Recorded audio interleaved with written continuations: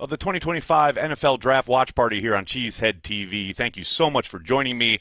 I am once again across the street from Lambeau Field, and unfortunately this time around we do not have a live shot of the stage because it has been raining all day here in Green Bay, Wisconsin, and Corey's been, needless to say, very busy. He will not be joining us for most of the evening because he has a huge event going on right here at Shea. I guess it's Shea Cheesehead TV / Corey Benke, but I will be with you for rounds 2 and 3 all throughout the night, along with several of our Patreon members and Carry the G Club members joining us on our live Zoom. If you want to get involved, you want to support the brand, you too can join Patreon or Carry the G Club here on YouTube. You can hop in the Zoom anytime tonight and talk about the draft. And there's a lot to talk about with Matthew Golden becoming the first wide receiver the Packers have selected in the first round since 2002. What an absolutely electric moment last night. I mean, that is a top 5 moment in my Packers fandom in the 51 years I've been on this planet. That was absolutely incredible. You know what else is incredible? Getting a shout-out from Mike Garafolo on the NFL Network, giving Carry the G, the official beer of Cheesehead TV, a shout-out on NFL Network. That just has me thinking one thing. Time for some Carry the G. Well, we carry the G wherever we may be, so creamy and cold, and from the land of the green and gold. That's right. Carry the G, the official beer of Cheesehead TV, as endorsed by Mike Garafolo of NFL Network. I just maybe added that last part. Packers got more work to do today. Obviously, very exciting with the Golden Edition, but that does not mean we are done. We got 2 more picks today for the Green Bay Packers. Several ways this could go. Thanks to everybody who's already chiming in on the chat. I see you guys here. Thank you so much. Tommy Phillips, I love your random Packer. Marquez Anderson, excellent pull. Let's say hi to everyone, the fine folks here in our gallery, our Zoom gallery, hanging out. We got Ken up in here. Look, Ken's back home in the comforts. I guess he didn't want to stay up here in Green Bay for the full weekend. I get it, brother. I get it. Good to see Len with us. I'm just too old to stand up there. Yeah, I'm too old to stand up. It is a lot of standing. There is zero doubt about that. And we got John with his hand up like a gentleman right out of the gate. What's going on, John? Don't forget to unmute. And I love your shirt. I'm trying to represent here, man. You know, we gotta do the right thing. Yeah, just I've really been enjoying the social media since the pick last night. You know, all the interviews with Matt Golden, you know, before he even knew he was going to play for us, you know, just the kind of guy he is, his story, his journey, all that stuff. I mean, this is a humble kid, family, you know, like wants to take care of his grandma, all that stuff. It's just such a great story. Just love that. The other thing I caught was like Carrington Valentine having a Kringle for the first time. How amazing was that? Whoa, I saw that. I'm like, whoa, like this guy never had Kringle. Oh shit. I mean, I kind of get it though. Exactly. It's not like, you know, it's something you are going to reach for just kind of instinctually if you're not from the area, you know? I mean, I remember having it when I was a kid growing up, but if you are not from here and you're plopped down here professionally, I mean, I'm not surprised he hasn't ever had it, but I'm glad he's had it now. Well, he seems to be a big fan. Every time he took a bite, he was like, whoa, this is what I've been missing, you know, like what's going on? Absolutely. Love it. But lots of really cool stuff, social media on TikTok. This guy from England who came here and is just having a great time with his wife and you know, deep fried cheese curds. This woman who landed, I guess she landed at the airport and they were giving away all this swag and stuff. She did the whole unboxing of her swag. I mean, just the love for Green Bay. You just love to see it. This is so good for the city, so good for the team. I think, you know, you really feel the warmth, you know, for Green Bay and all that good stuff. I just think that's a great thing for the city and people are loving it, man. You can just tell the vibe, man. And I obviously, like was you gonna said say last the vibes night, are great. yeah, and last night, when they announced the pick, whoa, what a crowd roar! Woo, that was. I agree with The you. pop That's was amazing, definitely no doubt. top 5, man, for sure. The Browns are currently on the clock, so we're off and running here in round 2 of the NFL Draft in 2025. John, really appreciate you hanging out, buddy, and thanks for all the support of Cheesehead TV. Always appreciated. Hello to everybody in the comments. We got JCab24. Yup. What's up? Fred Henry. How are you, man? Good to see you. Bill, I'm sorry you don't have any carry the G. I know it is a bit. This is how I always feel when Corey's like cracking into a carry the G when I'm in New York and I can't get it myself. So I feel you, brother. And look, we have a distinguished guest among us already. Ladies and gentlemen, boys and girls, Justice Mosqueda joining us from Acme Packing Company up in here. Justice, how you doing, brother? Good to see you.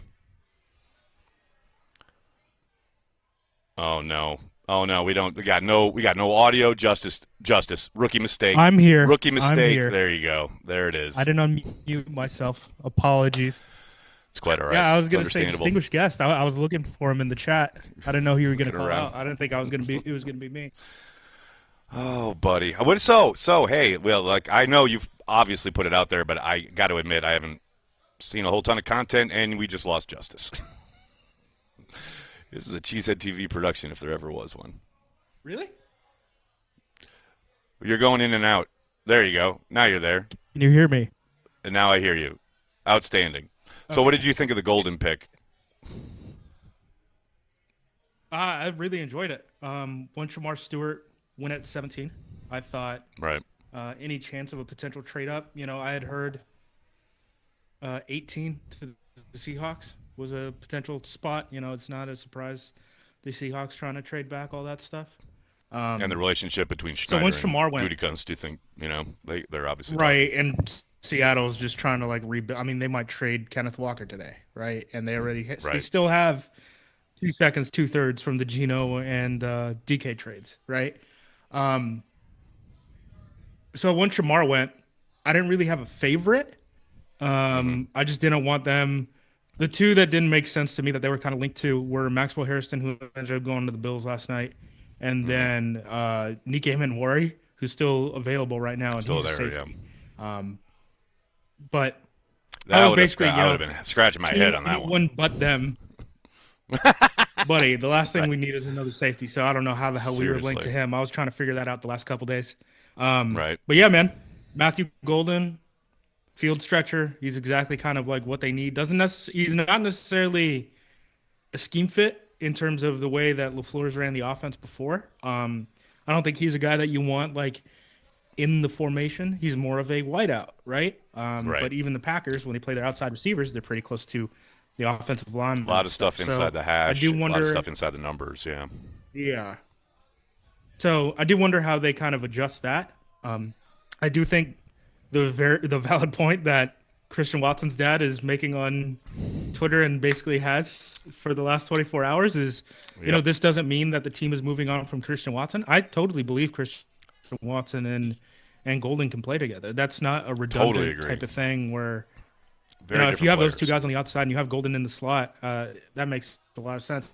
How they win as the X receiver when these guys are isolated on the backside, that's an interesting conversation. But, that's I guess we'll cross that bridge when we get to it because we'll see how it develops. I think do those kind of things. I was going to say a big part of this too is getting him on the grass and seeing what he does when he gets against NFL competition in Matt's offense, because that's the thing that everyone's talking about. The other thing that kind of got beat to death last night instantly was the man coverage thing. He hasn't been supreme against man coverage, and it's I think he's had less than 20 reps against man coverage in his college career, something like that. Aaron. Yes, sir. When I watched, so I started seeing those numbers because people at APC were throwing it in the comments section, right? And I was like, right. I truly, I don't know how many times they saw man coverage, because everyone's just playing off against few. Him. Yep. Even you're not seeing teams play press zone against that Texas team. The only team that really did it was Georgia. right? So when people were talking about, this man coverage numbers, and then I look at it and it's like, yeah, well, he had the 13 snaps against man coverage this past year. What the hell are we talking about, man? Well, that I 13 love it, snaps? and it's exemplified what you're just talking about as far as playing off, right? And because of his speed, that makes sense. You have to, right? You're so scared of getting burned. You got to make sure that your Well, corners can keep hey, up. it's not even just him. They had Bond too. Oh, I know. Right? You got to remember they had Bond too. Like they had the They have NFL superheroes talent. running outside. Yes. Yeah. Right. But that clip that I know you saw of Harrison coming up and trying to make the tackle and him like leaving him in the lurch, like that's emblematic of how Golden got played. Now, obviously, that will change in the NFL. Like there are 100% going to be teams that do get up in his grill and get up in the Packers' grill in general because they were so, not going to say bad against it, but they were really inconsistent against it last year. So I am fascinated to see how he develops in that area because, look, it's always tell me what he can do, not what he can't do, and then let's develop the things that maybe he hasn't done a lot of. And that's one thing, like that release package trying to get off press. He's going to have to learn that, but I think he's got the tools to do it. I don't think there's any doubt there. Yeah, and then again, the big thing, and Goot kind of brought this up too. Super young player, which is one reason why I think the visit made a lot of sense. A lot of the visits that they bring in, it's either guys who are super young, guys who kind of popped up like late in the process, I guess, if you want to think about it like that. Guys with injury concerns, guys with things that vary. Oh, to Jaden Higgins just went to the Texans. Off-field criminal there you things, go. or dang. Yeah. Gosh, they already got one. What's his name? The Nico. kid from Michigan. They got Nico. He's basically. Oh, and then they got. Yeah. That was. Yeah, too greedy. Give them their quarterback some weapons, man. Got to do it. Yeah. I forgot what point I was trying to make. Golden being young. Golden being young. It's all right. Oh, Golden being young.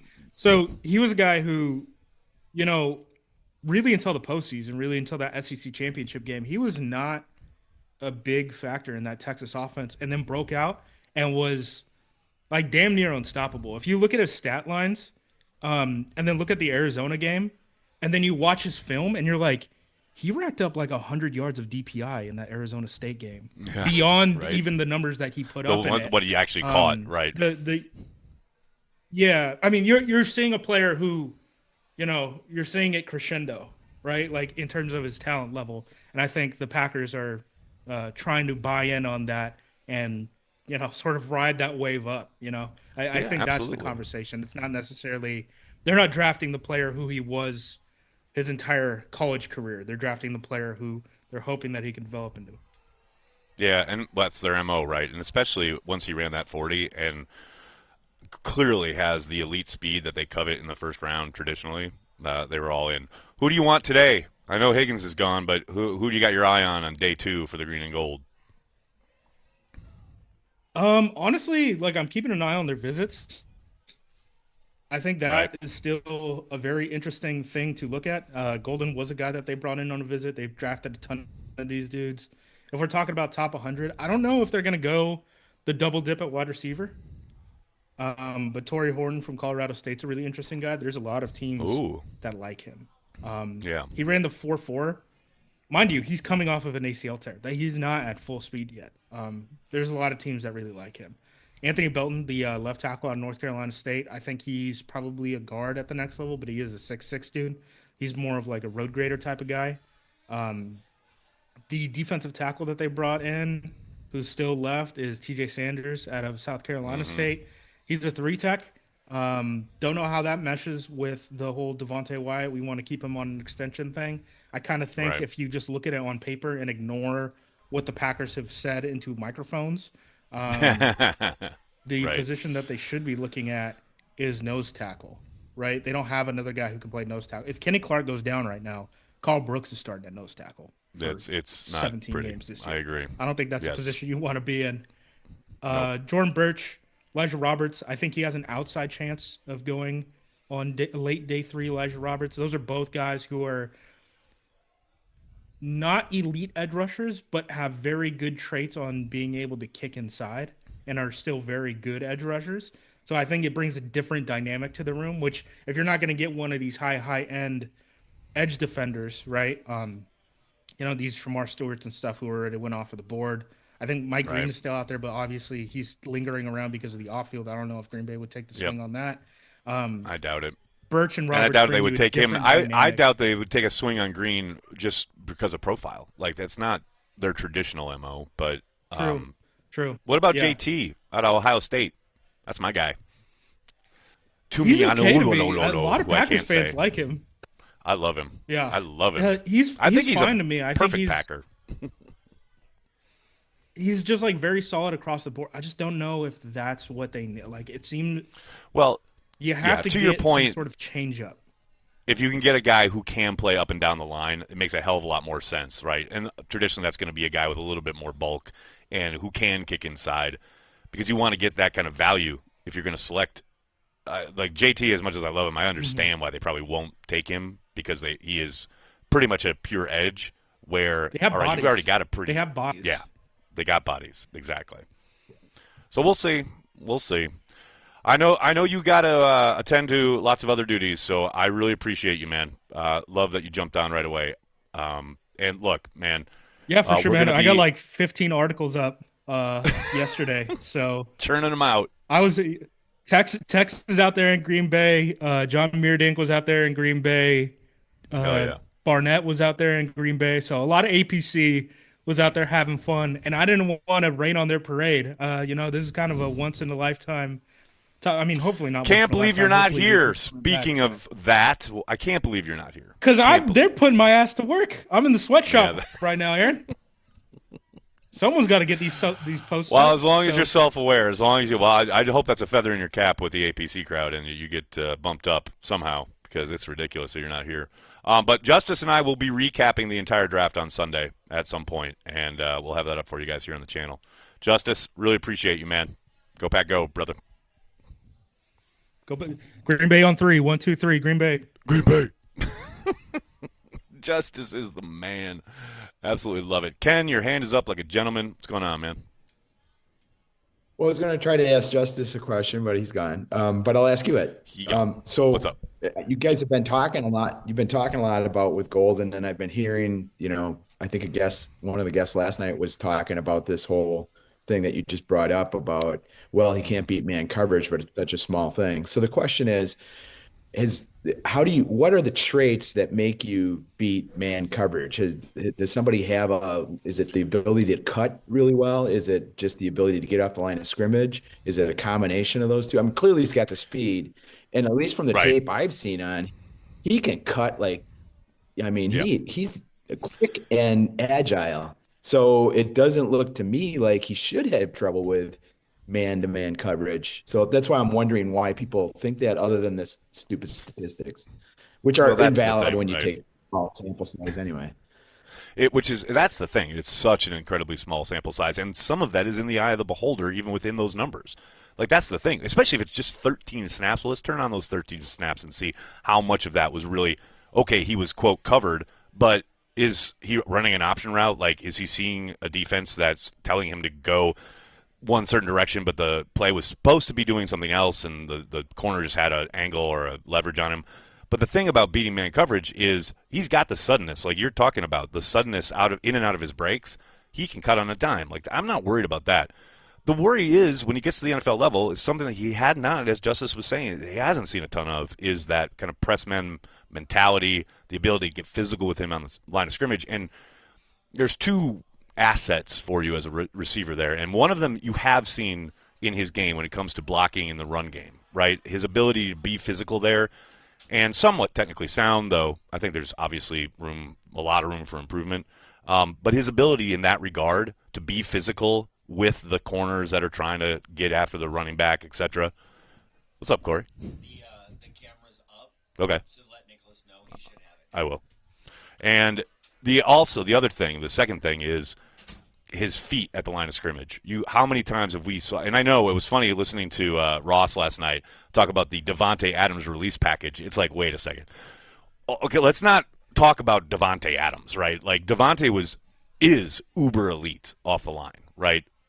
Now, obviously, yeah, you want to aspire to that, but just using your feet off the line of scrimmage and not having wasted motion and being able to set guys up. And sometimes a basketball background can help you in this regard. But your ability to get off the line of scrimmage with leverage, and obviously the one advantage you have as an offensive player is you know where you're headed, right? And so being able to set guys up, I remember years ago, and it's not, I've looked for it online and it's nowhere to be found, but there was a phenomenal article from Bob McGinn where he did a real deep dive with Greg Jennings on Greg's work at the line of scrimmage and how, like, even, I mean, it went down to where his pressure was, right? Like on which foot prior to the snap of the ball, dependent on the leverage he saw the corner utilizing prior to the snap. Like that's, and even that's just like 30,000 feet stuff. Like there's so much technique that goes into it that we have no clue about, that, you know, he's obviously got a long way to go, but if he can kind of refine that, the skill sets that he already has, there's no reason to think that he can't do it. You know, I mean, whether he becomes elite at it or not, that's a whole nother thing. Right. And I know he's not a body type like Devontae. So, you know, getting off line of scrimmage is a little harder for smaller guys. I get that. But I do remember with Devontae, everybody makes it seem like he came to the pros with this amazing package of release. Right. And he really worked his butt off at it. I remember them showing him in the off season and all the work he was doing just on release moves every single day to try to come up with some new way to do that. And, you know, I don't know if a lot of other receivers put that much time into it, but you'd think they would because it's an important thing. But man, he got really good at it. He was big and pretty good at it coming in from college, but he improved a lot over just his first 2 to 3 years. Yeah. Yeah. So absolutely. The other thing I wanted to say was, you know, I was at the draft yesterday, and that was an amazing experience just being there. And we were we were in the theater area, not in the theater, obviously, but where that mosh pit of people. And it got almost scary. There were so many people there, and you know, I'm not young anymore. I'm with you. I'm with you, man. It was a little overwhelming. Some 20-year-old something guy was next to us, and he was having a good time, and all of a sudden he starts throwing up in our direction, and it was like, okay. So we then went into the stadium and watched the stuff from the stadium. So that's great. Yeah, I mean, so it was like I said yesterday, I was there, and it was a little overwhelming. Yeah. Yeah, you just felt like, wait, if there's 150,000 people that are all standing here and somebody freaks out about something, does it create a chain reaction? You know, that stuff starts going through your head like, holy cow, there's a lot of people here. And it's not like there was a lot of escape places to go. It kind of would funnel backward. So anyway, you think about that it's stuff. A bottleneck, definitely. Yeah. Yeah. But I'm glad you got to experience it because, I mean, yeah, it was great. Been talking about it's probably never gonna happen again, and to be here, it's amazing. Yeah, and so thanks for talking me into it. Oh, of course, man. It was good to see you. We got Randy James on the chat here. Where's Corey been hiding? Too busy to share his thoughts? In a word, yes. He's actually hosting a very important gathering here in his home tonight, so that's why you probably heard him just come in. It's a very important. I guess they call it a party, but you know, meet up with a lot of very important local dignitaries. Let's put it that way. So Corey's got stuff to do, man. So I'm trying to hold down the fort, and I appreciate you guys sticking with me. And Nicholas, just so you know, in case you didn't hear Corey when he came in, the shot should be back.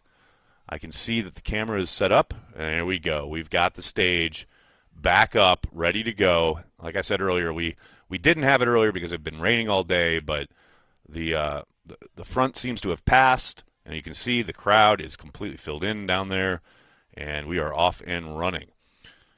And right now, as we speak, Judkins, the halfback, just went to the Browns, who I know traded down, and the Dolphins are on the clock. We've still got a ways to go till the Packers will be coming up here. So plenty of time. We got Joseph in the house with his hand up like a gentleman. What's going on, Joseph? Oh, I was trying to answer Ken's question as far as the feet movement and the route running and stuff like that. If you wanted some insight. Lay it on us, man. All right, so this is back many years ago. In my, I guess, quest to somehow make it to, making the CFL or making a practice squad. But anyway, I got cut, and most teams just use. It's just like when you watch on Hard Knocks. They pull you in. They give you all this little vague stuff like, "Yeah, I appreciate you coming in." Blase, blase. It just didn't work out. They don't tell you a damn thing other than like you're out of here, turning your playbook. So, but in lesser leagues, they actually care. So they gave me notes, and one of the notes was footwork. So the reason why in the college ranks, the reason why there's a lot of zone coverage is because you got the Jimmies and the Joes more so than the X's and the O's. If a guy is blazing fast, he may be, if he's a Matthew Golden, he's probably the fastest person on the field. You don't want to put your DBs in man coverage because if they screw up, he's gone. It's a touchdown. There's no question about it. There's a lot of zone. I think even Ross said it last night. There's a lot of zone in the SEC. There's a lot of zone in the Big 12. There's a lot of zone in the Big 10 because if you don't have a top tier safety, that guy just took 60 yards to the house. That's just how it is. So the reason for that, so when you're going up against zone coverage, so going back to Devontae and his release package, so you'll see it in scouting reports, wasted movement. So and that's at the line. That's like when the ball is snapped and I get ready to move, whatever release move I'm going to do, like it's like 1-2 done, 1-2 done, like, and then you're out of there. Like you can't tap dance with the DB. If you tap dance with the DB, then you just took away one of the quarterback's options. Because nowadays with so much zone coverage, it's almost all routes are timing. It's like, look, like, and they told me that was the next note they gave me, like, hey, like you're doing a little bit too much of the line, and then when we're throwing this slant, you're like a half a yard too slow. Like the ball's already out, and if it's in zone coverage, if that corner happened to bail, that's a pick. It might be a pick six, depending on where he is in relation to how the ball is thrown, or you're going to get killed by the linebacker. The linebacker just will happen to be like shading to that side of the field because he's waiting for a screen, and then he just sees this little wide receiver just come into his area, and the ball's out. Like you're probably going to get a concussion. I've had that happen because I was just a half second too slow. I've had that happen where I had to drop down to my knees to catch the ball. I tried to get up, and then there's a safety who basically did like a Bill Goldberg spear at me, and that was not a good day for me either. So that's the reason why things like that are so prevalent, because of the amount of zone coverage that you see in not the NFL, in college, and any other competitive league below. You absolutely have to be there in the spot where they need you to, or if the play breaks down, you have to be able to find the soft spot in the zone. Because if you're not there, it's either a pick or maybe the quarterback takes a sack because he has nowhere else to go to the ball. You were the primary route. The second route wasn't there. The third route's not there. He's taking a sack or he's throwing the ball away. That's where those scouting notes come into play. How quickly can you beat the man? Can you stay in phase? Like this is a 2 or 3 step route where, if you're on a post corner, you got to get your stem right, et cetera, et cetera. Ball's coming out as soon as you get to blankety blank spot, track the ball, catch the ball, yada, yada, yada, like make the play. There's so many little things in the route that have to be done in order for that to, turn into a successful play. A lot of casual football fans don't see that. You just see a guy running a route. But there's depending on how deep the route is, there's so many little things that have to be done, quote unquote. We call it by the numbers. Like on your smash route, I need you to run right here, 6-7 yards, right here on this hash, plant, twist, extend, and then make the play. Like there's so many little things that have to be done in the route to make that a successful route. It's not as easy as it looks. And they took the time to spend 30 minutes telling me hey, you suck. but we like you enough to we'll bring you back on the practice squad. But I ended up having a torn labrum, so that was that. So I hope that kind of gave Ken a little bit more insight into. So Joseph, my question coming from that is this: do you think that, given the traits that he has, that it's really just a matter of learning all those details, and hopefully he can learn that and he'll be fine? Or do you think he's missing some trait that he needs to do that other than being bigger? I don't think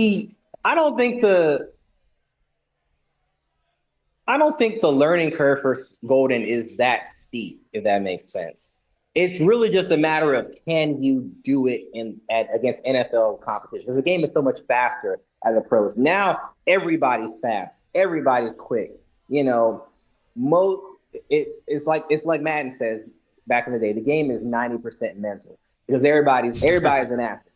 Everybody's an Olympian. It's just like, can you have that mental edge against your opponent? You know, that's why you see guys like they're about to come, you know, to blows at the end of every play. It's really just mental chess. Like, can I throw this guy off his rocker so that way he makes a mistake that I can capitalize on? So I don't think it's so much he needs to do a whole lot of stuff. It's more of like he needs to learn the offense.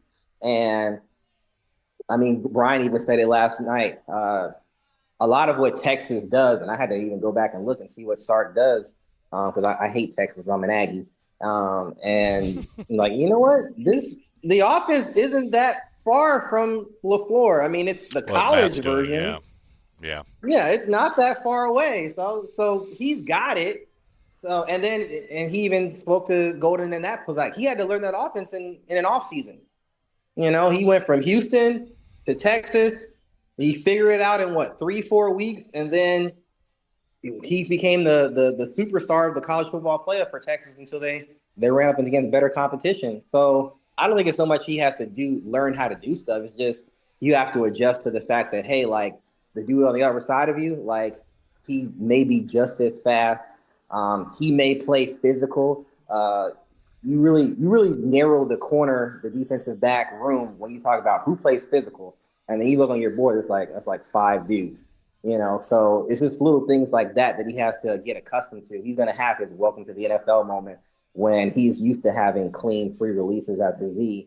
And then a guy comes up to clean his clock at that 5-yard mark before the official throws a flag. It's just little stuff like that he just has to just kind of grow into. All right. Thanks for that, Jay.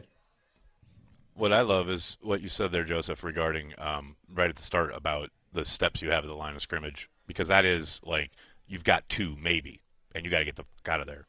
Because it's so funny when people like are posting their off-season workout stuff, and somebody called it. I don't know who said this. I saw it in a comment, and I legit laughed out loud. Like, look at these guys running TikTok routes. Because there's so much of that in the off-season workout stuff where guys are like doing a million moves before they make a break even, and they get off the line and they get upfield, and then they do another like 5 steps at the top of a break before making another. And it's like your quarterback's been sacked twice while you're doing this. Like all of that stuff is so, I'm not going to say it's useless, but it's so like unnecessary and doesn't teach you anything to help you anything in refining your game. Because it all happens insanely faster than it was happening in the college game. Like everything's sped up. Everybody's as good, if not better than you. And that all comes home to roost right there at the line of scrimmage when they're like trying to take your soul and press coverage. And like LaFleur tends to stress, it's like they teach that quarterback, you know, their drops. That's the guy they got to hit at that time. And so that's when you're talking, Joseph, about the timing. If that guy's not where he's supposed to be, he ain't going to go to him. So, or he's going to go to him and something bad's going to happen. So, yeah, I get it. Yeah, I mean, I remember on the defense, they would be like 3.5, 4 seconds. They'd be like, sack. Like, that's pretty much what it is. Hell, they do that at Rainichke Field during training camp, 100%. Because, you know, you're not allowed to touch the quarterback, but they will start shouting, that's a sack, 100%. All right, we've got the Patriots have taken Trayvon Henderson, keeping him away from the Bears, which is nice, but the Bears are now on the clock. God help us all. Don't need the Bears getting more offensive weapons. Herb says highlight of the draft had to be Clay Matthews. Had to piss off those Bears fans.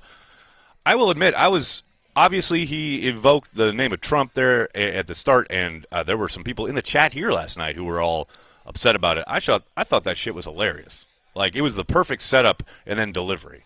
I mean, that was a perfectly delivered joke. I thought it was great. And I saw Funko's here asking or talking about, you guys need to let the Dobbs thing go. The Dobbs thing, whatever you may define that as, is very interesting heading into this offseason now with the addition of Golden and the fact that he is heading into his final year in Green Bay as far as his rookie contract goes. And I know, obviously, there's the whole situation last season where he was suspended for a week. I don't doubt for a moment that they would like to keep him around, but there are so many different kind of layers there from the selection of Matthew Golden, but also whatever ends up happening timeline-wise with Christian Watson and his injury, and is he able to get back out there and be effective and help them at any point in 2025? And then what kind of year does Dobbs have in 2025? Because, look, whatever your misgivings about him as a player and whatever kind of inconsistencies he may have at times in the game itself, man, it's clear, A, Jordan Love trusts him implicitly, and B, he has been a machine when it comes to moving the chains. I mean, you talk about third downs, especially on backside slants and things like that. He has been very dependent in that situation, in certain situations that Love loves to go to him, and Love will give him every opportunity to put up some numbers and maybe make it a bit of a conversation in Green Bay as to, well, how do we juggle this wide receiver room? I mean, obviously not predicting anything, but there are a lot of balls in the air when it comes to Romeo Dobbs and his future on this football team. Maximilian, thanks for being a Care of the G Club member, man. I really appreciate you. Thoughts on McCole Hardman's place on the team, given the Golden selection? Any impact? I saw this being discussed a little bit last night, and I agree. I mean, look, Hardman has signed with a, very easily kind of disposable deal. It is not a ton of money or a ton of commitment from the Packers. So if Golden comes in, and I know people were talking about his return ability, Brian Gutekunst name-checked his return ability last night in his post-draft presser, and he did take 2 to the house back a couple years ago, right?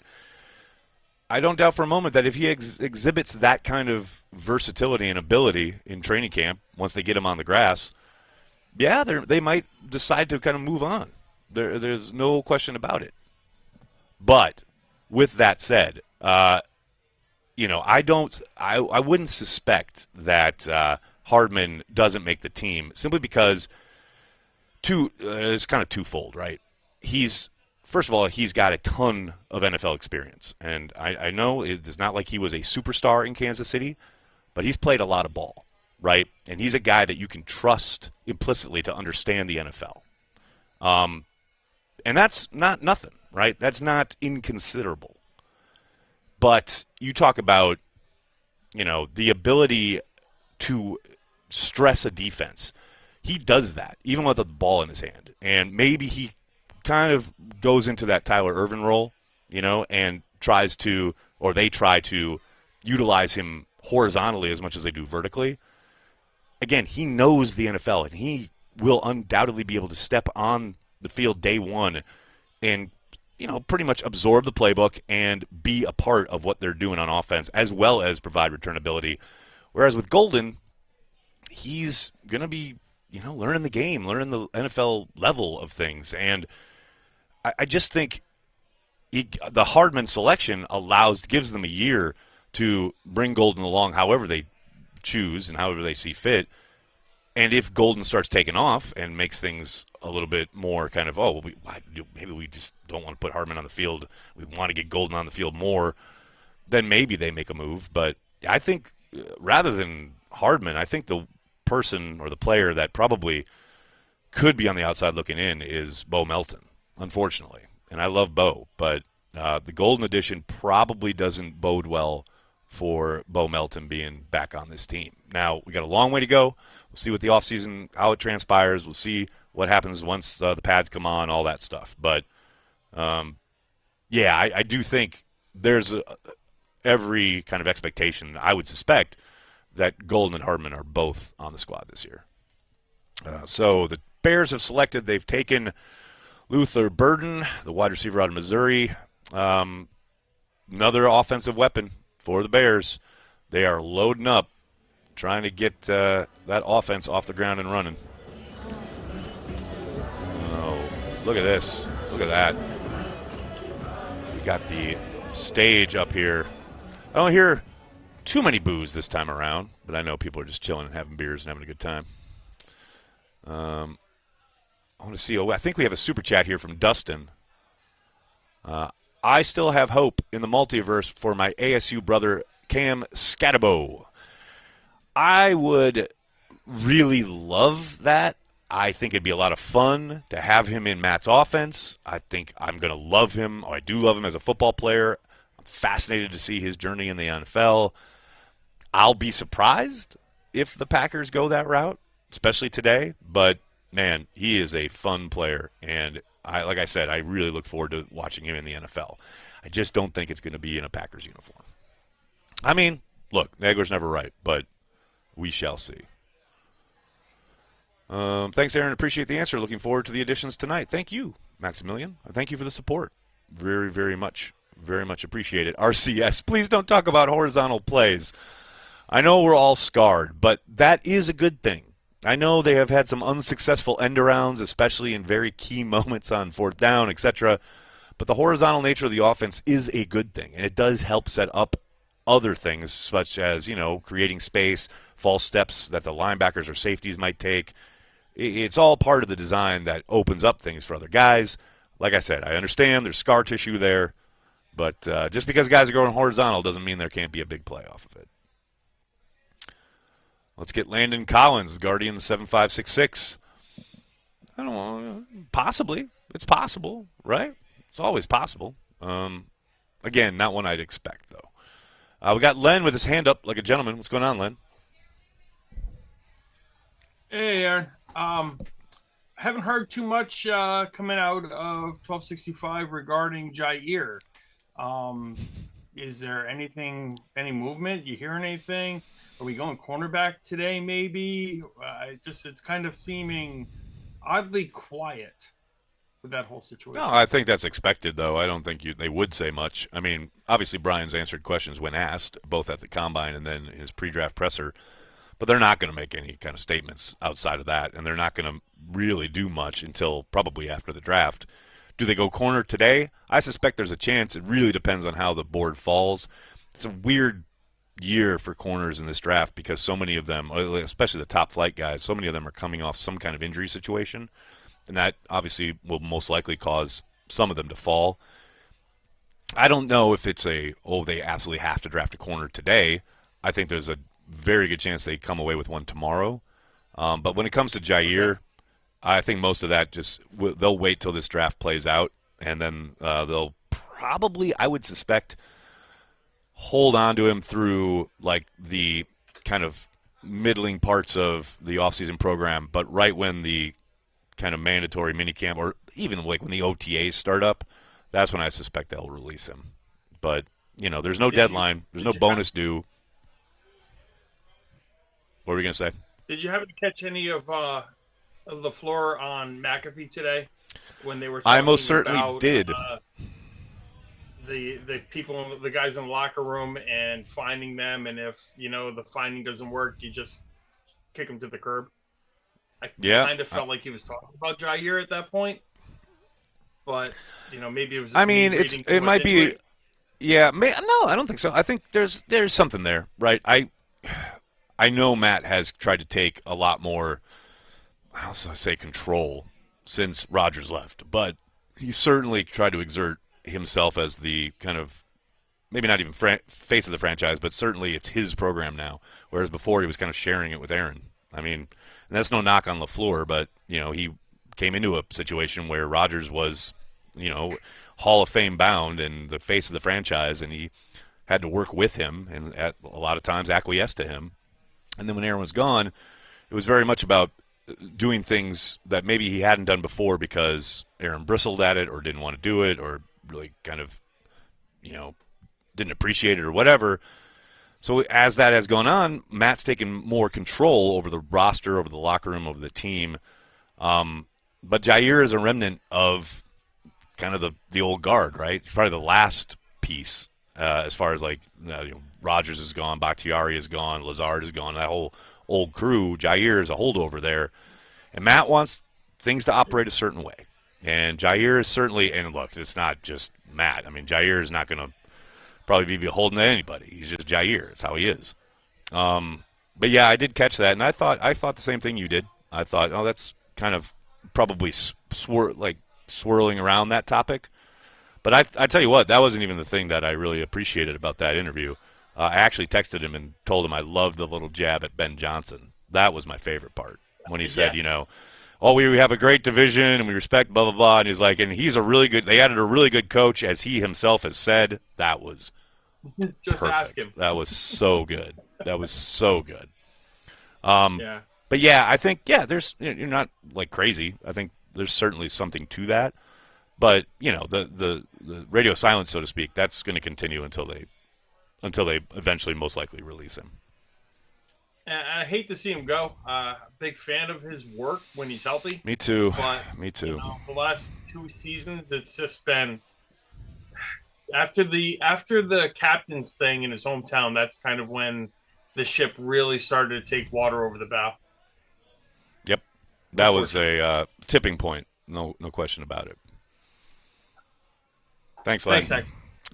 Lil Mick is here in the chat saying, Goody pretty much said they are not cutting him. That would be stupid. Well, he said he wanted to get a return on the investment. There's no question about that. But let me remind you, Goody also said Aaron Jones was, quote, absolutely going to be back in 2024. Man, don't listen to what they say in the microphones. Look at what they do. And I'm telling you, they're going to cut Jair probably in 2 weeks' time. Or, I'm not going to put a timeline on it, but most likely sometime this offseason. Definitely prior to training camp. What else we got here, folks? Sorry, did someone else have their hand up? I think Joseph did. I don't want to cut anybody off. I did, but I didn't drag the conversation out. I was just going to say that don't be surprised if Nicole somehow breaks into the starting lineup. I think he has it. I'm down with that.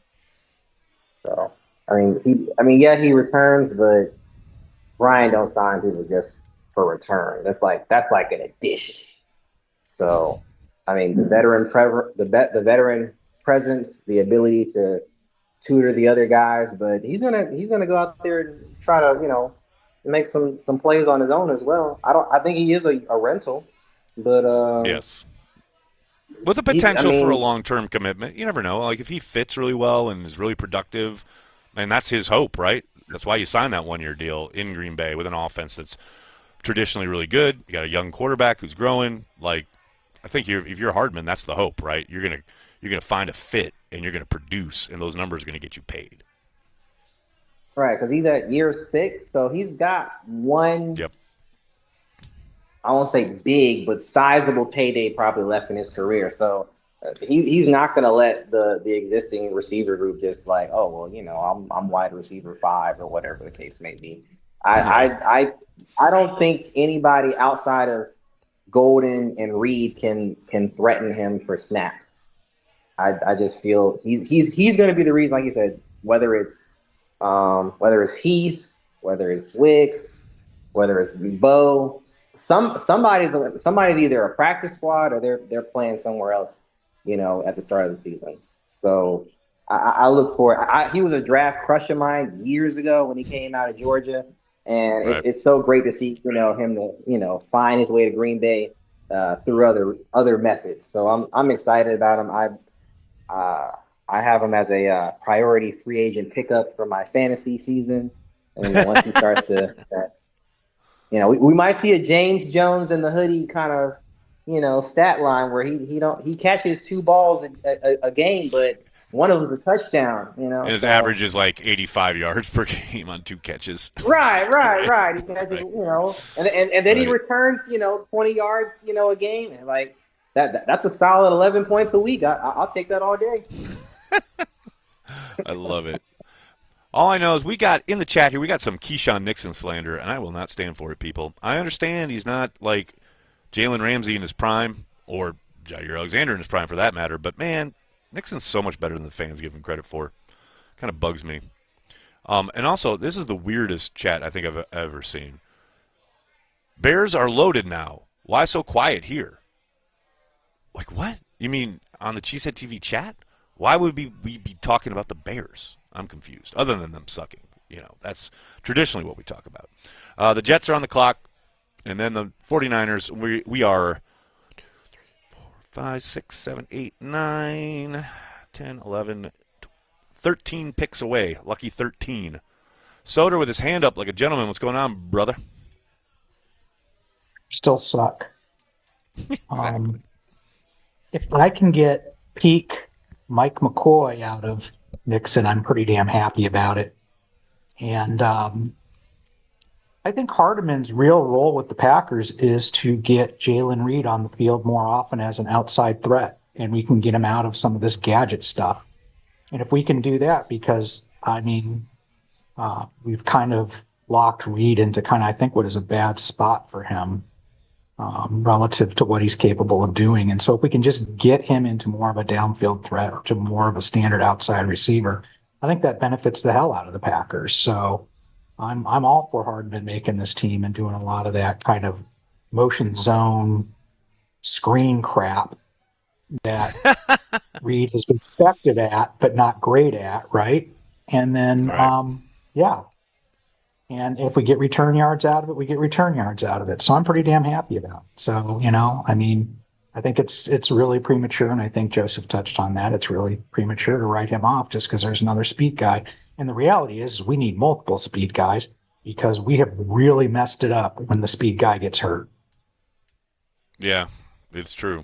And that's why adding speed in general across the board is welcome. Because as you say, traditionally they've had like one guy who's a true burner, and when he's gone down, the offense has stagnated. It hasn't mattered whether it was with Rodgers and MVS or Love with Watson. It's just a different offense without that element and that guy. And they can't be beholden to that one player because it has just crippled them at times. Very much agreed. VJ Swearingen here has a super chat, I believe, says likelihood we come away with 2 corners by the numbers. I don't know quite what by the numbers means, but I do think they will have at least 1, if not 2, cornerbacks added to the roster by the end of the draft. Decent chance that's day 3, unless the board falls a perfect way for them today to pull that trigger. We will see, but yeah, I will be surprised if they don't have at least 1 additional corner after this draft. No question about that. I know a couple other people had their hands up. Nicholas, who we got? We got Jim over there. Jim, what's up, man? So this is kind of a bigger picture sort of a question, because I've been sort of watching QBs going off the board. Do you think maybe next year would be a good year for the Packers to pick up another one? Because I was just thinking about Malik Willis, and he's still on his rookie deal. I think they got 2 years left on that. Finally, no, he's heading into his final year. Final year. Oh, he is. Yep. Because I'm just thinking they either need to re-sign him somehow or come up with another plan. I mean, that is going to be interesting to watch both today and tomorrow. I mean, obviously, I don't think they go quarterback today, but who knows as far as the value. But yeah, I asked Brian about this during the combine regarding what he said last year about trying to get back to drafting quarterbacks every year. And I do think if there's a guy they love on day 3, they won't be afraid to pull the trigger. I know everyone thought they kind of overdrafted the last 2 guys that they took on day 3. And look, I mean, the guy they drafted last year didn't even make it to the regular season. But I think they're going to continue to do that. Now, I don't know if that's specifically going to be the guy to follow Malik as the primary backup, but they want to continue to, address the position and have guys that they're developing. But I don't doubt for a moment that, they would love to keep Malik around. But if he, for whatever reason, hopefully not, but if he has to see the field again this year and is nearly just as productive as he was last season, he's going to find a market. I'm not saying he's going to go out and get like, record-setting money or anything like that, but the position is too precarious and so valuable as far as there's only so many quarterbacks you can actually operate with in this league. I mean, we get to the end of the season almost every year. So many quarterbacks get hurt, and you're watching so many backups, and it's just hard to watch. It's hard for them to even run their offense because the quarterback kind of depth pool in the NFL is so shallow. So you find a guy like Willis who clearly found a home in Green Bay and a way of operating with, yes, a lot of heavy run kind of emphasis, but working off play action, some reads that are delineated, and the ability to utilize his legs. There's going to be a team out there that thinks, well, yeah, we can use that, especially maybe as a bridge to whatever young guy we're going to draft. So for bring it back to the Packers, you got to keep looking forward, and most likely not even just in day 3 of this draft, but to next year. Yeah, I wouldn't be surprised if they keep pulling that trigger, especially on day 3, to try find their next Matt Hasselbeck. A guy who you can find on day 3. I just got to wonder about Sanders. Who can start. Well, I just wonder about Sanders. He keeps falling. I thought everybody thought he was going to go early, and he keeps dropping, and maybe he'll be available on day 3. I'd be shocked if he gets out of today without being drafted. But, hey, man, that'd be an insane value. I'd be surprised if they went that route, but I've been surprised before, especially like today. I'm like day 3, like that'd be a steal. But, yeah, I don't doubt for a moment they will add a quarterback, but Shedeur Sanders feels like maybe not a luxury pick, but I do think he's going to get selected before the start of day 3. So I don't see the Packers pulling the trigger on a quarterback today. I'd be surprised. Well, it just seems like I'm sure they have a plan of some sort, right? I mean, they have to. You would think. You heard Brian talk about it on Monday, last Monday, where he talked about, they used to, or he used to, and the personnel folks used to operate like 4 or 5 years out when he talked about their windows and trying to like build for certain, like how they piece together their roster, and they're looking that far forward. But he said, now it's much more about 2 or 3 years out. So that would put them in the window of, well, we're going to need a backup quarterback next year at some point, and how do we go about acquiring it? And, hey, look, they traded for Willis at the end of training camp last year. There's lots of different ways to acquire players, and maybe they go some other route other than the draft. I'm not saying that's the preferable route, but they're going to keep looking under every nook and cranny of the market because the position's so important. You got to keep developing guys. You got to keep trying to get guys in the hopper that you can develop, no doubt. Well, I just think I would, if I were Goody, I wouldn't want to leave that to chance. I'd want to at least have a guy. You know what I mean? Yeah, absolutely. But that's easily said, But at what point do you pull the trigger? And who is it? And are they a fit? Like all that has to work. Can't just that's true. Magically say that quarterback. I mean, that quarterback might be fine in another system, but might be terrible with Matt LaFleur. Like I said, there's a lot of levels. But yeah, you're right. That's something that's certainly on the radar. Has to be because of the fact that they are going into Willis's last year on his rookie deal.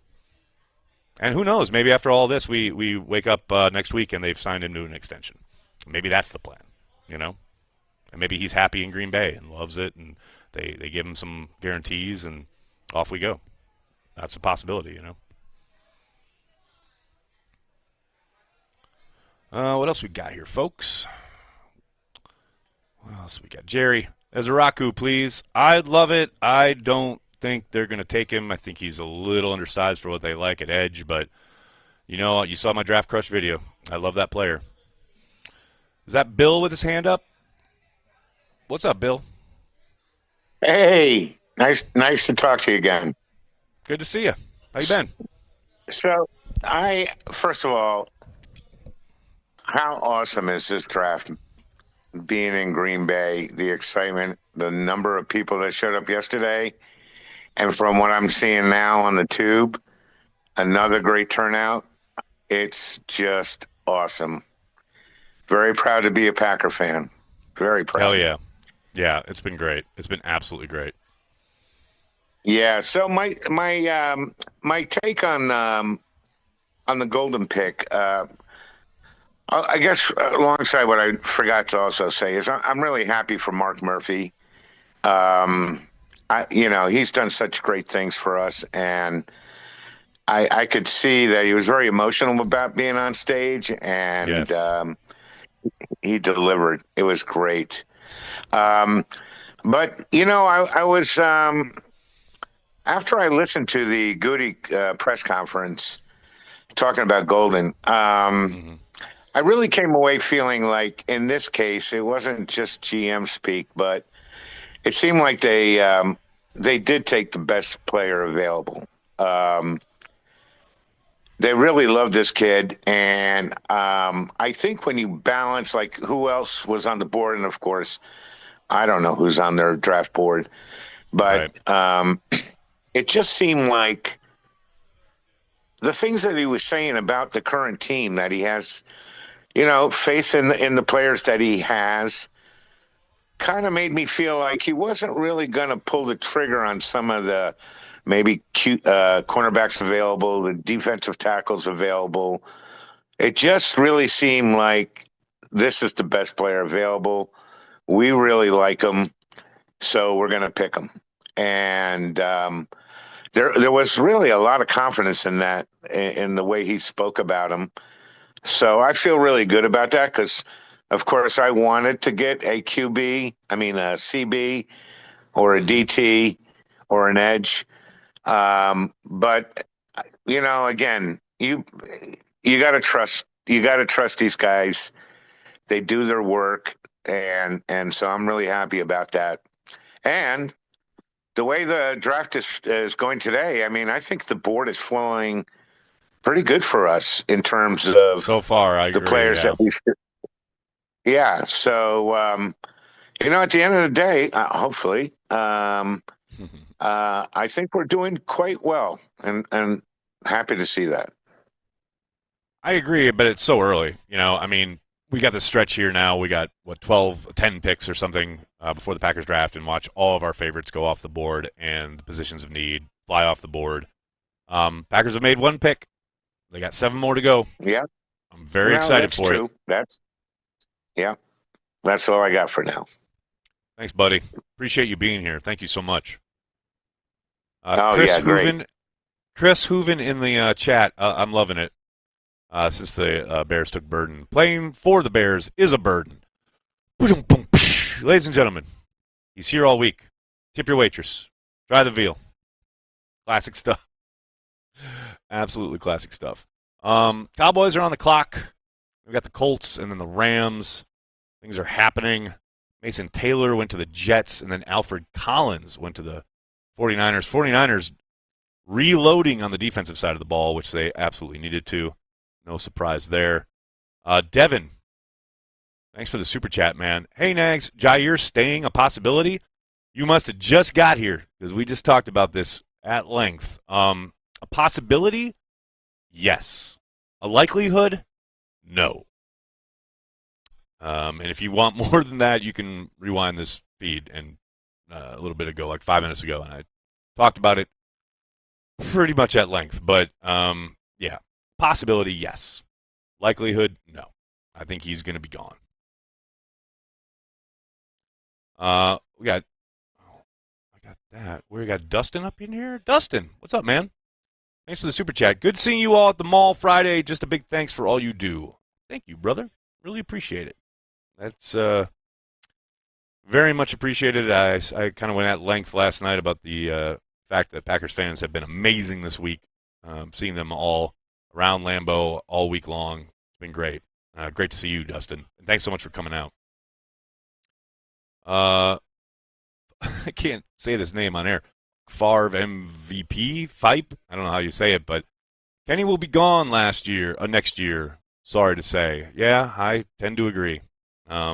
Sadly, I do look at the contract and look at the lack of production last year and the game kind of seemingly not really fitting his style of play. Now, the one hope here is that maybe he's asked to play nose tackle a lot more this season, and that kind of revitalizes his game. But I think at the price, yeah, there's a decent chance, given there's a decent chance that he's on the way out the door in 2026. And Ezraku just went to the Cowboys. Unfortunate, but the Cowboys are doing it. They're trying to get that going. There goes Ezraku. Yep, exactly. Trust these guys, Manuel. Oh, here we go. I love this. These are my favorite. Oh, now it's the draft. This is great. Trust these guys? You're kidding me, right? You mean like Lucas Van Ness? You mean like Kevin King? You mean like Eric Stokes? Everybody has misses, dude. You've listed a few misses. Well done. Now do the hits. Oh, you won't do that because it goes against your point, right? Man, just be fair and honest. Like, if you hate Brian, you hate the personnel group, you hate how they operate, man, say that. That's fine. That's totally valid. But to pretend like, oh, look at these misses and that makes them terrible. Come on. Oh, yeah, Edrin Cooper looked terrible last year. Evan Williams looked awful. Elton Jenkins has been terrible. Jair, when he's healthy, has been absolutely atrocious. We can do this all day, buddy. Just be honest. You're a hater. That's okay. That's your prerogative. Be honest about being a hater. I mean, maybe you're not a Packers fan. Maybe you're a troll, which is, hey, well done. Good job. But please, come on. 9 picks away. Let's go, people. Let us go. Oh, there went my other edge rusher. Ohio State, JT Tuimoloau, whose name I can never pronounce. Just went to the Colts. So we got the Rams up. We got a bit of a mini run on edge rushers going on here. God help us all. We got the Rams on the clock. We got folks in the chat. We got Ken with his hand up. What's going on, Ken? So your rant reminded me of an argument I got into with somebody yesterday, and that was about Rashawn Gary. And my memory isn't good. But he was saying, oh, everybody had him as a 4th rounder. And I'm like, well, maybe some people did, but I think a lot of people had him as Nobody a had him as a 4th rounder. Yeah, no, he's like, no, everybody had him as a 4th rounder. And nobody had him as a 4th rounder. You can argue that maybe they overdrafted a bit in the 1st round, but no one had him as a 4th rounder. That's insane. Yeah, and then he did an AI search, and the AI said, oh yeah, 3rd or 4th rounder was what he was the consensus. And I'm like, no chance. You're relying on AI for that, huh? AI. Anyway, sorry, but I had to get the answer from you. That shows the reliance of AI right there. I want to say FMCH, thanks for the super chat, man. May have been mentioned already, but the crowd roar, as Murphy said, for the first time, and how loud they got when he announced the pick will never, ever be equaled in future drafts. I mean, it was an incredible moment. Absolutely incredible moment. That was top 5 moment for me as a Packers fan, I got to say, especially since I was here and I could hear it, and we could hear the roar of the crowd. That was absolutely phenomenal. No doubt about it. And just what a moment for Mark Murphy on the way out the door, right? Crowning achievement of having the draft in Green Bay at Lambeau Field, Titletown serving its purpose as far as generating revenue for the team that they don't have to share with the league, and here it is being utilized as the NFL's tentpole event in the offseason. And then for him to be able to announce that and get that pop from the crowd, just absolutely love it. Absolutely love it. Just an all-time moment, just not even in Murphy's history, but in Packers history. I mean, it's just incredible. Incredible. Yes, very much agreed. Paul, keeping track of the picks until the Packers pick. I appreciate you, man. 8 selections to go until the Packers are on the clock. Terrence Ferguson, the tight end out of Oregon, just went to the Rams. Rams adding some offensive firepower. Cardinals are on the clock. Murphy couldn't contain his excitement. Absolutely love it. You are right there. Len, your hand's back up. What's going on, brother man? Hey, I just saw real quick. I was kind of hoping for Corey for this one, but I know he's really busy tonight. Super busy. I saw that. Yeah, I saw that our friend of the channel, Tom Grossi, is announcing a pick. I think is that tomorrow. I believe. Yep. I think it's a 5th. I'm really happy or 6th for rounder. Tom. Yeah. Yeah, 6th rounder. It's really awesome. I don't know if you saw this or not, and this is kind of why I was going to wait for Corey, because I know how much Corey loves that other guy there, Bukowski.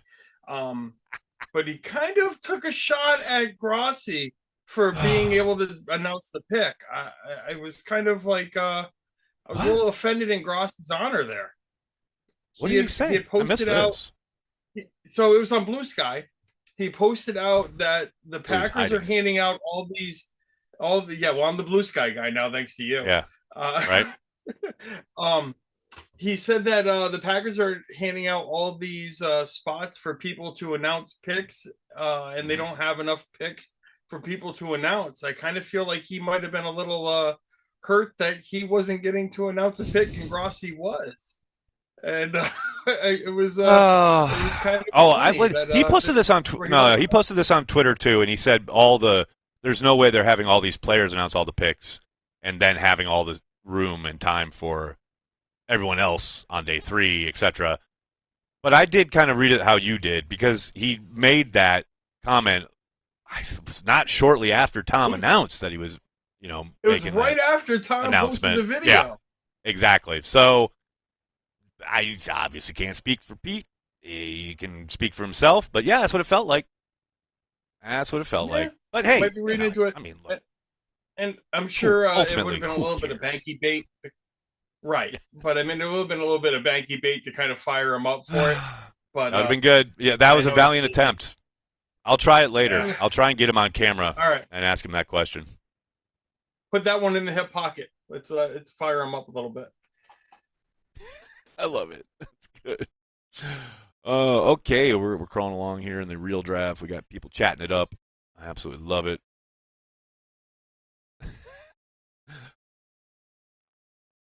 I love this quote, or this chat. Looks like the troll's capacity to conjure up half-truths is only equal to the nightly news. Well played, Mary Guy. Well played.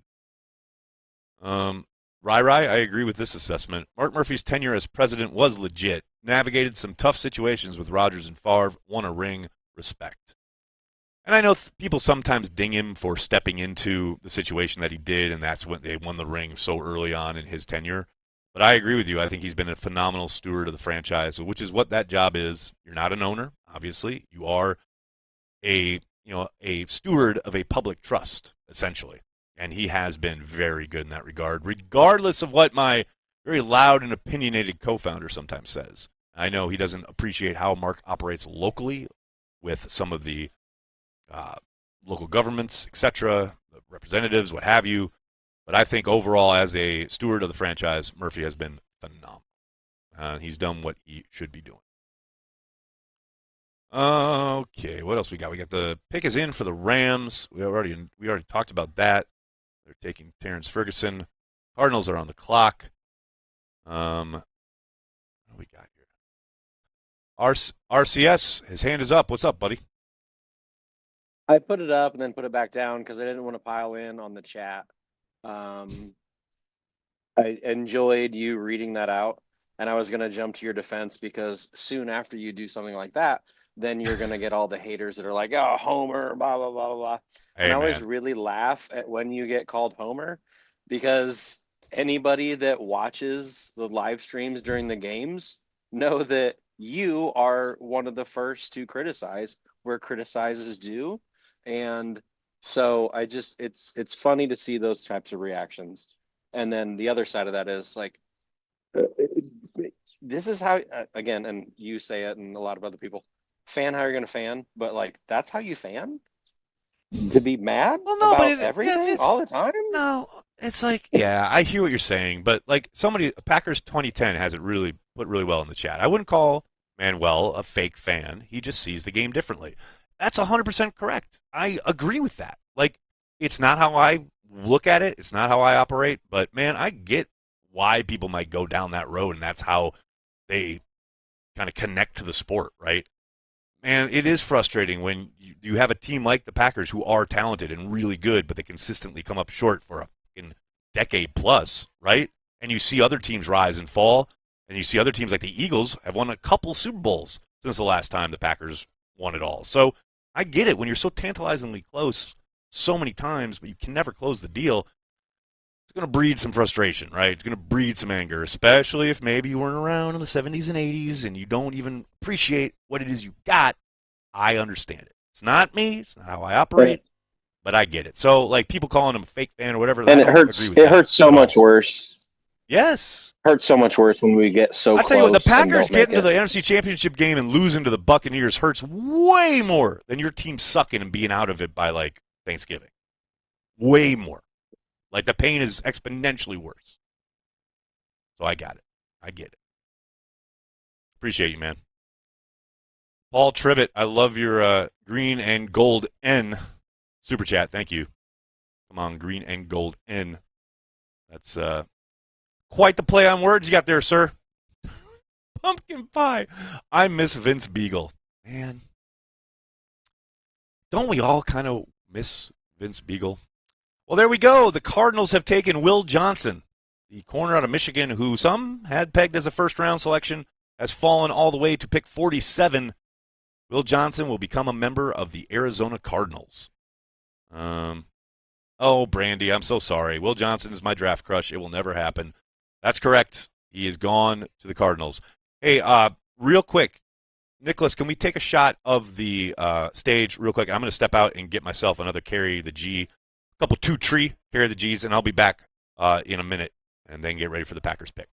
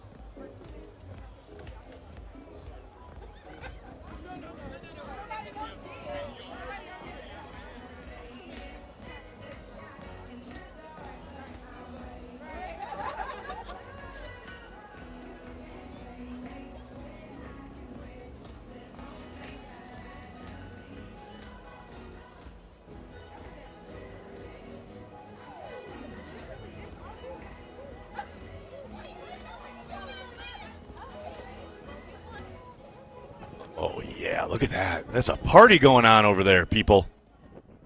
They got stuff going on across the street, and I got something going on right here. We got another Carry the G set to be open. Here we go. Oh, always time for some Carry the G, the official beer of Cheesehead TV. Well, we carry the G wherever we may be, so creamy and cold, and from the land of the green and gold.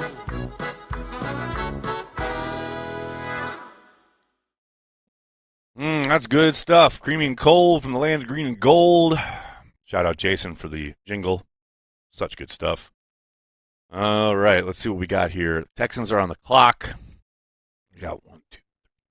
Aaron, I'm gonna find Six you a hip hop artist for the remix. What, you're not appreciating the fine work of Jason Fabus? Come on now.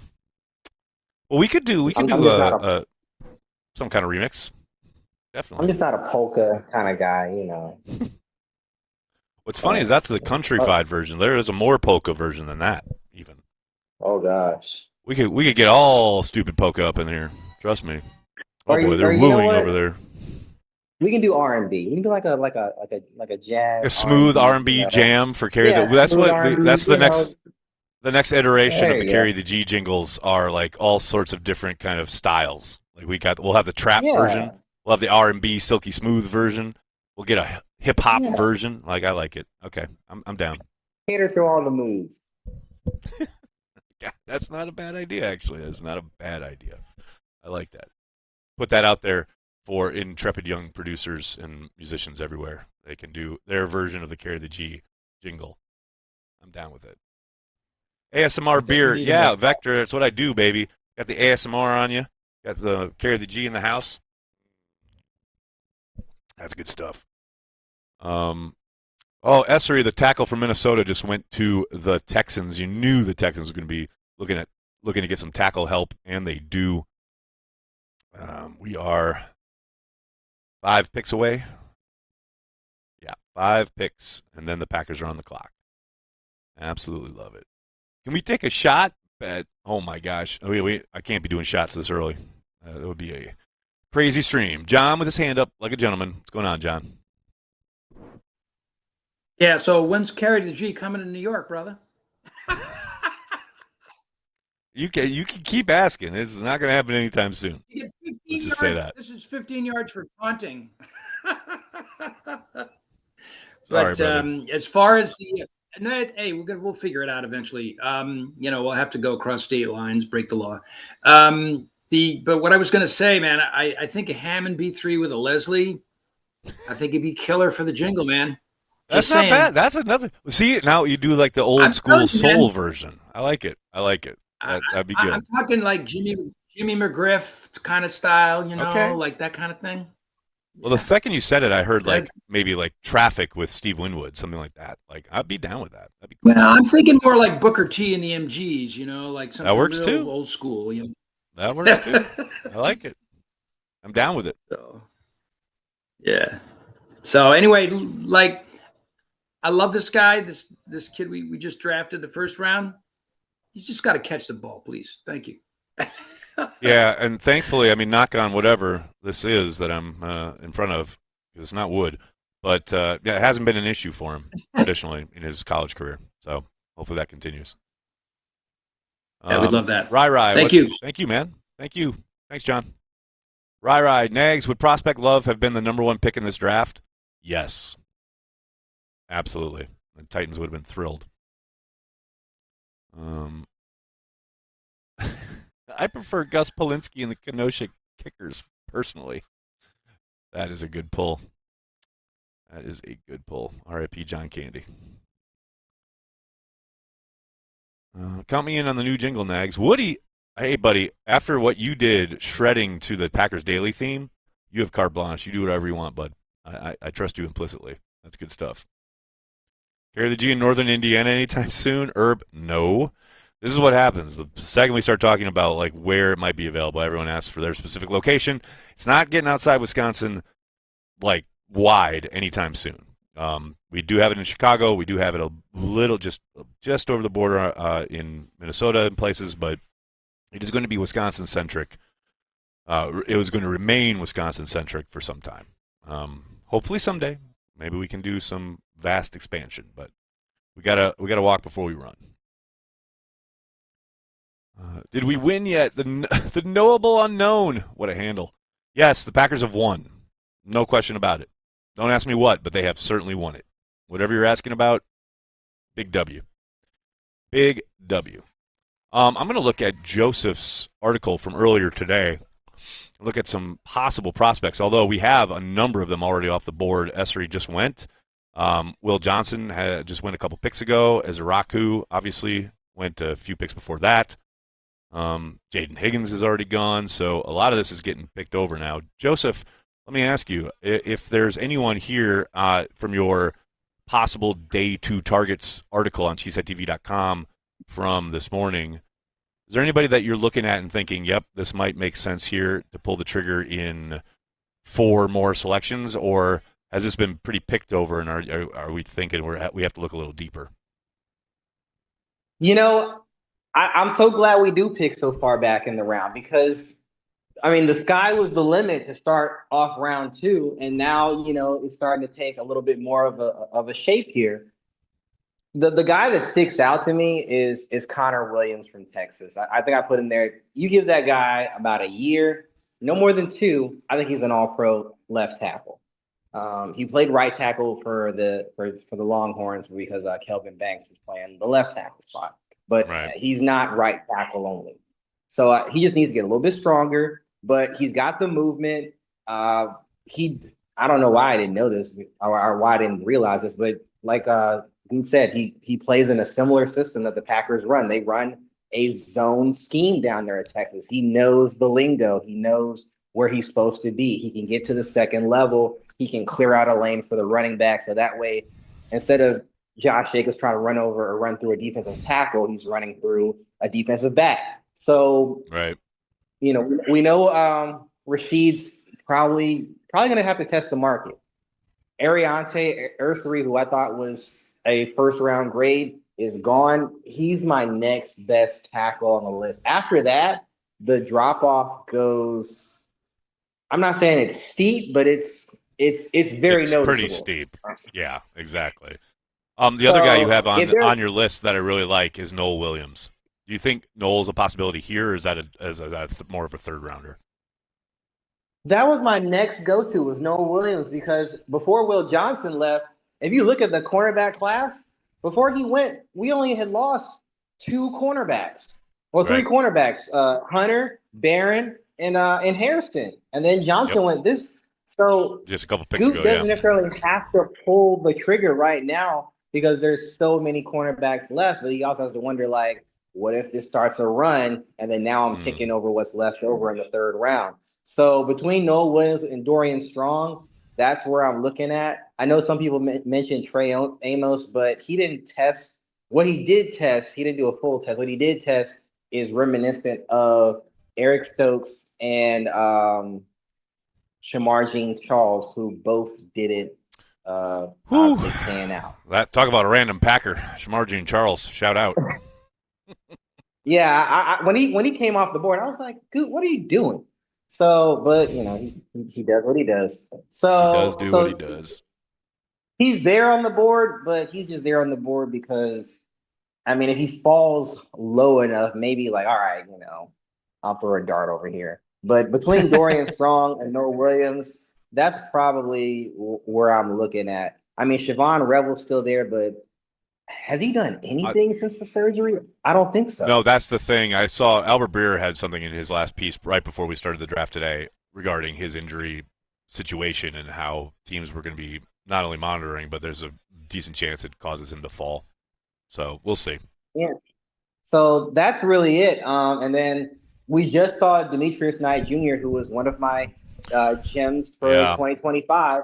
And everybody thought I was crazy saying he would go in the 2nd round. And there he is. You've got the link. I was going to say, if anyone wants to see, the links are there.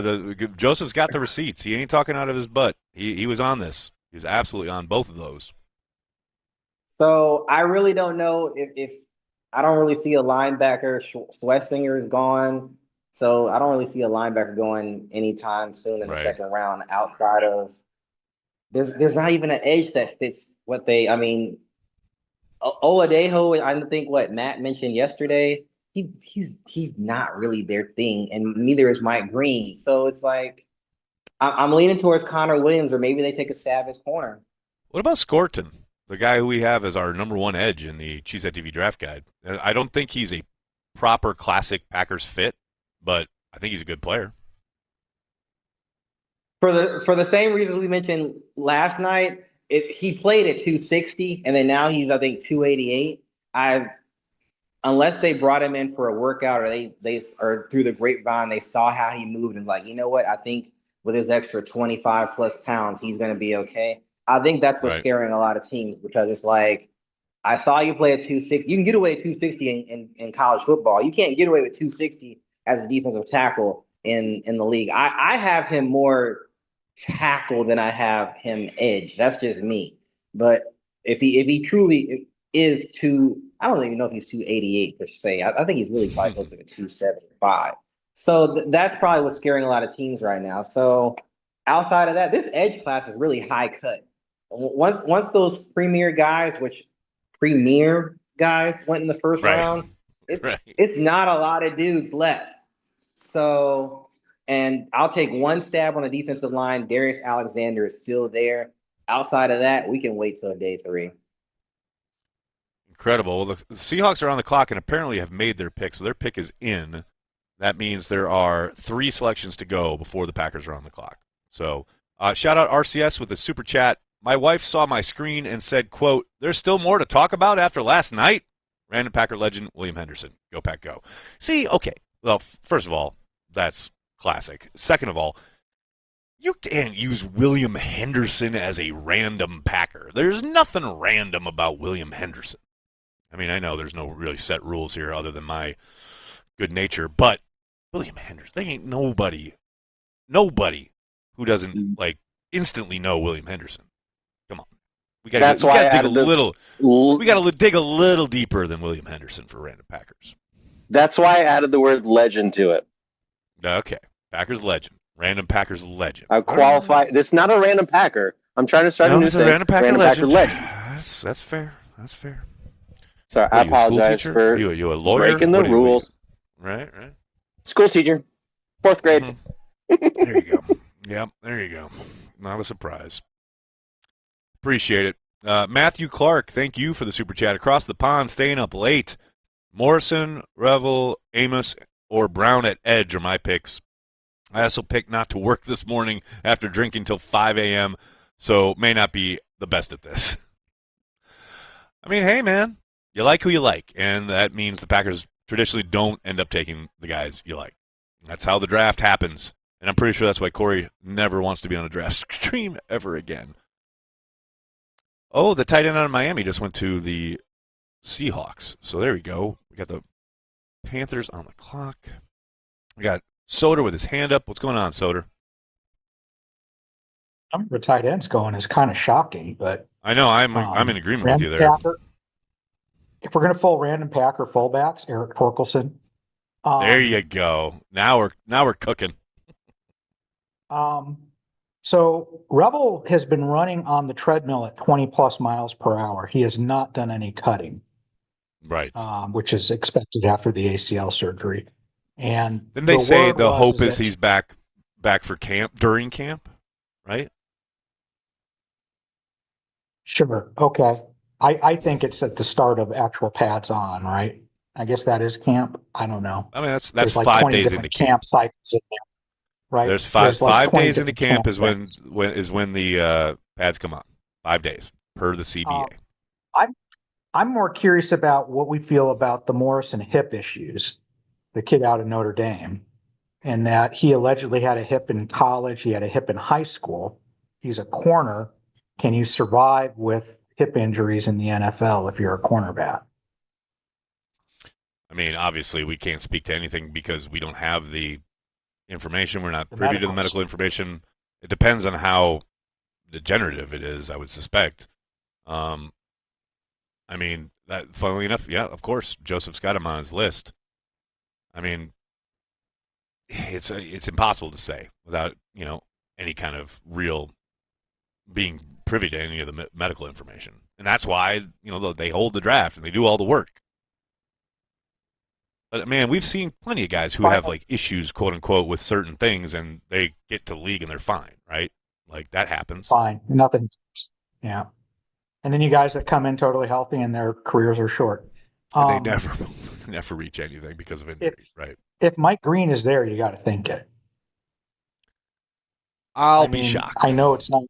I know it's not. Oh, the Packer way. And Scourton just went to the Panthers, so the edges are clearing out here. So now if Mike Green is there, you got to think about it. They're not going to take no Mike Green. Although they took a, somewhat borderline for their metrics and thresholds wide receiver yesterday, so maybe they pushed that boundary a little bit again. It's possible.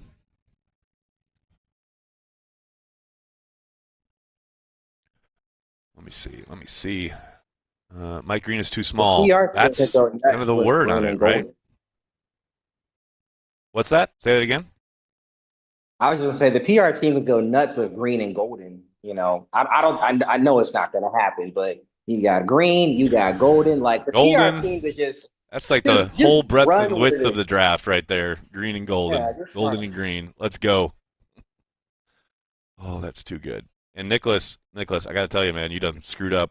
You didn't keep things up and small and not like box me out and keep me on this while Rachel was in the room. I believe that's the first time Rachel's ever appeared on camera for Cheesehead TV ever. Because back when we first started doing watch parties, she would hand us stuff from off camera. So only her hand has ever appeared on camera. But that's the first time Rachel has appeared fully on camera. Amazing. It only took 18 years. It's all good. It only took 18 years, but we finally got Rachel on camera. That's perfect. Oh, so good. So good. Do the Packers take Birch or Amos? I don't think Amos. I don't. Lack of testing there. I'd be very, very surprised. Bucks are on the clock, and then the Packers are on the clock. So we're one pick away. Nicholas, get ready.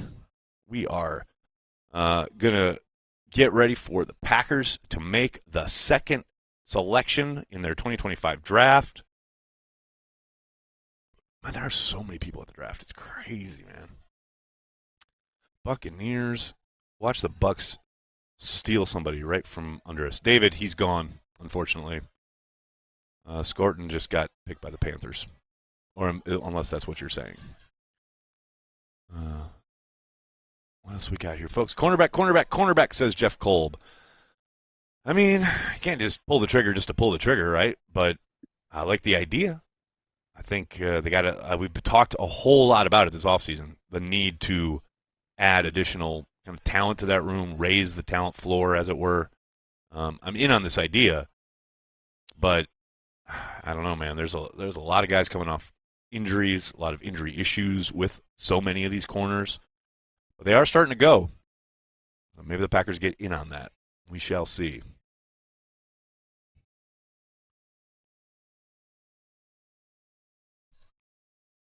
Yeah, the Bucks pick, I believe, should be in. They haven't shown that on the broadcast yet, but they're always way behind, so that's not a surprise. So yeah, once the Bucks pick gets kind of flipped around here, we'll have Packers on the clock. Vontae Mack, no matter what. Oh no, we got draft day being referenced here. Oh goodness, oh my goodness. Okay, come on now. Anytime. Let's get the Packers on the clock. Come on, NFL. Let me see here. I'm going to go look at this. Pick is in, so now we will see who that pick is.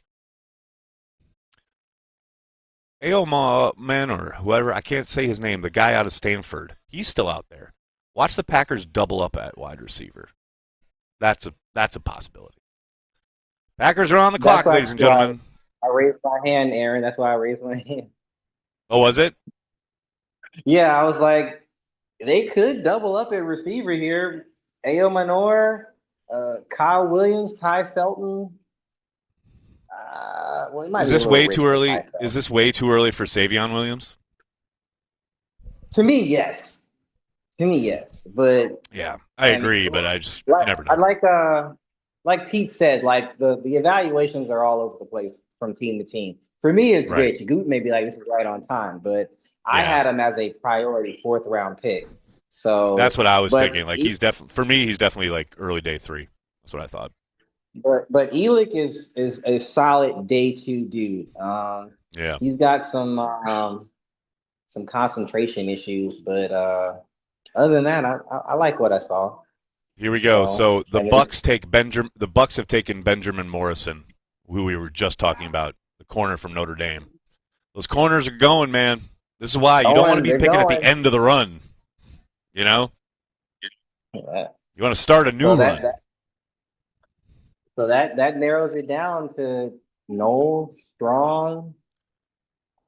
I could flip flop between Melo. Oh, what if they took Jack? What if they took Jack Beck, wide receiver out of TCU? I do not like Jack Beck at all. That's just me. You're just a hater, Joseph. I'm a hater, but he's like, what's his name from the Seahawks? Somehow I don't know how he does what he does. What's that dude that everybody loves? No apparent reason at all. Tyler Lockett? No, not Tyler Lockett. He was like a 7th round pick last year for the Seahawks, and everybody just loved him. And I can't think of his name right now. I have no idea. No clue. Infuriate, no end. Landon Jackson's still there. What about Landon Jackson? Landon Jackson's still available. He's so stiff. They love stiff dudes. Somebody clip that. Oh, Michael M., thank you for the super chat. Draft a wide receiver just to see Papa Watson lose his ever-loving mind. Now. As we discussed with Justice at the start of the stream, he's being more than reasonable in his kind of comments. I don't think people just love to pile on that dude, but he's been more than fair with his commentary. Y'all are just crazy. He said it himself. Don't be surprised if they double up. I don't know if he was being sarcastic. Exactly. 100%. I took it as like, I agree with you too. Don't be surprised if they double up. They might. They very well could. Then somebody's definitely getting cut. Which I love. I would love to see on Hard Knocks. I would love to see us on Hard Knocks. God, and that's a possibility. That's still sitting out there. That's the crazy part. I love it. I fly Yeah, out you'd for love hard it. knocks. Matt I'll fly out LaFleur for would that. absolutely go ballistic. JSN is who he's thinking of. Corey, JSN was a first-round pick. He's talking about a No, seventh-round pick. It was Jake Bobo. There you go. Yeah, I don't know why everybody was so infatuated with him. Love it. I mean, Doug he Hype. made some plays. I'll give him that.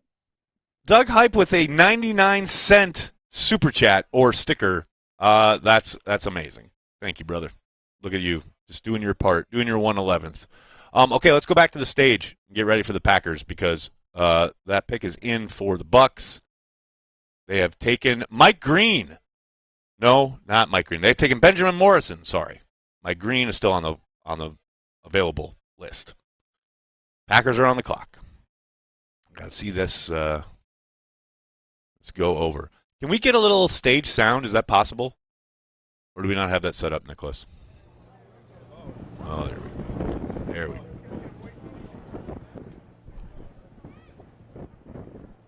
Oh, it's so much windier tonight than it was last night.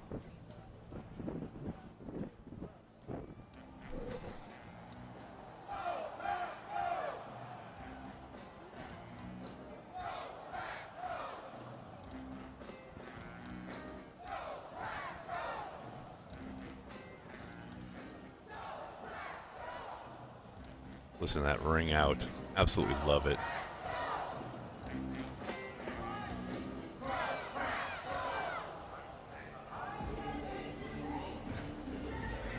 Oh, wow. Yeah. It says I can't really read that sign, though. I think it says the pick is in, but I'm not sure, and I don't want to jump the gun. Oh, yeah, it does say the pick is in. All right, there we go. The pick is in, ladies and gentlemen. The Packers have selected the newest member of the Green and Gold. We'll find out very shortly who it is.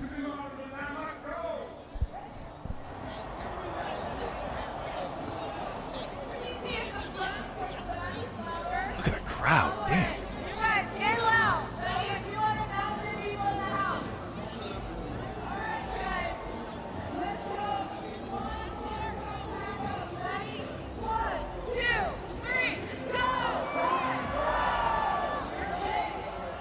All right, just waiting for the pick.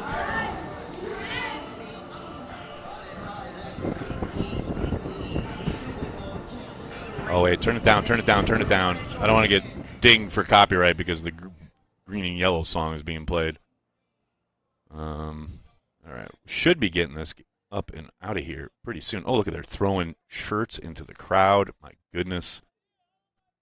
All right, come on now. Give me the pick. Give me the pick. The pick is in. Come on now. Who we getting? Who we getting? I keep seeing Kevin Winston Jr. pop up, and I'm like, if they draft a safety, I'm going to shoot myself into the sun. That's a great safety to have. Yeah, no doubt. Oh, here we go. We got Jordy at the podium, ready to announce it.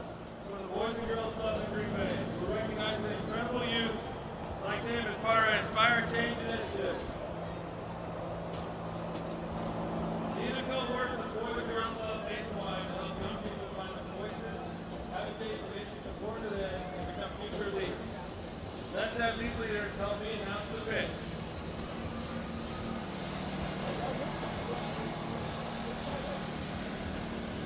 With the pick for making the 2025 NFL Draft,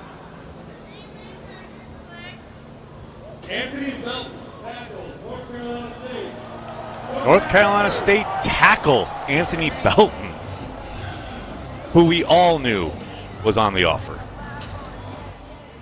Well, Matt Miller was right. They were working on tackles.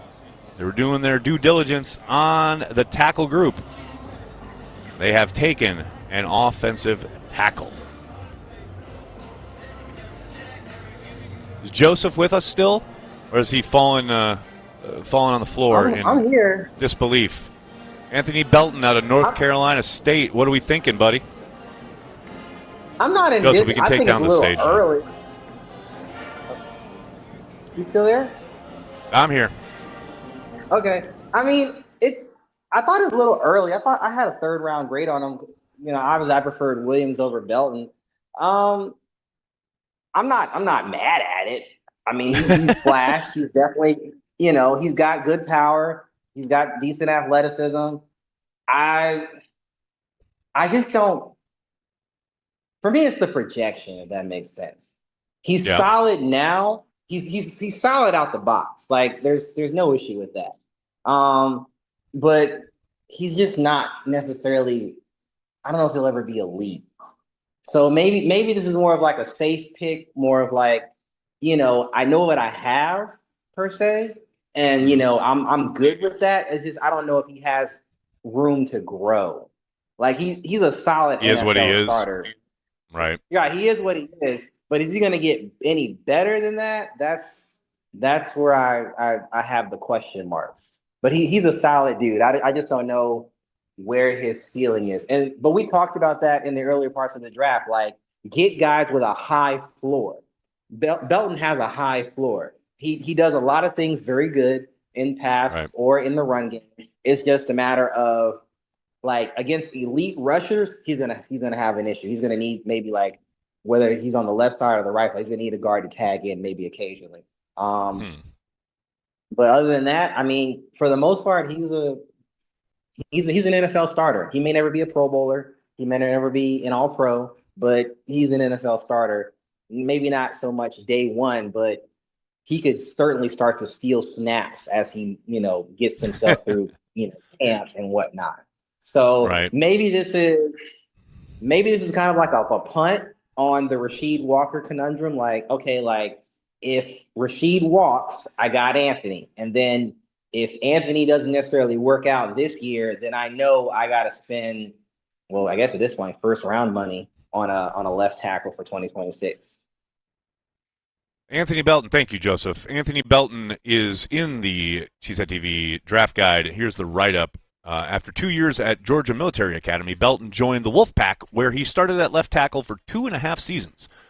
Belton flashes above-average feet and surprising overall quickness for a long and wide-framed player his teammates nicknamed Escalade. Belton is a right tackle mauler type, yet gets off quickly at the snap with good burst and straight-line agility. He excelled in North Carolina State's inside zone scheme, showing surprising mobility for his size. Belton is the proverbial large block of clay that you could hope to mold into something special. But is he the Packers type of clay? He also had a problem with penalties, drawing 24 flags during his time at North Carolina State. Anthony Belton, your newest member of the Green Bay Packers, and I've already seen people getting upset. There are plenty more picks left in this draft for them to address whatever perceived needs they may have to kind of address throughout. I will say, as we've talked about quite a bit on this channel, and goes back to my conversation with Matt Miller a couple weeks ago, they were working on tackles. We knew they were looking, both from media reports, but also they have brought a few in to look, their pre-draft visits. I see a lot of Y tackle or Y offensive line, Y tackle.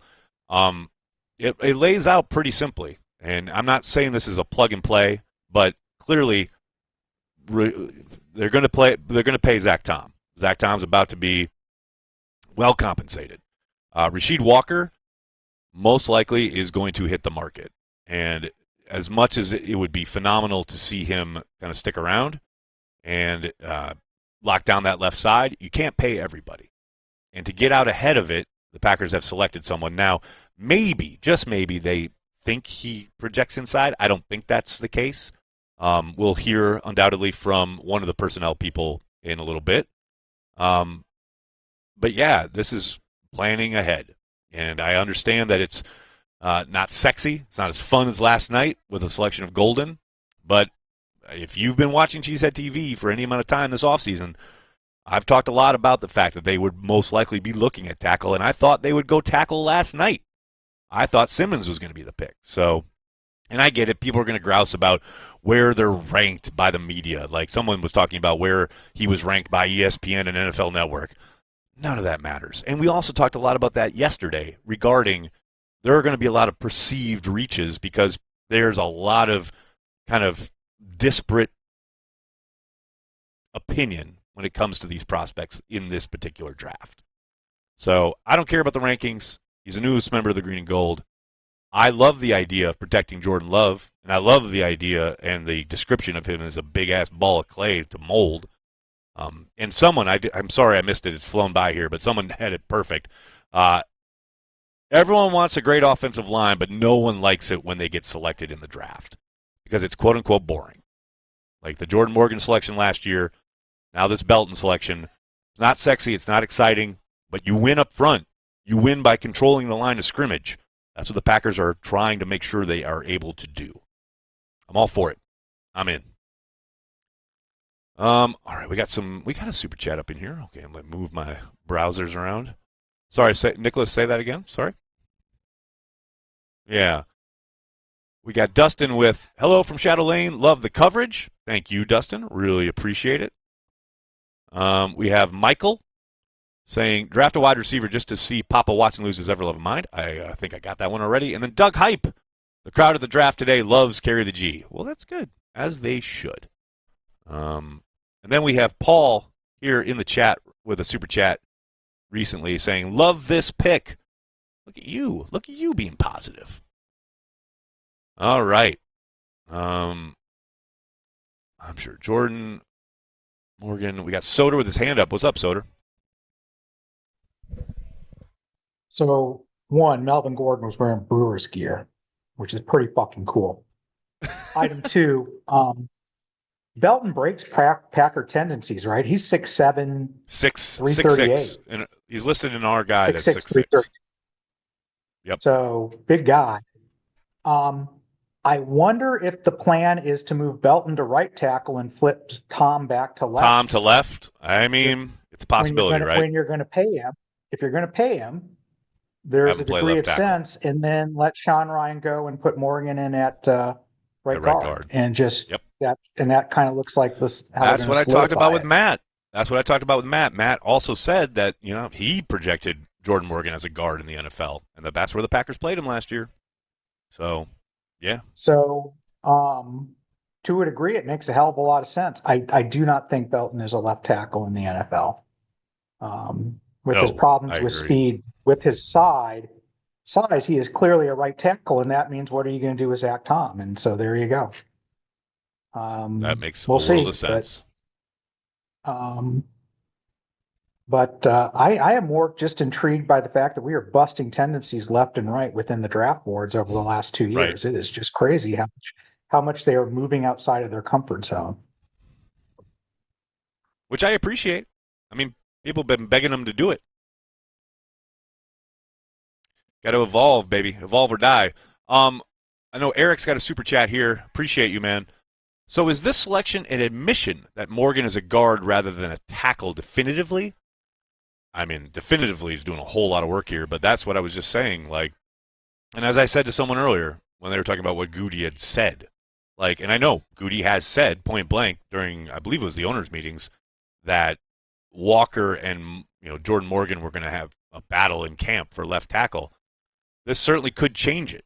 This absolutely could mean that the plan at tackle changes, right?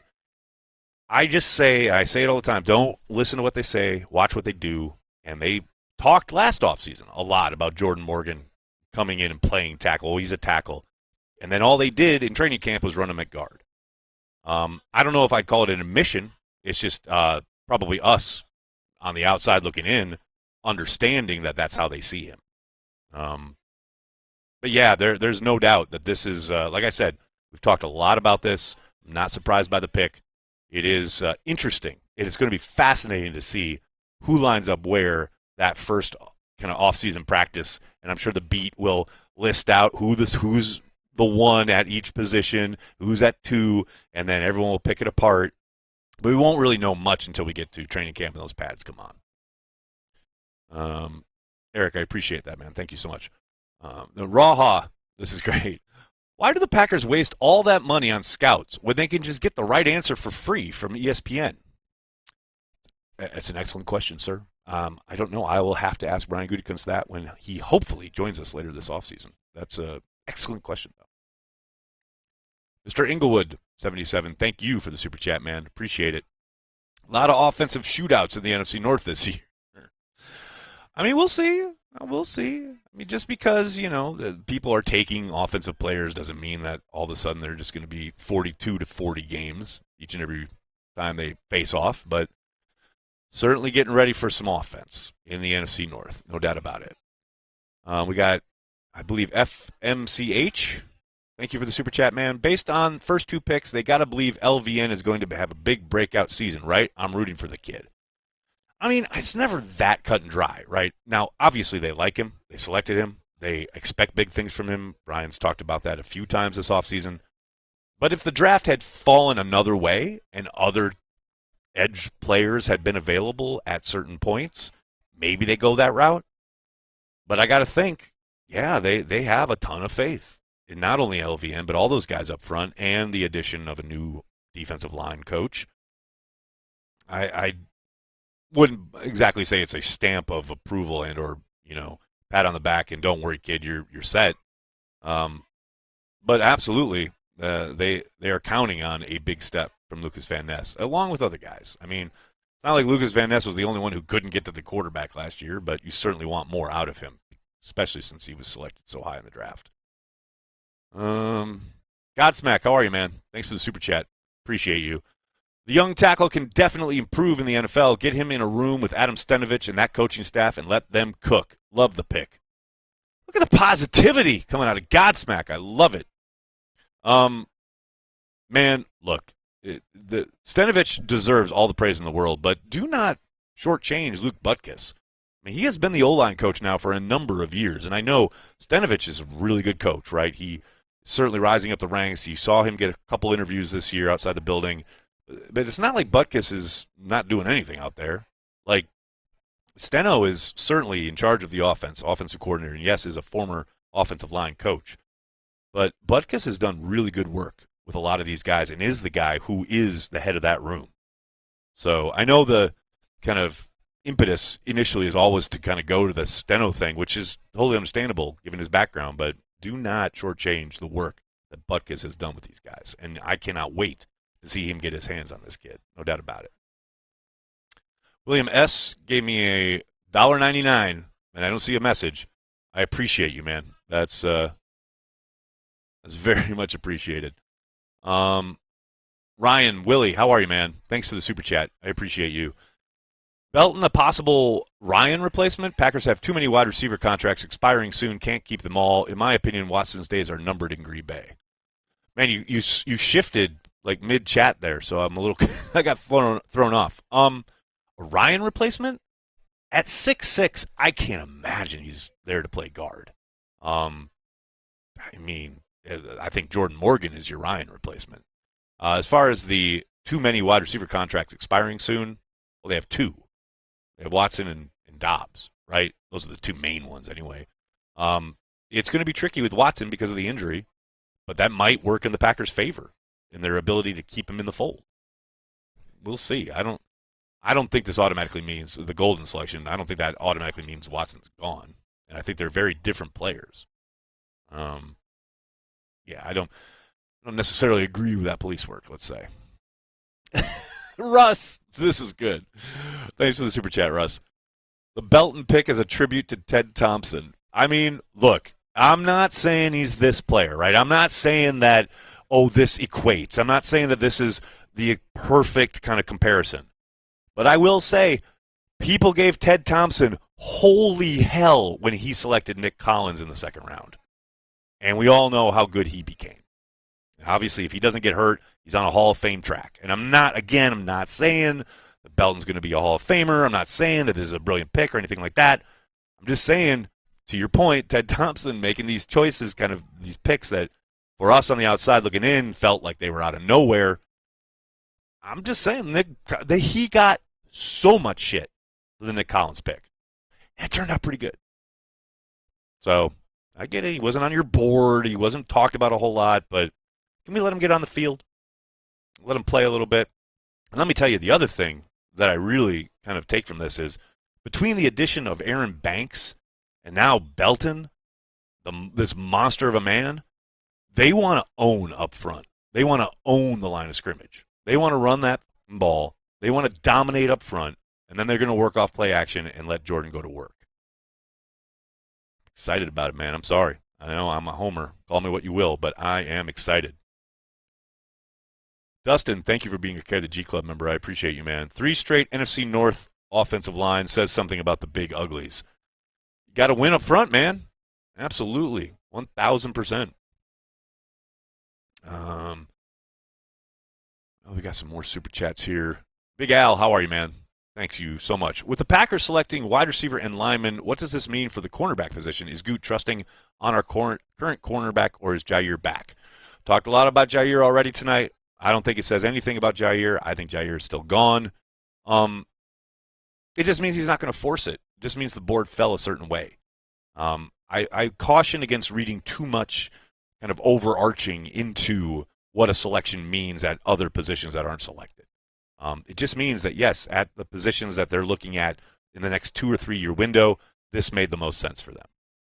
You know, I don't doubt for a moment if there is a corner that makes sense either in round 3 and or on day 3, they'll still pull that trigger. But yeah, with the addition of Hobbs, you got Valentine coming back with a ton of starting experience. Nixon is way better than people give him credit for. And then you throw in the fact that Hafley will be in year 2 of his system and knows all these guys' strengths and weaknesses.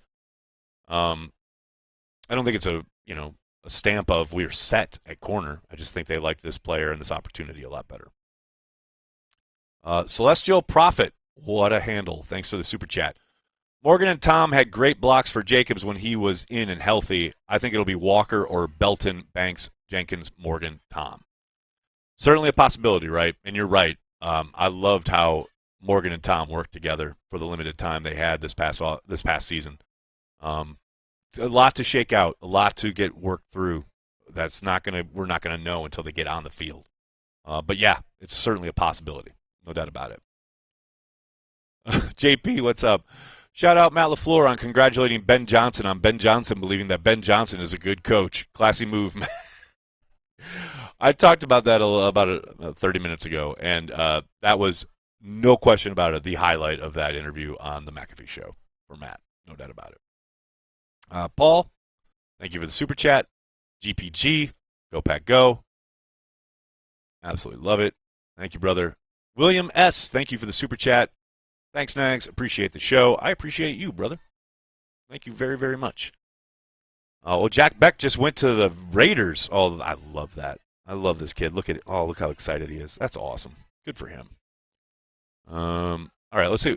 Who's here in the gallery? Who we got, Nicholas? I don't want to miss anybody. We got Len with his hand up. What's going on, Len? So I know sometimes I can be a little bit of a downer with offensive lineman picks because it feels like we go offensive line often with these draft picks. I love Belton's size. The thing that kind of stuck out to me was the tendencies for penalties. But I've had time to cool off. I've had time to think about it. And I remember off. It's been like 5 minutes. Right. Well, I mean, I've been drinking. Leave me alone. Okay, I feel you, brother. I feel you. Bakhtiari early in his career had a lot of penalties that he overcame at left tackle. So I've kind of come to grips with that in the last 5 minutes. So okay, 180. Let's go. All right. And Goody we trust. So that's what I got. As long as we can kind of overcome the penalties, that's my worry, is because we felt like offensive line last year had a lot of young team, less disciplined penalties that we kind of like shot ourselves in the foot. Yeah, especially over and over again, right? in big moments. Yep. Yeah. And I just kind of like, I get nervous about that coming up for the next year. It's like, I want to get past that, and I want to kind of just see this team progress and grow, if that makes sense. Yeah, absolutely. Yeah, that's the hope, right? No question about it. Thanks, man. Who else we got? I know we had one other hand up. We had Joseph. What's up, Joseph? I was responding to Soder. I think Packer fans don't understand how blessed they are that we have a GM that, he sees what he sees and then he reacts accordingly.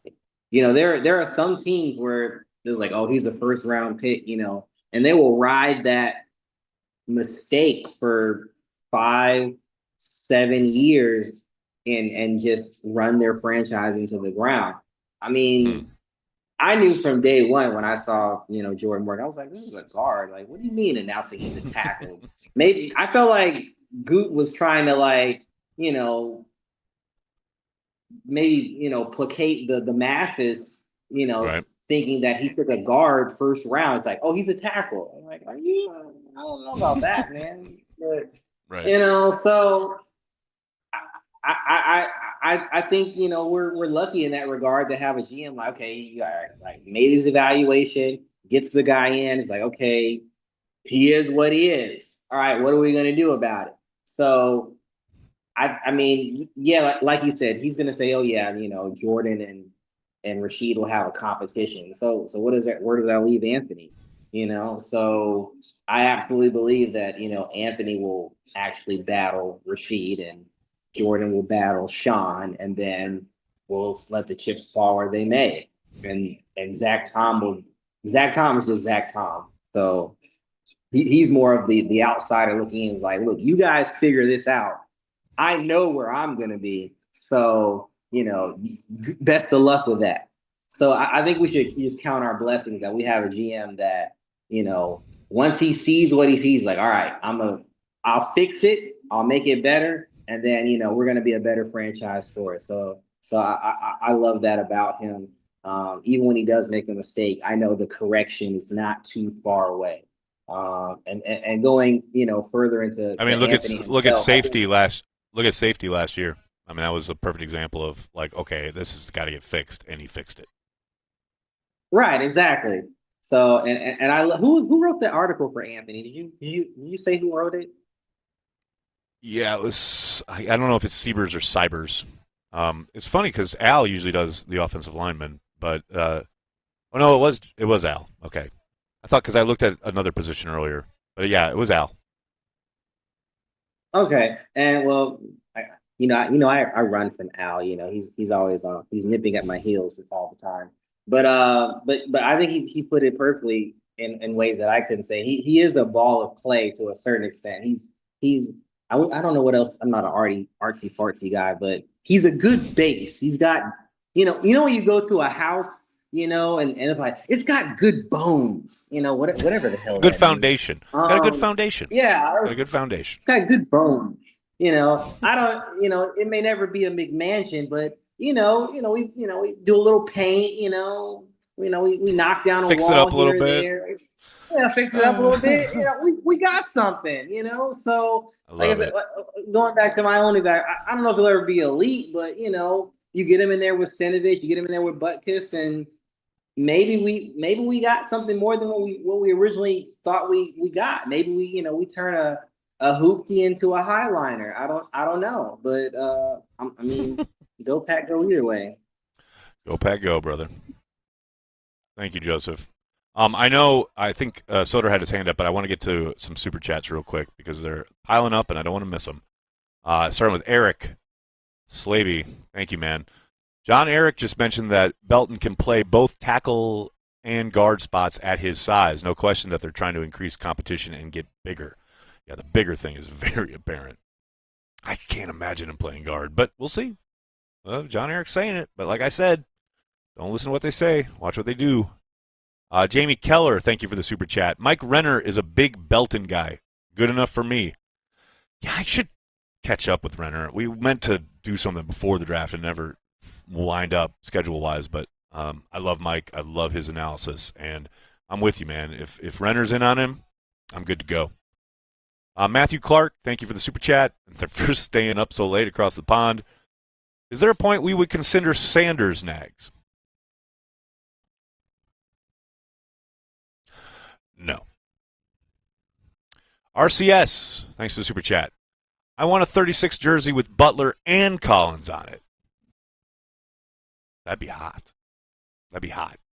The problem is, of course, is that Leroy is in the Hall of Fame. As good as Collins was, Butler's in the Hall of Fame and was a cornerstone for a championship defense that was number one in the league and absolutely redefined the safety position. And that doesn't take anything away from Nick Collins, but, you know, certainly give Roy a little respect here.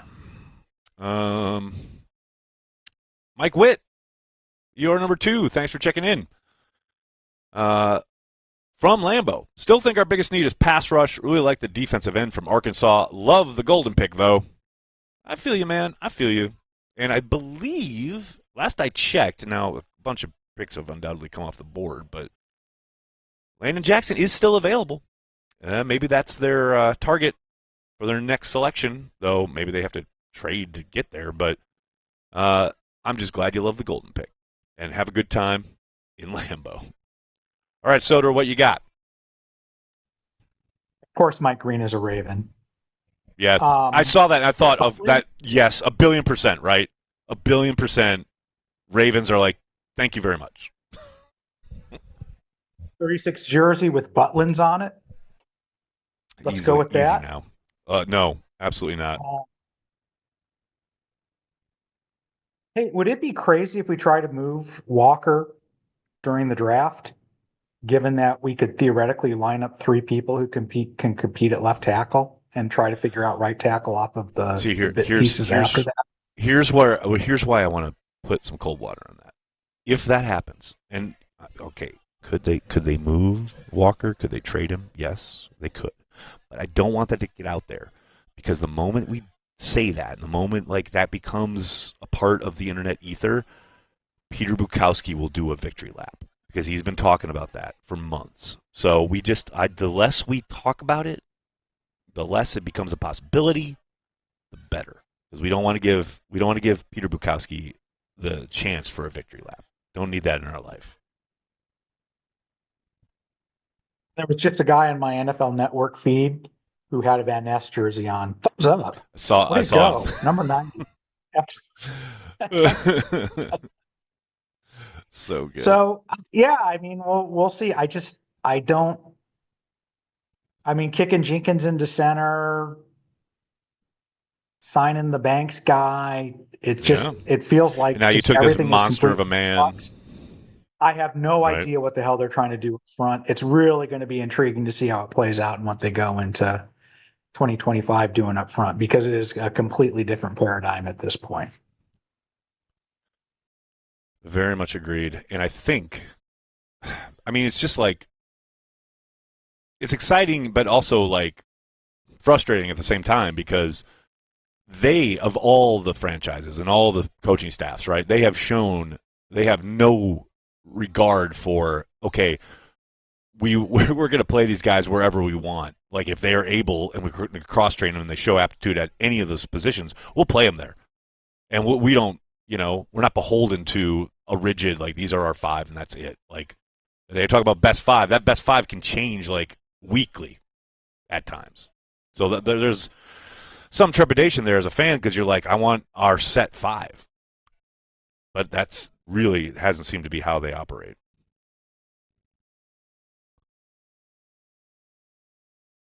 All right, who else we got here?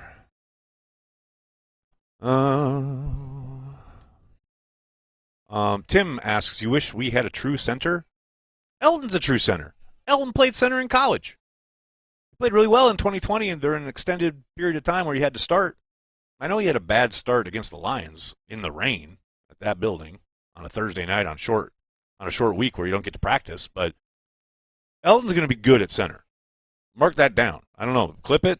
Throw it back in my face if it doesn't happen. Guess what? That clip is going to gather dust, because it ain't never going to happen. Eldon's going to be really good at center. A true center. They just had Josh Myers. He was a true center, and everyone wanted him gone, and now he's gone. And that's not to pick on you. I'm not saying you wanted Josh or whatever gone, whatever. I'm just saying, like, Eldon is going to be really good at center. I have zero doubt about that. Mike Witt, thank you for the super chat, man. Everyone talking about Sanders sliding. I can't believe a player like Mike Green from Marshall sliding. Guy is a sack machine. Well, he's not sliding anymore, because now he's a member of the Baltimore Ravens. And now we have Trey Amos, a guy we've talked or heard a lot about these last 2 days or so. He has gone to the Washington Commanders. Ooh, baby, here we go. I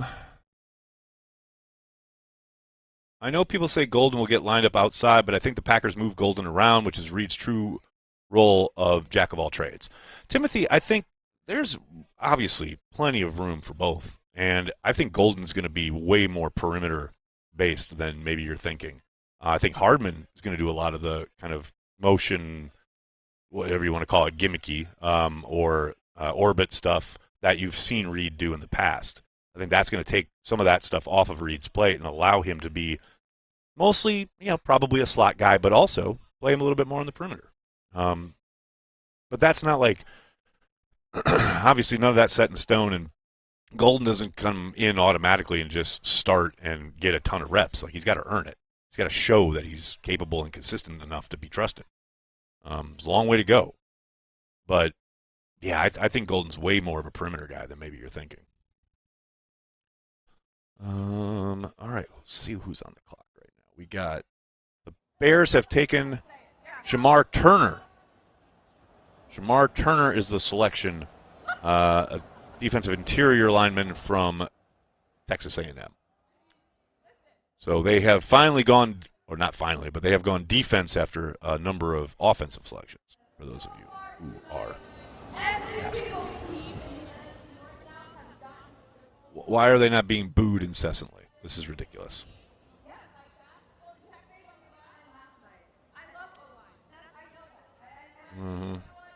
Paul, thank you for the super chat. Appreciate you, man. Mike Green, 6'3", 251 pounds, playing weight. Ray Lewis, 6'1", 240 pounds, not too small. It's all relative. Go Pack, go. I mean, Ray Lewis doesn't have a whole lot to do with the Packers' thresholds, though. I mean, I get what you're saying, but one really doesn't have much to do with the other. Okay, so the Chiefs are on the clock now. And then the Eagles, and then we're on to round 3. So what else we got here, folks? Amos gone. Yes, Amos gone. He's versatile. Yes. He is versatile. No question about it. Yeah, got that. I don't want to miss anything. Do we have anybody with their hand up? I'm sorry I missed. I think I had jumped to Super Chats when there was still a hand or two up, but maybe I am okay. How am I doing, Nicholas?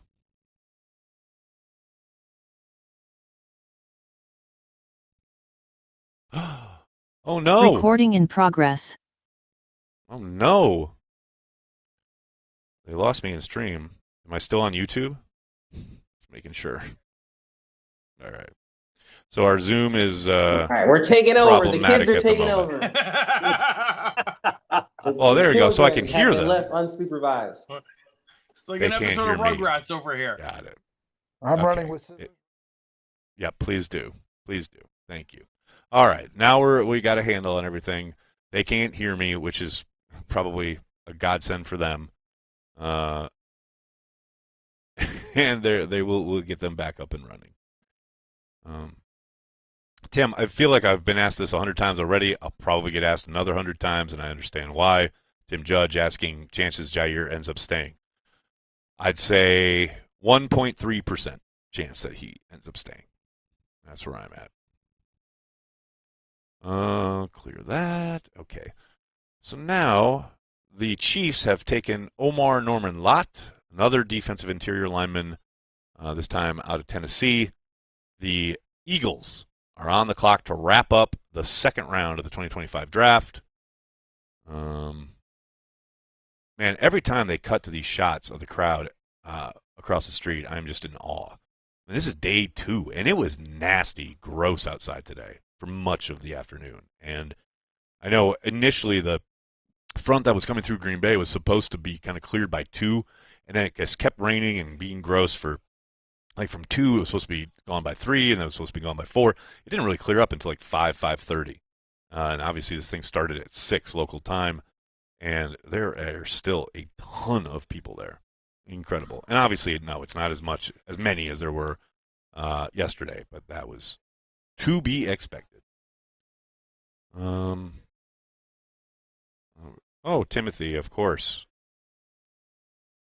I'm concerned that Keyshawn Nixon is our corner 1.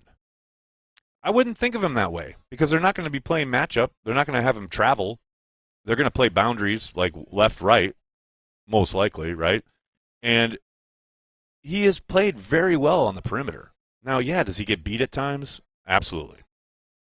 But overall, especially down by down, and if you look at most of the metrics, he's done a really good job as far as like, keeping completion percentage down, QB rating to his receiver, the intended receiver that he's supposed to be covering, etc. Like I understand there's frustrating moments where he maybe gets his eyes in the backfield or gets beat by one of the premier receivers in the league. Absolutely a frustrating moment. But on balance, as a whole, he's been really good in his switch to the perimeter. Way better than people give him credit for. But the idea that, he's our number one, quote unquote, and that's scary because of all of the, top flight, let's say it, talent around the division especially, but certainly around the league. It's not, you saw it last year, especially on the back end when Jair went out. It's not like they're lining him up and asking him to shut down one side of the field with the best wide receiver on offer. Yes, of course, there are going to be times he's going to be lined up. I think probably most Packers fans are scarred for life by that touchdown he gave up on the first drive on that Thursday nighter to Amon-Ra St. Brown here at Lambeau. But, there's times you just got to tip your cap. He's a really talented wide receiver, and he beat Keyshawn on that play. But Keyshawn had plenty of phenomenal plays throughout the season that probably don't get a whole lot of love or a lot of hype because covering a dude, yeah, you're doing your job. That doesn't get hyped, And in this particular scheme, again, vision-based defense. Don't forget the Thursday nighter when he picked off Jared Goff. Really helped kind of turn that game around and give the Packers at least a chance. People really dog on Keyshawn, and I understand that there are frustrating moments, but they can win with him, and they have won with him a lot. And yes, you want to keep getting better, you want to keep adding talent, and I don't doubt for a moment that they will. I'm excited about the Hobbs edition. I know they haven't selected a corner yet. It's only been 2 picks. Just take a breath. Take a breath. Just take a breath. All I ask. It's going to be okay. The gallery is back. Ladies and gentlemen, boys and girls, the gallery is back. Look at these gentlemen here. Len, looking good, Len. Looking good. Wait, 16? Who you got there? 16. Who you rocking? I can't see the back. Len, who is 16? Kumaro. Who you got there? Of course it is. Kumaro. There it is. Of course it's Kumaro. My God, only here on Cheesehead TV will we have someone rocking a Kumaro jersey. I love it. I absolutely love it. Makuba, safety from Texas, just went to the Eagles. The Eagles continue to add to their defensive secondary. The New York Giants are on the clock with the first pick in the 3rd round. I believe, is that Dan with his hand up? You got Dan in the house? What's going on, Dan? Yes, it is. It's Dan. Don't remember that I changed the name with what I tried to do. To me, it looks like the Packers are building the Philadelphia Eagles offensive line. And frankly, their whole offense, 2 good running backs, big, strong, heavy offensive line. Packers have always taken tackles and made them into everything else. So why not do it again? Right. I don't know. What's your opinion on this? Am I on the right path? Or I've been monitoring you guys. It's not a bad model to follow. No, absolutely not. Or what's your thinking? Yeah, you want to build, and it's about kind of long-term development and progression. And unfortunately, that doesn't make headlines, and it doesn't feel sexy and fun, and in the moment you want to be celebrating like we did last night. But man, there's a lot that goes into the kind of the puzzle that Brian always calls it, as far as fitting things together. Obviously, contracts are a major driver there, but also just the physicality and the way they very obviously want to build this offensive line. I think it's maybe not directly clear, so to speak, of how it's gonna shake out, but I think the idea of adding a certain kind of talent and making sure that you're continuing to develop it and build a certain way up front, especially, that makes sense. Do you think there's any chance they'll move Tom over to the left? I think there's a chance. I don't know. I didn't hear John Eric Sullivan's presser, so I'm not sure if he was asked, but I got to think Brian will most likely be asked at the end of tonight. I can't. You can't dismiss the idea, right? Until they're out on the field. Well, he wants left Tom's tackle right. money, so and you think? kind of have to give it to him. It would behoove him to put him at the left tackle or move their whole offense so that it's geared off to the right side and do it all that way, I guess. It's possible, and that would be a good reason to take this tackle that they made and make him into a guard and put those three guys all. It'd be an incredible offensive line. Just remember, like it's easy to say, like move these guys around. Like Zach Tom to left tackle sounds great and it makes sense, but man, that he might not be suited for left tackle. They might think he is perfect at right. Now I know they've talked a lot about his versatility. He has played everywhere for them. Other than it's funny, I think center he's only done like 1 or 2 snaps there, but they've touted his versatility. But man, he has played at an exceptional level at right tackle, and I would think that would give them some pause about moving him. I would hope it would. Just wanted to make the comment, and you guys are doing a great job. I've been monitoring you, listening to it while I'm watching it on television and the NFL channel and stuff. And you guys do a great job. Keeping me informed and keep the Packers slant. And thanks so much for all you guys do. Appreciate it very much. Thank you for the support. Appreciate you, man. I'm in. Thank you.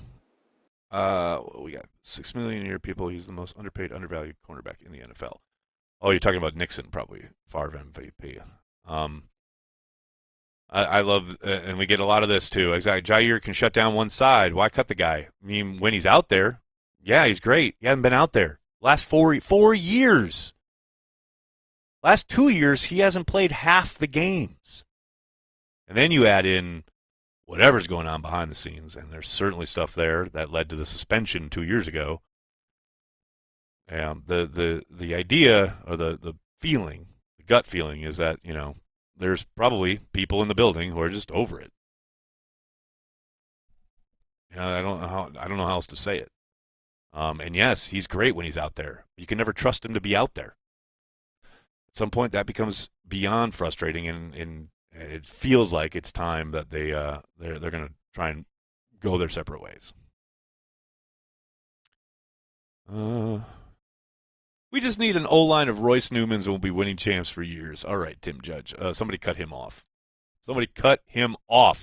That is an unfortunate image that you just put in my head. Edge rushers look like wide receivers now. Are the Packers going back to the 80s powerhouse large O-line? Steve, that's a really, really good question. It is something, again, between the bank signing and this selection here in the second round, it does make you wonder, right?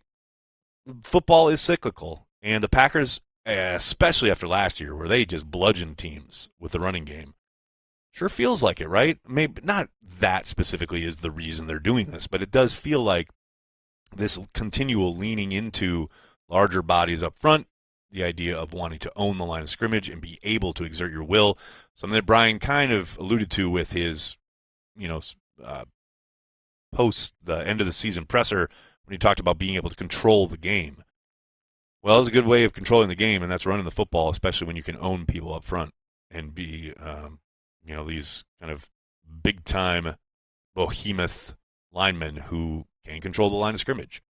And to your point, yeah, you look at Mike Green, the shot of him in NFL Network when he's getting congratulated by his family, like excellent, News Raven, excellent. But you're right, man, he does not look like a defensive end. He does not look like a defensive lineman. He looks, skinny and athletic, and that's the kind of guy that you would hope, like an Aaron Banks would come around on a pull and just knock him into the dirt. Now, obviously, there's a lot more that goes into it, but yeah, man, I think, I'm not going to say it's a direct line, but you're certainly onto something there. I think there's certainly a feeling with Green Bay at the moment where, especially when you see how they operated on offense last year, And oftentimes, and almost every summer, Matt tries to make some kind of adjustment and or kind of move forward as far as not repeating himself and trying to evolve offensively. Man, it does feel like, yeah, we're getting back to kind of being able to own the line of scrimmage up front with some big nasties. Now, you say all this, and Belton has to step on a field first. We got to see what he looks like up against NFL competition. I know he had a really good outing at the Senior Bowl. That's a good first step as far as, the height of competition. But, yeah, there's a long way to go, but I don't dismiss that idea. Let's say that. What else we got in the gallery here? People showing up, people showing out. We got Ken with his hand raised. What's going on, Ken? So just what you were talking about, my friend Tony sent me this text, a quote from John Eric Sullivan. We want to be big across the front. We want to be physical. We want to be able to overwhelm with size and physicality. That's what attracted us to him. He's a good football player, and he happens to be a huge man as well. There you go. I mean, I've been saying it all night, so I'll keep saying it. And I want to reiterate: don't listen to what they say, watch what they do. But I suspect, yeah, it does feel that way, right? That they want some big mothers up front to move the line of scrimmage, give Jacobs a hell of a lot more real estate. Because for as good and productive as Jacobs was last year, he was having to do a lot of that work himself at or behind the line of scrimmage. So, the hope is probably eventually to get to a point where, they're making that push and he's got a lot more room to operate. Appreciate it, Ken. What we got out there? We got Soder with his hand up. What's up, Soder? So the thing that was really interesting is that, yes, they really leaned into kind of like a power running game, but they could not open up the middle of the field. And we've talked about this multiple times on Happy Hour, is that Love wasn't fit to do that. What was going on with that? But if you are going to sit there and you're going to jam the ball up the gut, how can you not get the tight end down the seam? Or how can you not get a receiver on a quick slant? What is going on with that? And it's just really going to be fascinating to see what they do with the offense coming into this year. And they also said Belton can play both guard spots and both tackle spots, which makes him the ultimate Packer pick. Yeah, right. The fact that he can play multiple positions and they will undoubtedly run him at multiple positions. Yeah, you're right. That screams you're a Packer. No doubt about it. I mean, here's the thing. I keep saying it, but man, he gets on the field and shows that he's got the quickness and the feet and the length to play tackle.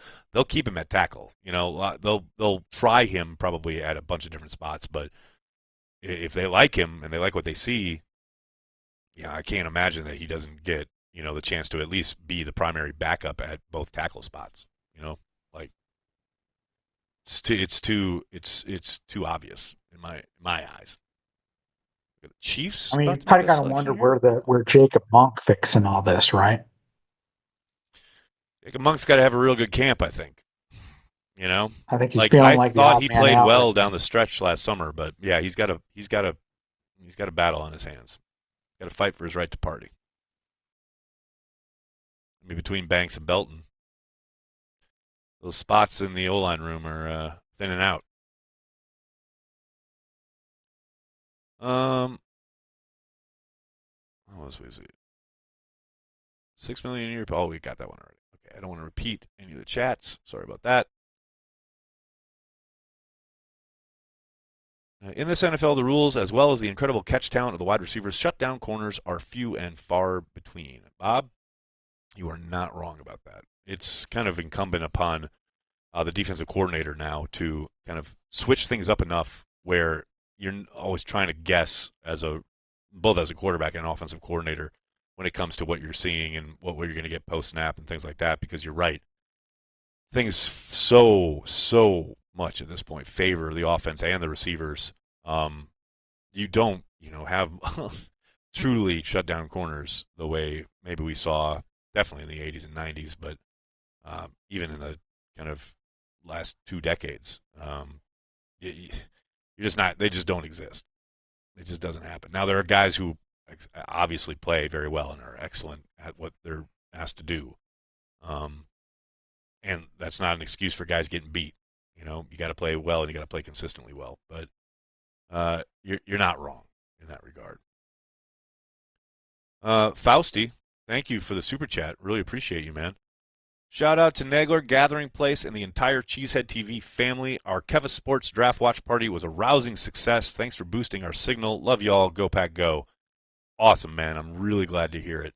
Down in the Madison area there, make sure you check out Keva Sports Complex. Carry the G on offer. You can't go wrong. Appreciate you, man. Thanks for checking out the stream. I'm glad to hear you guys had a great time and a real successful event. That's awesome. Tim Judge, this seems like a very boring draft class this year outside of Hunter. I mean, it's just because I don't think it's a boring draft class. I think, the lack of top-end quarterbacks, which is almost always what drives conversation and engagement and interest, that certainly is lacking.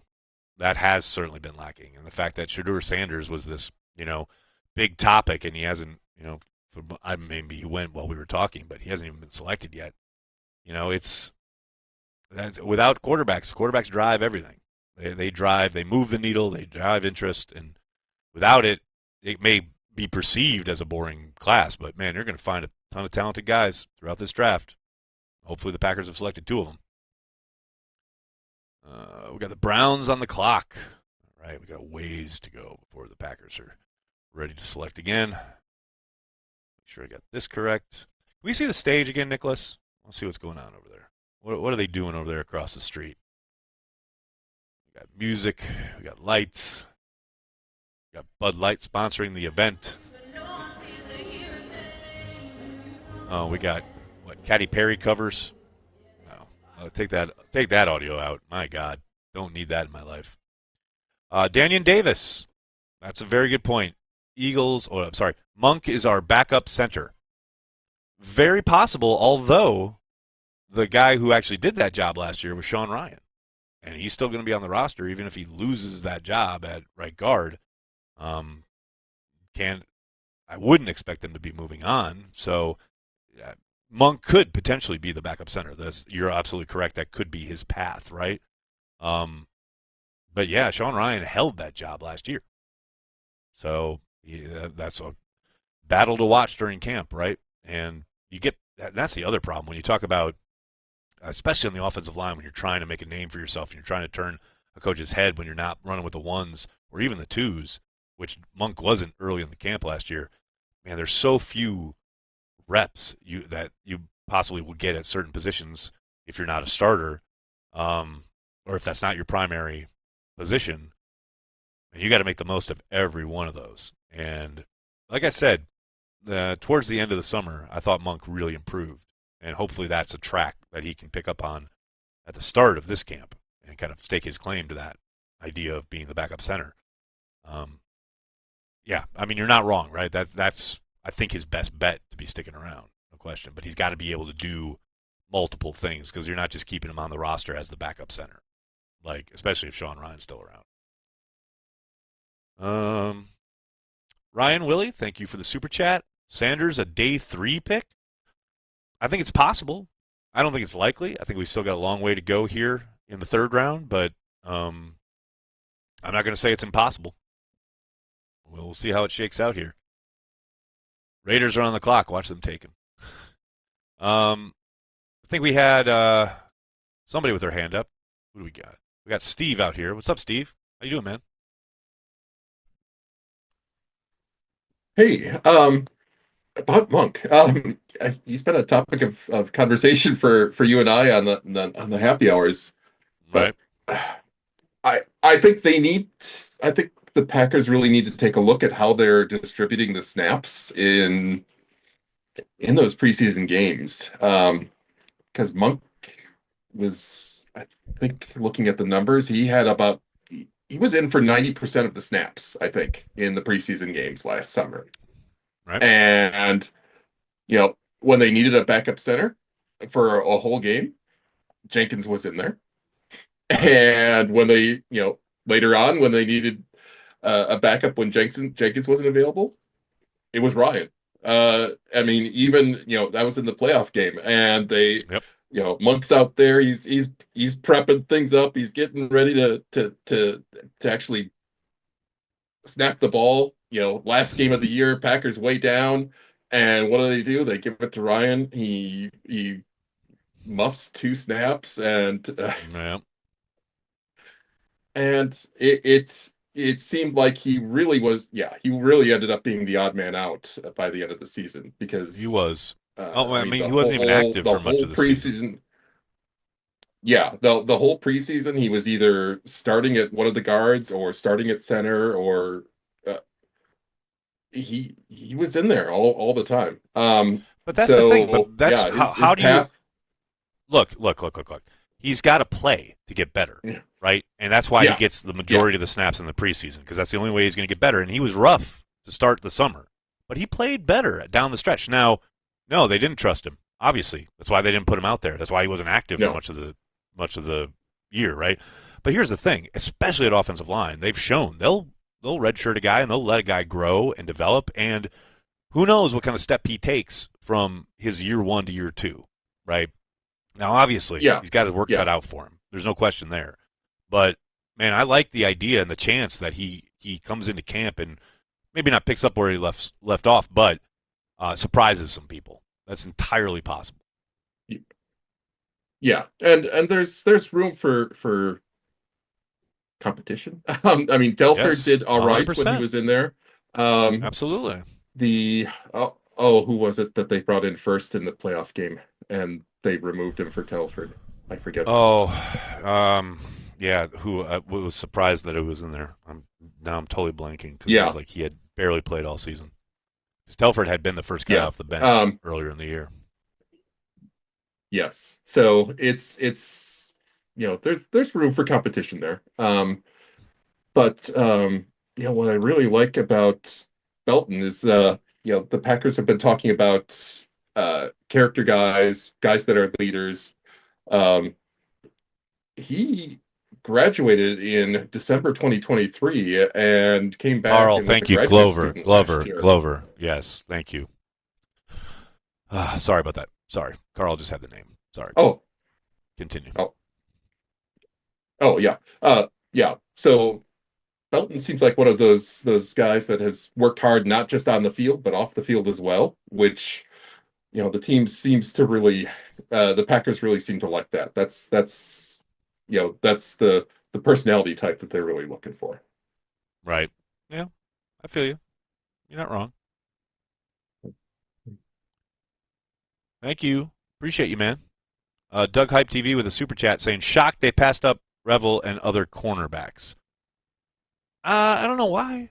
I don't know why you'd be shocked. We talked a lot about this year, this offseason in particular, especially over the last 2 months, about the fact that they were looking at tackles, and they took a tackle. They like their corner room. They made the addition in Hobbs, and they like, obviously, what's on offer, and I don't think they're done. Corner could still go off the board. I'm sorry, who's got their hand up? Who we got? Doug Hype. What's up, Doug? How you doing, man? Yeah, look at the timing. I am shocked. I'm completely shocked. So probably shocked. Nagler, yes. We heard many things about tackle. I would not have been shocked if they went tackle in the first round. But so many quarterbacks with high-end athletic upside, length, playing ability that could be there to solve many of their issues they passed up, and defensive end. So, and the crowd kind of went, huh? And then started leaving a little bit. So that confirms the shock. That's kind of what's happening right here now. But there's celebrating the crowd. Anybody who left because of a certain pick or because it wasn't sexy or wasn't fun isn't hardcore enough, isn't diehard enough to be there. That's obvious. Yeah, we're weeding them out. That's right. Also, though, even though I kind of faded the Packer fans in there, also I went around today talking about carrying G the entire day, and anybody that has not had to carry the G yet, they're ready. They're wanting to sign up. They want carry the G. They're ready to. They're looking for some carry the G right now. They're gonna have to go to Ridgeview Liquor on Ridge Road. It's the best place to find it, close to the stadium. Wow, what a promo! That's where you can get it. Especially that's where you can get it. Beer. I'm going to go get some right now, man. There you go. You know where to They go. say, Aaron, yes, and thank you so much for having Cheese Tea and all the work that you guys put in. I can see the house built from here. I'm waving again. It's amazing. I keep pointing people over there, and I'm like, Cheese TV's there. I'm like, it's right there. Like, we're keeping the TV, and I'm like, it's there, right there. You know, just walking around telling people it's right there. Like, I literally am. I got videos of it, many things, many fun things. I found all the most gorgeous, amazing, handsome, smart, intelligent, wholesome fans today. And we're even interviewed on the red carpet, all kinds of things. It's been amazing, Aaron, and I love you guys and all the work you're putting in at GZTV. It's amazing what you do there and all the stuff that's put together, and I just want to say thank you. Thank you, brother.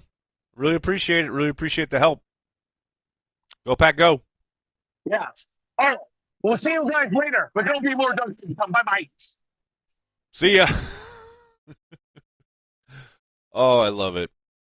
Doug Hype TV, one of a kind, hanging there in the draft. I love that he's got his AirPods in and just hanging with Packers fans and all the other fans, fan bases, etc. Absolutely love it. Tyler Herrick is here. Tyler, how bad are the mentions under Cheesehead TV posts at the moment? Is it burning? Is it reasonable? No, what's happening? It's not bad because I was watching some of Herman's thing, and he was reading, what's that guy that does that massive draft? Dane Brugler. Draft guy. Beast. Yes, Brugler. So he was Beast, reading some of the stuff from Brugler stuff, and oh my God, I'm in love with this draft pick. I had no idea who he was before this, but I'm in love with him. I'm literally in love with him. You didn't read the Packers? 15th offensive lineman, offensive tackle in the Cheesehead TV draft guide? Come on. What are you doing? No, I was too busy on corners and edges because I'm a big defense guy. So, but this is interesting. So the Brugler guy, I tweeted it out on Cheesehead TV, and I'm kind of already changing the narrative on this kid, which is great. Basically, I love how you admit it, point blank. Like, yes, Tyler Herrick. Where did this 100%, narrative I'm come driving. from? Tyler Herrick, point blank. So John Eric Sullivan said that thing like, hey, we're trying to get bigger, we're trying to get better, trying to get badder. And I'm like, cool. And then Herman was like, you need guys like this on your team. And then you started talking about it a little bit a few minutes ago. And I was like, I got to set up. I got to join in. I got to talk to Nagler about this. Here's some of the things that Brugler said. His name's Brugler, right? All right. He says, you don't need to know his jersey number to spot him on film. Fantastic. He blocks out the sun with his size. True. Monster. He seeks a pancake on every single down and plays through the whistle until he finds one. Actively searches for his next victim when he's uncovered and running in space. Early in a game during Clemson, he was trying to fight somebody and went talking crazy on the sideline and was later ejected from that same game for spitting on multiple Clemson players. I don't know if that's a plus or a minus, but I love it. No. Great. This is awesome. I love this. Also, I love this kid. Big It's amazing. This is swarm exactly what we attitude up needed. front. Yes. You want to Right. win the division? You gotta punch the Lions in the mouth with their same game. What do they do? Are they the best team in the division? No. I'm sorry. They're not. You know what they do? They come out, they punch people in the mouth. That's what they do. That's their game plan. You're not wrong. We can do that. You're not Why can't wrong. we do that? Why can't we do Let's that? do that. So I'm all about in. this. I'm all in. I'm all in. I love it. Was And he I love probably that you've taken too admitted. high? Probably, but does anyone care? I just had that in my mentions. Like I said, no one's going to care once he's pancaking people on the field. Like I don't care. That's what I'm That's saying. their guy. And we talked about this yesterday. Like this is the draft where the outside perceptions and what each team is kind of viewing the lens they're viewing these guys through is going to be so different. We knew there would be a lot of selections, and there have been a few, more than a few, where it's like, wow, that feels real early on such and such guy. But that's their evaluation. That's what they're trying to do with a specific type and a attitude of, we want to get bigger, we want to get meaner, we want to get nastier.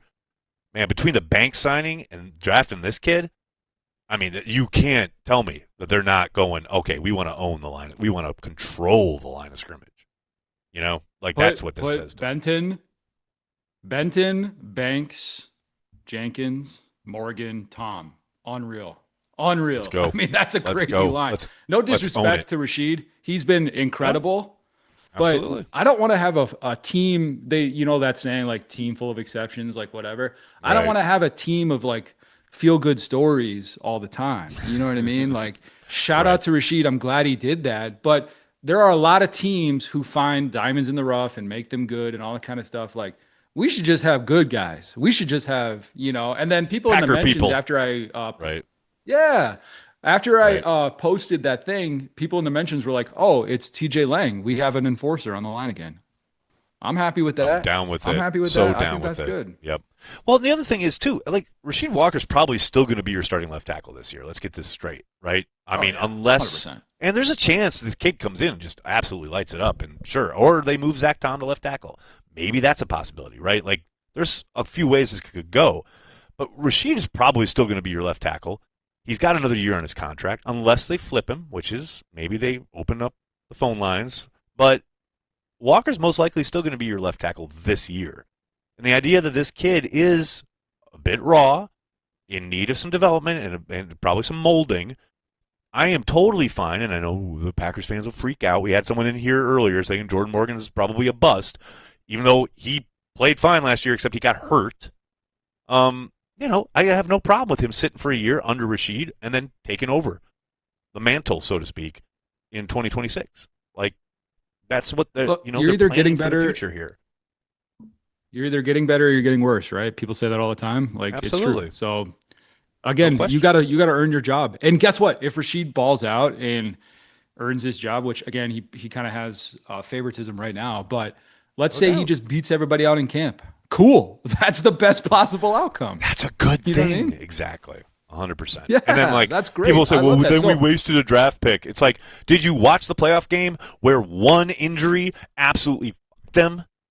Like, I'd much rather have guys on the bench that we know can come in and play this year than, we should have taken XYZ.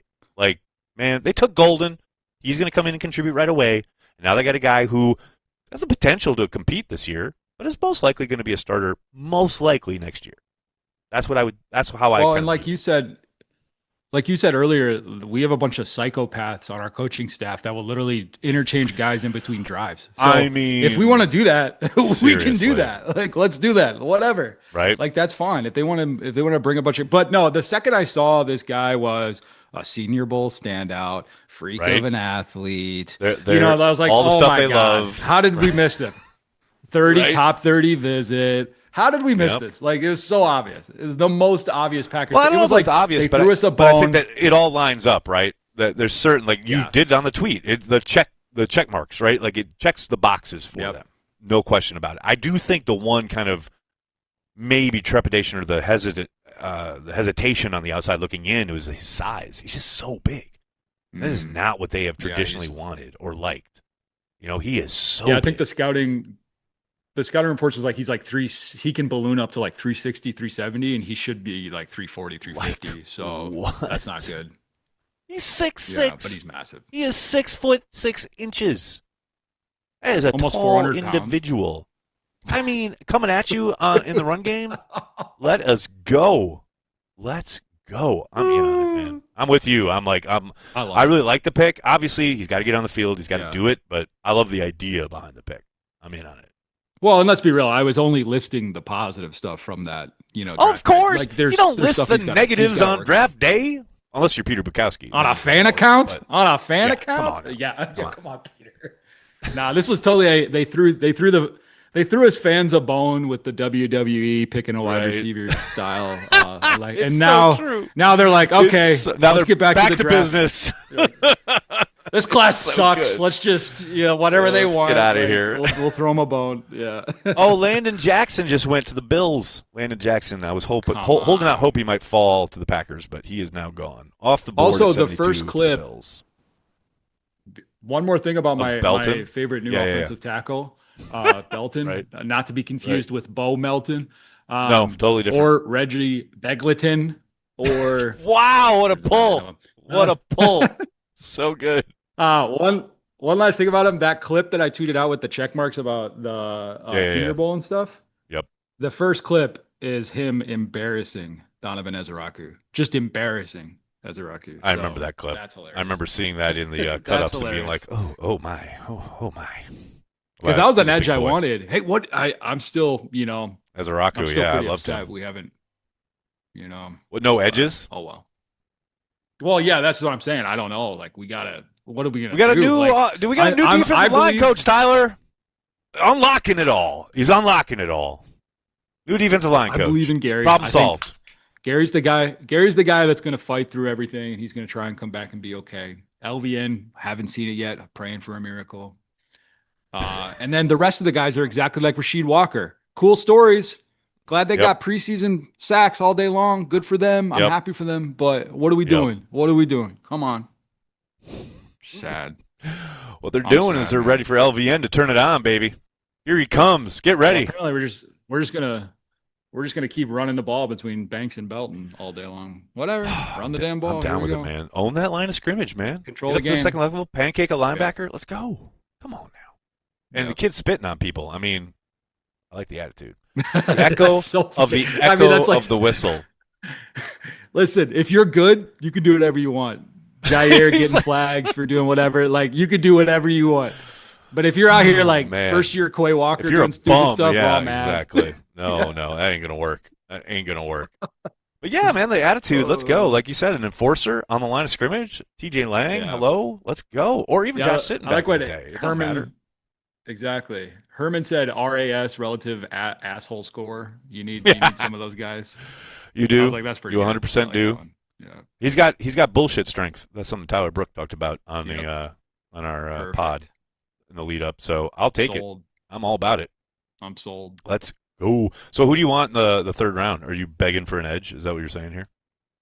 I'm just try and find some pass rush wherever you can, even if it's like D tackle or whatever. Like, I just need some. I need some pressure. I need some pass rush. I need to get to the quarterback. What's that John Gruden clip? I don't want pressures. I want sacks. I want Cam Scatterbo. Yeah, that's who I want. I want Scatterbo. That'd be in the third cool. round. I think he's such a lion, though, isn't he?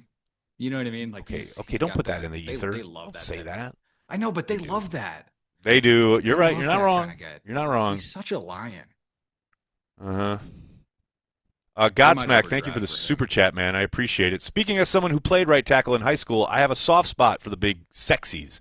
You'll never hear me piss and moan about drafting an offensive tackle. We drafted a mountain. Love it. Let's go. Let's go. Drafting mountains. Oh, we got lower thirds for Tyler Herrick. Ooh, name banner. And we got super chats. Shout out. Speaking of, there it is. I mean, the big sexies. They're not the big uglies. They're the big sexies. Kind of like Bill Schmidt. Bill Schmidt's a big sexy. I love it. Shout out Bill Schmidt. But yeah, I said it earlier, Tyler, too. The idea that everyone loves having a dominant offensive line and wants exactly that, but everyone pisses and moans when teams actually draft for that and try to build that. Like, it doesn't just happen, people. You got to build it. And the best way is to grow your own offensive line. Yeah, you got to build the trenches, right? And again, I just go back to the whole, it's nice to have guys that are playing above where they probably should. I'd rather have guys with a higher ceiling. You raise the bar, raise the ceiling, continue to get for better. the whole room, like the whole room too. That's the thing, because we keep talking about it because it's true. It's like creating that competition level, and creating more competition. That's what you want, and that's where you're breeding in your program along that line in particular.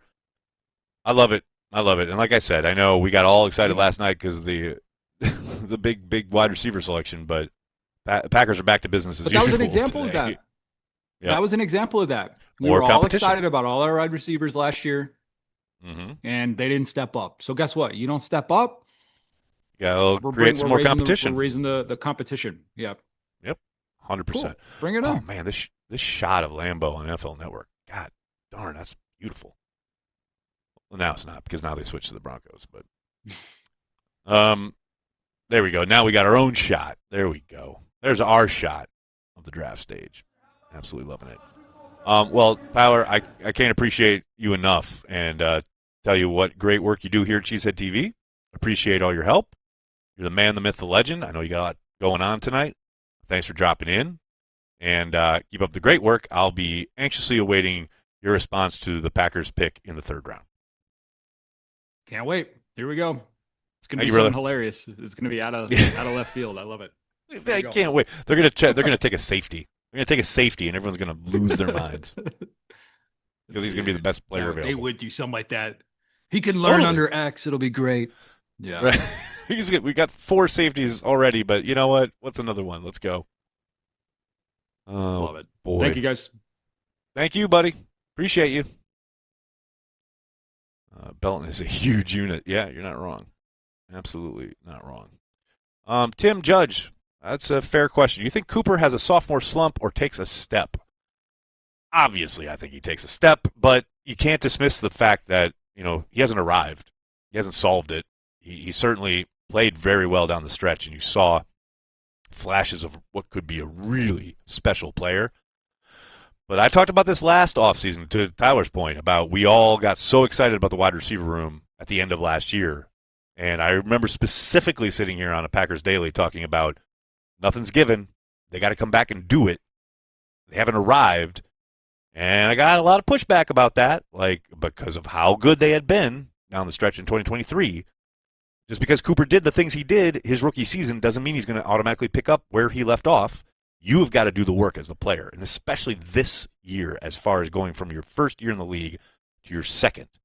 This is the offseason where the work you do and you put in matters the most, because you want to make that kind of step from showing all that promise and all that kind of potential to consistently delivering down in and down out. And like I said, you certainly saw the beginnings of that towards the end of last season. Hell, the kid won Defensive Rookie of the Month. That doesn't just happen. Obviously, he was playing very good football. But you got to keep going. And that is very much down to him, his work ethic, and how he kind of continues to progress in the league. But you talk about all the gifts, all the athleticism, everything he put on film last year. The game's not too big for him.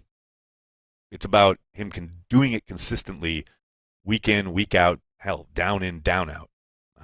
Haven't seen anything to suggest that he can't or won't do that, but that's the next step. And I'm very hopeful. Let's say that. What else we got here, folks? Tulio, they're double dipping on offensive line. Can you imagine? I can't imagine, actually. I mean, we're talking about with Tyler now, just creating competition. You want to own the line of scrimmage. You want to be productive. You want to be able to do whatever it is you want to do. All the fun stuff that we see Matt LaFleur draw up. You want Jordan Love to have some time to find a guy downfield. You want that running back to have a lane. You've got to be able to own the line of scrimmage. That's what they're building towards. I'm down with it. Timothy says, I got to say, Belton's highlights show he's dominating the college level. I mean, I think more important than the highlights you're going to find of his kind of time at school, watch the Senior Bowl stuff, because that's the first time I ever saw him. I mean, he sticks out. It's hard to miss him because he is so big. But he is an actual player who fares very well against the best competition on offer in college. That's why I'm excited. Absolutely. So now we got the Cowboys on the clock. Got here. And then Panthers, obviously still a ways away till the Packers pick again. Let me count it.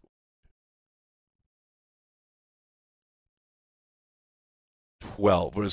So a little over 10 picks to go. So we got some time. Jim Jonas is here. What's up, Jim? How you doing, man? Hey, I'm great.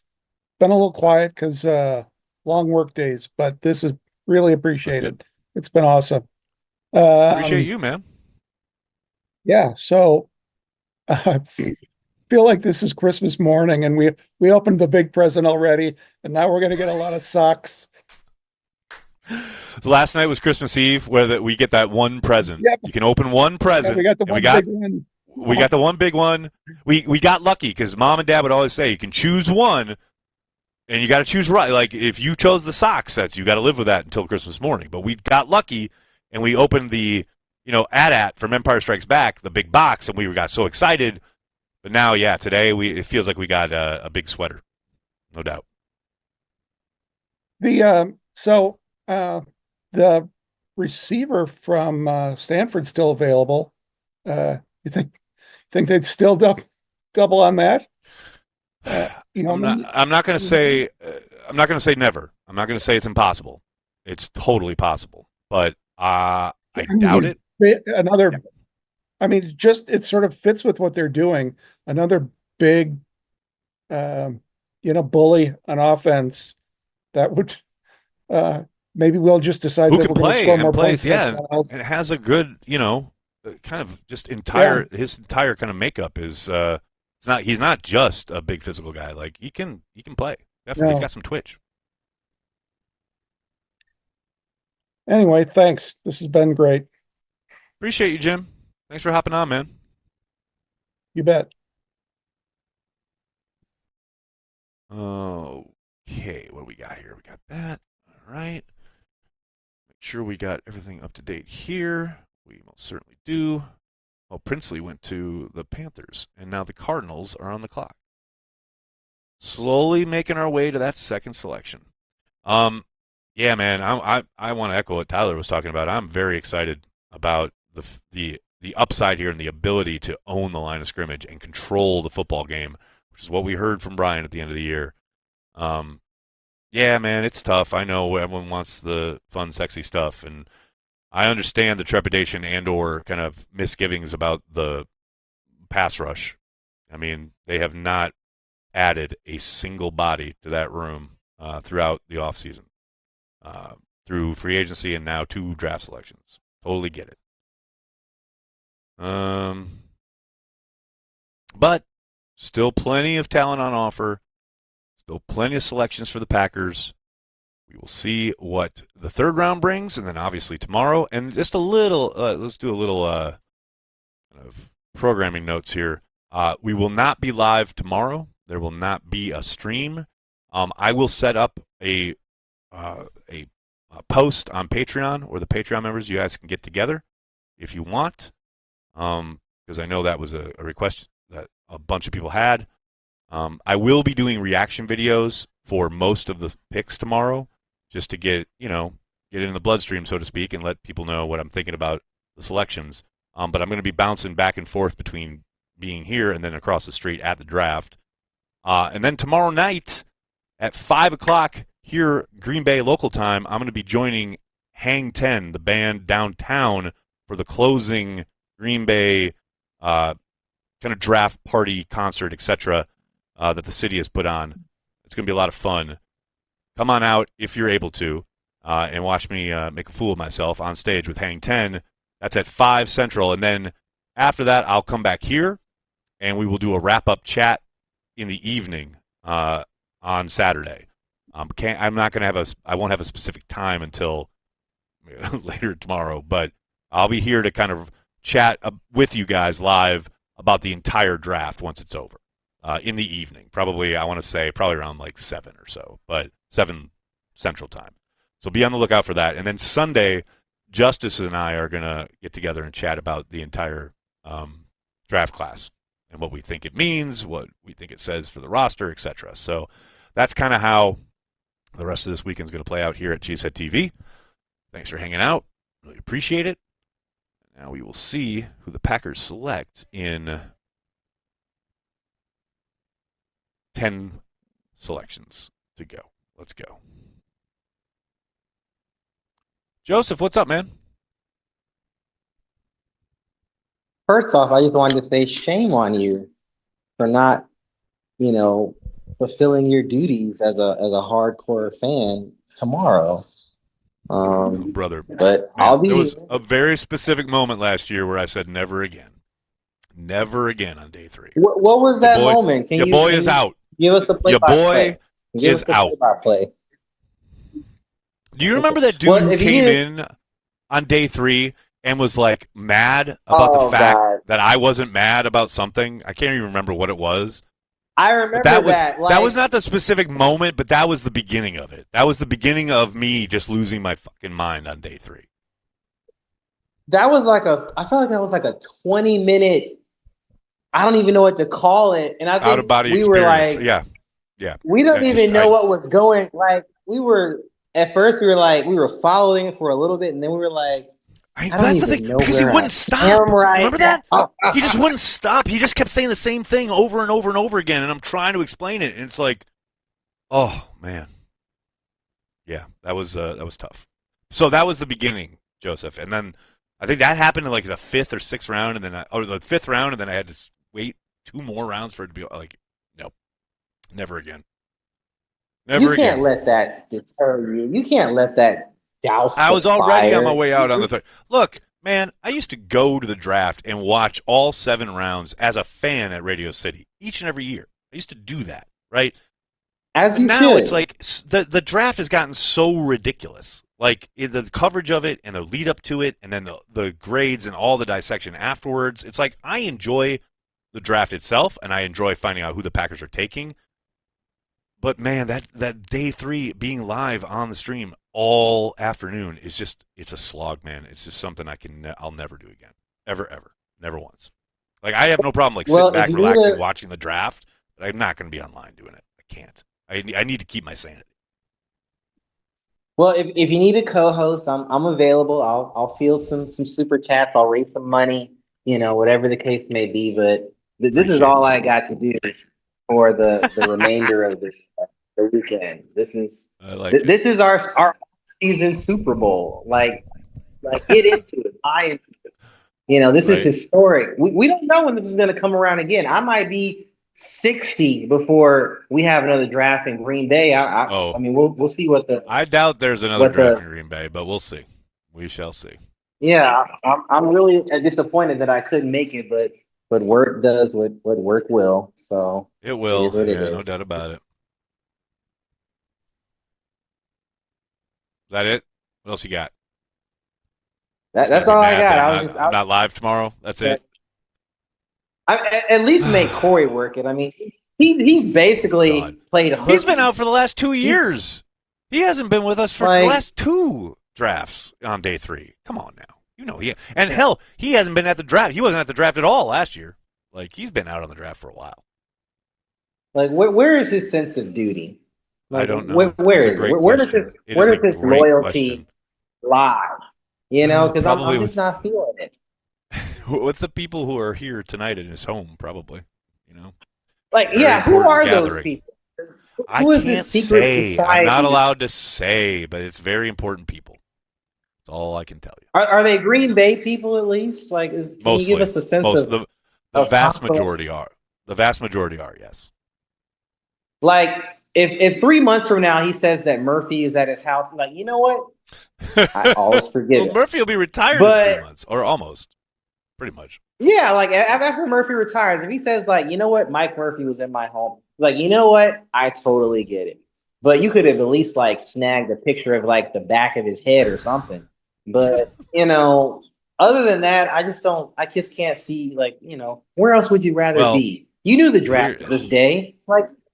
Yeah, but it's connected to the draft. This is the point. Okay. This is the draft being in Green Bay is the reason that this event that he's at in his own home is happening. Okay, well, I gotta give him a little bit of grace. Some Twitterverse pictures of him with Matthew Golden or something. Something. That ain't gonna happen. Something to placate. That ain't it. That ain't it. Fair enough. I appreciate you, Joseph. I want to give a shout out to NA Productions. Thanks for the super chat, man. I had the opportunity to record and watch a ton of Belton film during my time filming for NCSU. Dude was an absolute pancake factory. That's what I said earlier, man. And no one's going to care about where he was drafted when he's pancaking dudes and taking their souls. Like, they just are not. All right. I know we got a bunch of people with their hands up, but before we get there, hold on just 2 seconds. I want to make sure and see if my dude is still available. I think Noel Williams is still out there. And if he is, I hope he's the pick. That's who I want. I want Noel Williams. I know he's probably a 4th rounder in most people's eyes, but I want Noel Williams. That's who I'm praying for here in the 3rd round. All right, let's get back to the gallery. See what's on offer from Soder with his hand up like a gentleman. What's going on, Soder? For one, these people have no respect for the fact that the draft used to be held in the Sheraton, the Javits Center, or any other bizarre locations in Midtown. The theater at Madison Square Garden, which is literally where I watched my first draft. when Donovan McNabb got booed. 12 rounds, Those and were it was great all days. done in one day, and it was beautiful. It was beautiful. Absolutely Okay, so here's the deal. I got a boatload of people coming over tomorrow. All right. I am in the current process of making numerous chicken wing sauces. I have 3/4 of a grapefruit left. All right. I am leaning Greyhound for this. The interwebs will decide what I do with this grapefruit. Because I'm thinking a Greyhound cocktail sounds pretty damn good right about now, because I have been drinking vodka all night. Have at it, people. There you go. Let them know in the comments section. Get after it.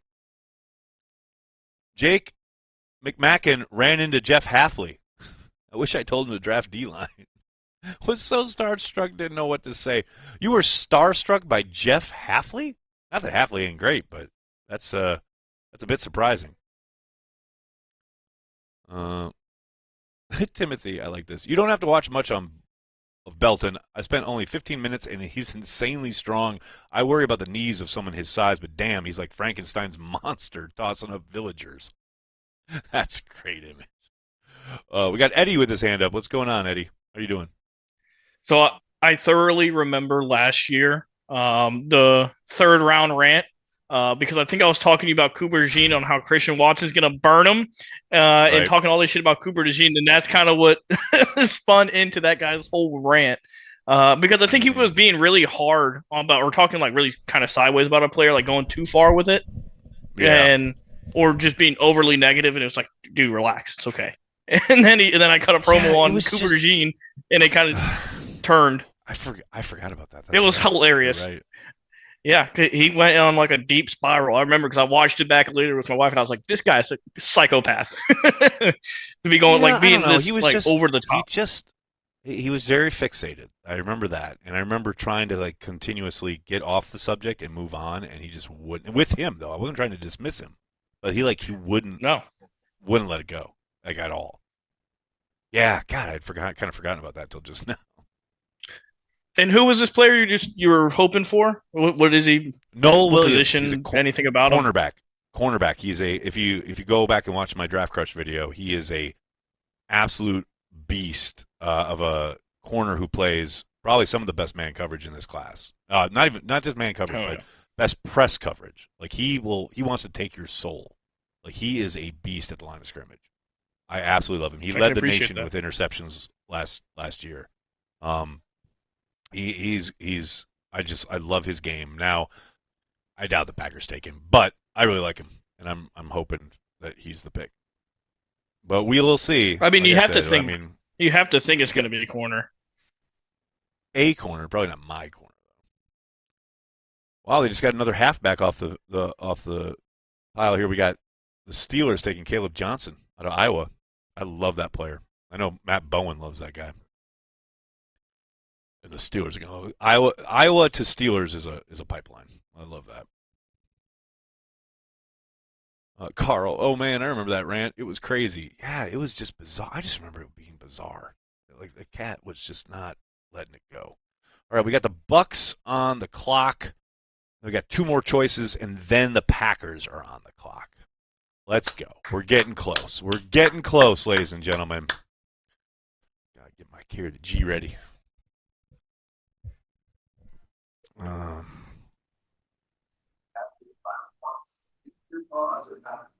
Tulio asks, been out for a big while. Amos is gone, right? What about Kobe Bryant? I'm not sure about Kobe Bryant. I think he's gone, but I know Amos is gone, yeah. Amos is no longer available. He went a little while ago, actually. But Kobe and Melo are still available. There you go. There you go. No Amos, but the others are there. Len, what's going on, man? How you doing? Not to beat a dead horse, but with Pittsburgh not taking Sanders there, and New Orleans passing on Sanders at 4 a couple picks ago, this guy just keeps on slipping and falling, huh? I mean, kind of surprising considering how the media said. The perception from the media would make it seem like he's falling, but I get the sense that teams have been on this tip the whole time. I mean, Look, Man. the warts, so to speak, are real evident. You know, the taking of all the sacks, the need to speed up. But the problem that I have with some of the kind of criticisms of his game are like what he was working with, especially up front. I mean, it was an absolute sieve in front of him, and I would love to see him be able to operate in an offense with a actual offensive line. Now, look, I get like you still got to develop him. Like I don't think he's anywhere near ready to come in and lead a team in the NFL day one and be on the field, especially if it's a team that's rebuilding or something like that. But he's got talent. I mean, you can't deny how talented he is, and there's definitely a fit for him somewhere in the league to be, you know, to end up as a really good player. But he's going to have to take a little bit of time. He's going to have to develop. There's zero doubt about that. And I think the media did him a bit of a disservice, kind of really latching on to obviously the Dion thing. That's always going to be part of it, but just kind of somewhat pumping him up. I talked to a couple people at the combine about this exact thing. I mean, the fact that I remember, I don't want to say who it was because they can speak for themselves, but we were all saying, it was three of us, and we were saying like it feels like the draft media is really doing him a disservice, and I think this weekend is kind of proving that out. You know, I think this is how the NFL sees him, and I think that is nothing wrong with that. You can still come in and be a really good football player and learn and develop and grow, and hopefully what this does is put him in a spot where he's able to kind of just really focus on his game and getting better and getting consistent at the NFL level. And there's nothing wrong with that. And he could turn out great. And he could have a baller-ass career in the NFL. And that would be dope, right? But, man, the expectations that were there heading into the weekend, whew, they were certainly askew comparative to how the league sees him. No doubt about that.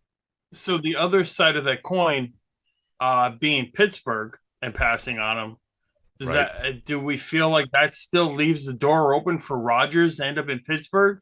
Oh, 100%. And also dragging out the scheduling process for the NFL, meaning they're waiting on finding out if Rodgers. There's no dragging it out. May 14th. Schedule's out May 14th. Come hell or high water. Oh, there's a date. Yep, May 14th. Okay, I hadn't heard that. Okay, so we have a date. Yep. Okay. May 14th is coming. Because I did read that. I had read that they were saying that, you know, they were kind of waiting to figure out if they were going to put that game on Monday Night Football between the Packers and the Steelers. If Rodgers was, you know, with the Steelers at that point. I think if you're the NFL, especially, like, this Packers Steelers is always going to be a draw. Those are two of the most hardcore fan bases that always do numbers, and both of those fan bases travel really super well. And yeah, if it's in Pittsburgh, which is what they probably would prefer, Packers fans will absolutely be there, and that will be an event regardless of Aaron Rodgers, right? Like, that is going to be a big game no matter what. But you add Aaron Rodgers, and then, like, yes, it turns it into supernova. But I think even if they get to May 14th and they still don't have an answer from Rodgers, okay, so they put it, like, in a 4:25 window on the East Coast rather than an 8 p.m. window. But that will be a featured game, regardless of whether Aaron Rodgers is there or not. If he is, obviously that takes it up a notch. But if he's not, then they'll probably be in Ireland. We'll see. I just remember when the schedule would come out before the draft, and we would I know. miss those days so much. I miss that. They just drag it out. Well, because it doesn't, you know, they want another tent pole. They want another media moment where they can create a ton of headlines and create a bunch of content. That's why they have their schedule release show, right? So they push it back as far as they can so that they have the combine, and then they have, you know, a stretch, and then they have the draft, which is the real big tent pole, and then they have a stretch, and then they have the schedule. It's all part of their design to make sure that they're 365. You know, the one reprieve we ever get from the NFL is after those OTAs are over, the mini camps are over. You have that like 3-week window, right, in June into July, and then we're back to training camp, and away we go. So that the whole thing with the schedule is all about keeping that kind of tent over the offseason as much as possible because they have the longest offseason. You know, they don't play 100 fucking games like everybody else. Like, they have this huge ass offseason. It makes all the sense in the world for them to do it. I hate it, but I get why they do it.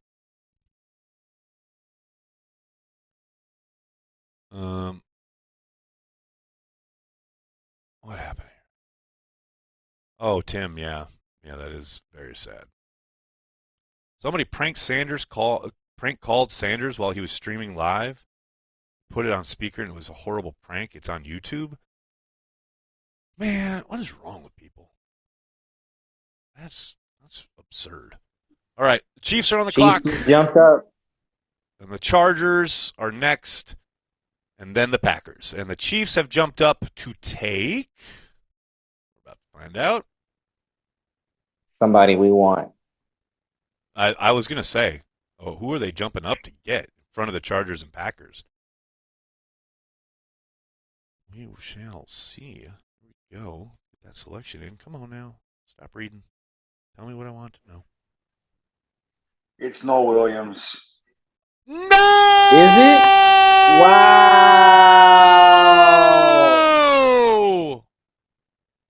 I didn't want to say it, but I was like, yeah, I feel like that's what it is.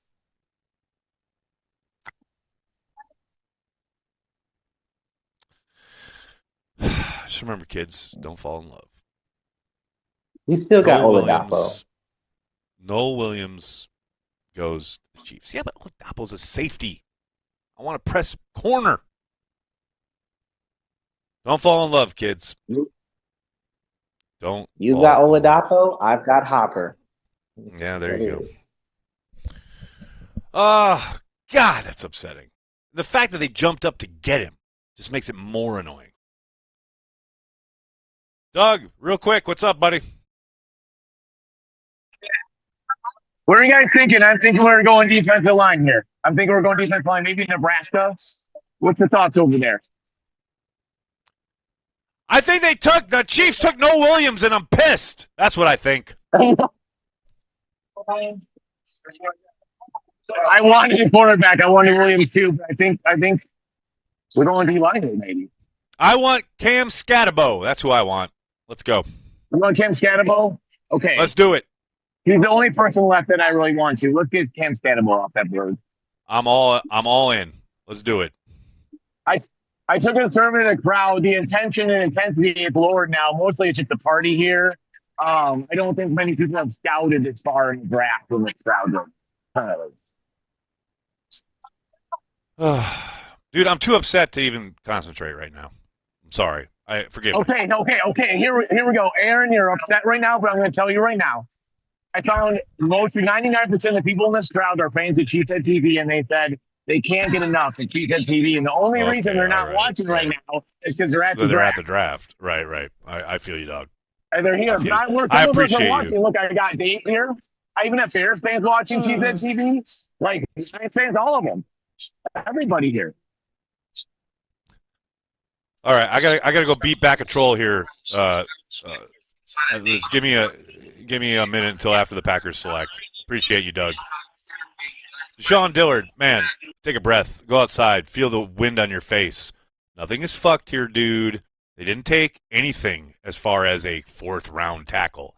They took a guy they really like, and they're going to bring him in, and he's going to dominate and pancake people, and you're going to be loving it. And those are always my favorites. The people who are crying and complain about the draft, and then when those guys go out and perform well, they're all in and like, oh, yeah, they're great.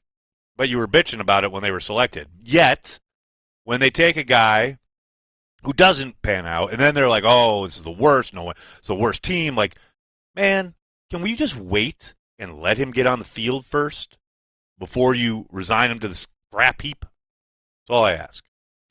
All right, Packers are on the clock. Let's go. Let's go. Give me the shot of the stage. Give me that shot. Give me that shot.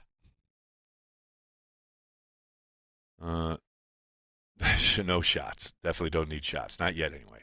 Dustin Logan, thank you for the super chat. Scatabo is loved on Shadow Lane. You are darn right, sir. You are absolutely right. Mitchell says the Chiefs jumped us to take Noel. Probably. Oh. God, that's annoying. That is so annoying. I got to shake this one off. This one's really sticking in my craw. Like way worse than Kenneth Grant. This is pissing me off. Just because the Chiefs. Take a shot, Aaron. Take a shot. Take a shot. No. I'll tell you what. I'm going to take a shot when I do. I'll do a post kind of wrap up chat after we get done with this Packer selection. I'm going to regroup. Probably going to stop the stream, and then I'm going to come back and we'll do a day 1 and 2 wrap up chat.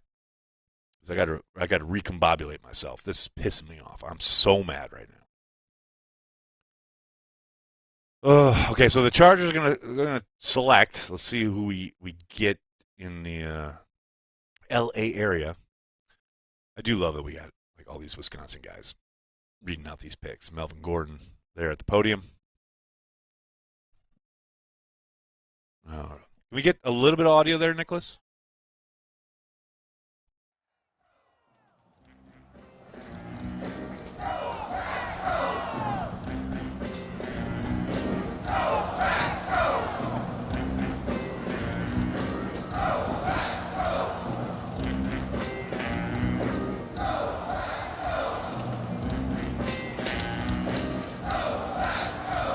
Pick is already in. Here we go. Oh, turn it down. The run gonna goes tagged. As much as I love that song, and I want to hear it, I suspect that would get us tagged. The pick is in, ladies and gentlemen. The Packers wasting no time. Let's go. Oh, that's awesome. I can hear Rundgren across the street. That's awesome. Let's do it, people. Who have the Packers selected? I'm so. What if they take the Stanford kid? Come on now. Let's go. Or Jalen Royals. Let's double up on wide receiver. Let's go. Let's outscore everybody. CJ West is still there. CJ West is a possibility. What do you think, Joseph? CJ West, Indiana? Build up that defensive line. Let's go, baby. For me, it's a little early. But yeah, but I mean, according to everybody else, the tackle's a little early. We're running out of defensive tackles. Honestly, my defensive tackle board is blitter. I know somebody mentioned Ty Robinson. To me, it's a little early for him. Caldwell just went to the Chargers.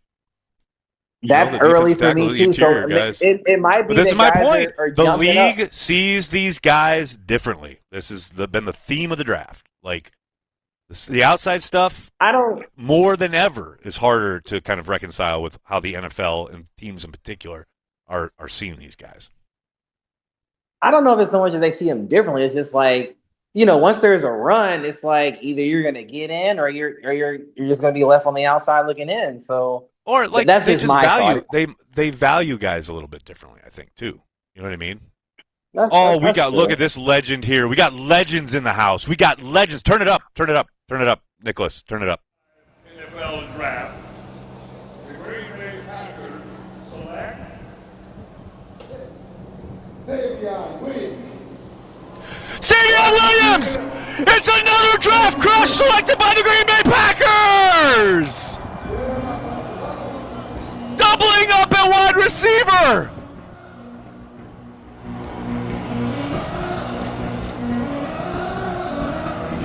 Are we serious right now? Did I just hear that correctly? Got Dave Robinson reading it off with Jerry Kramer up on the Savion Williams. Let's go! We are so back! We are so back!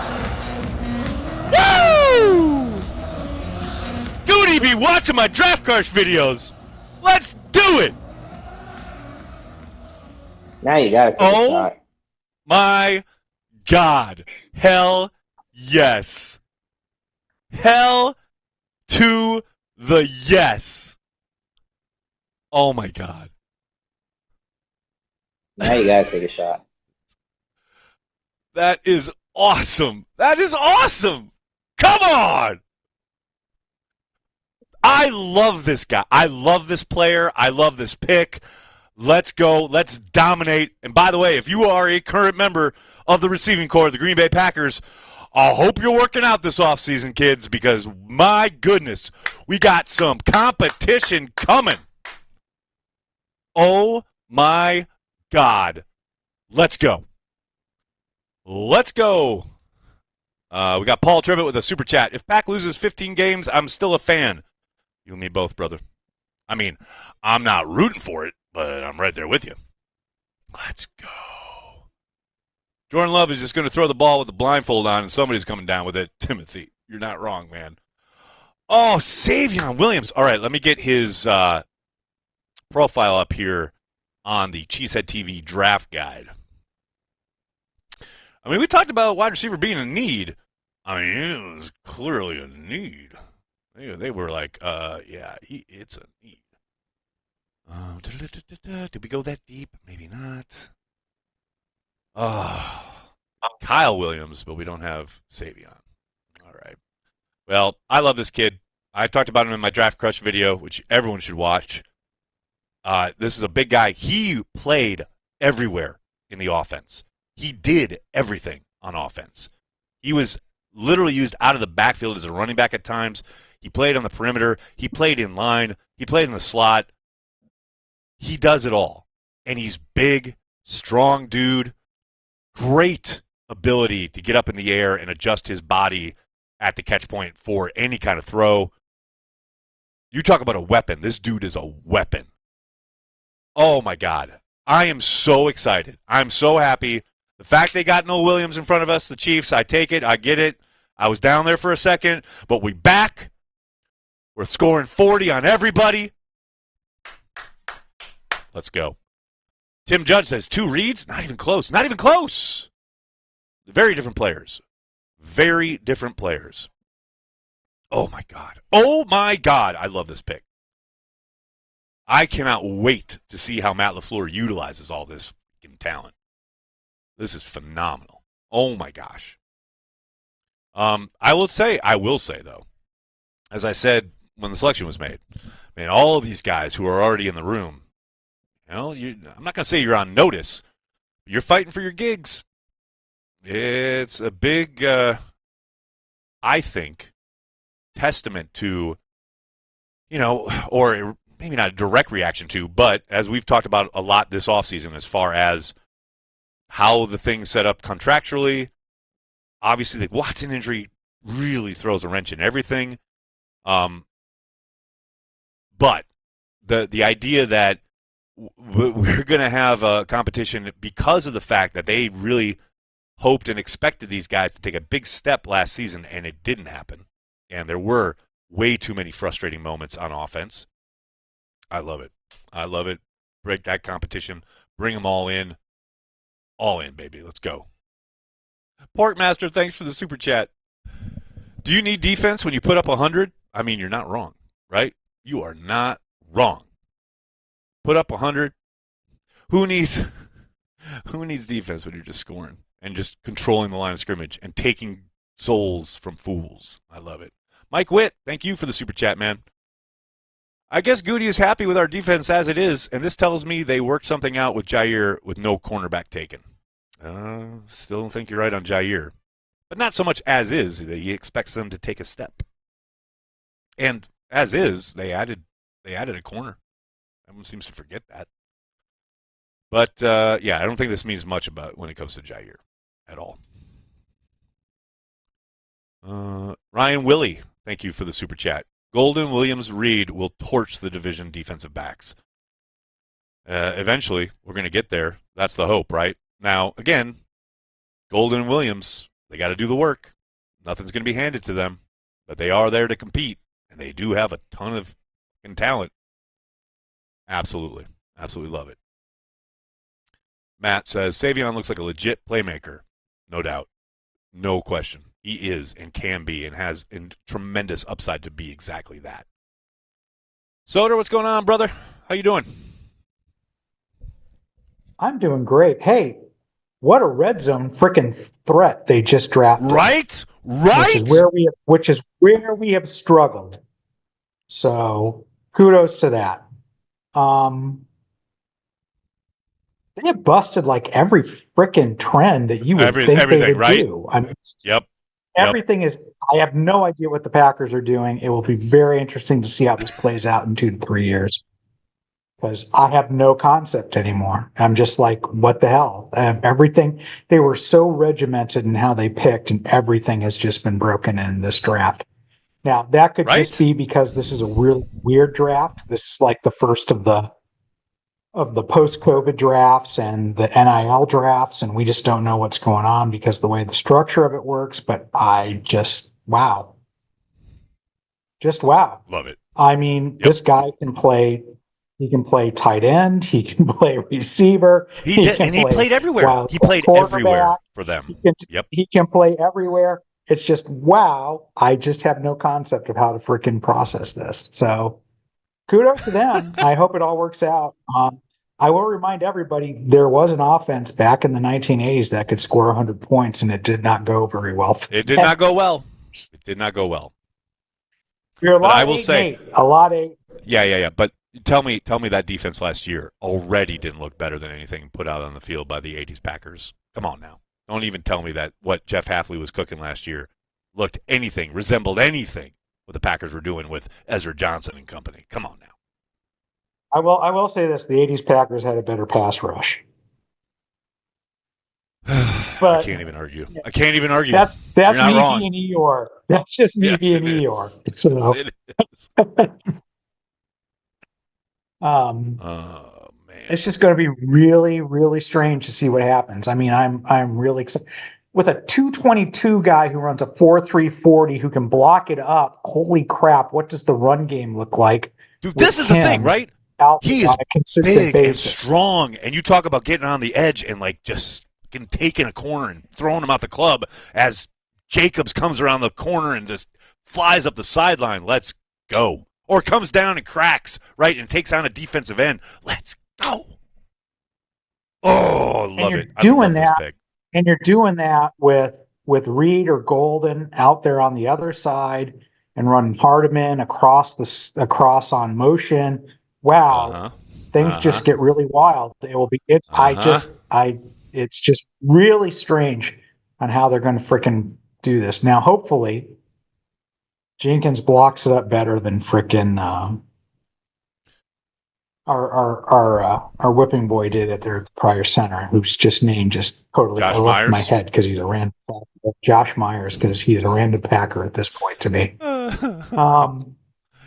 But wow, I mean, it is just deep. Wow, I have no concept of what next year is going to look like. It is kind of actually really freaking That's cool.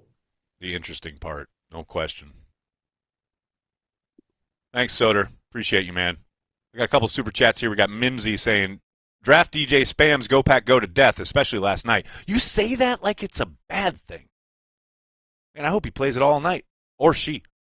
All night, all day. Let's go. Also, Mimsy, thank you. Where art thou, Romeo? Bottom of the depth chart. No. See, this is the thing. They got to do it. They don't get to come to Green Bay and get handed a job or a place on the depth chart. Romeo's the most experienced dude out there week one, and he's going to get his, and he's productive and consistent. I understand there's like some trepidation around him in some quarters of the fan base, but still a really valuable player. He's not going anywhere. Not this year. Like, although I say that, I'll watch him trade him in like 5 minutes or something like that. But still, like, going to be a big part of the Packers offense in 2025. Now, 2026, we'll see. I'm not so sure about that one. I'm so happy right now. Oh my God. By the way, Williams also has experience as a kick returner. They just keep adding returners. Let's go. Oh, Carl, thanks for the super chat. Our defense finished 2024 13th passing, 8th rushing, 6th in total defense. Did fans forget? Adding depth on defense tomorrow. Love the picks today. I don't think they forgot, Carl. I think certainly the specter of watching the four-man rush go absolutely nowhere is fresh in a lot of people's minds. And that doesn't mean that they can't improve from within, which is clearly the plan. It's just something I definitely understand why people might be a little trepidatious about the defensive side of the ball. Sorry, I'm getting a text from inside 1265 Lombardi right now. Give me 2 seconds.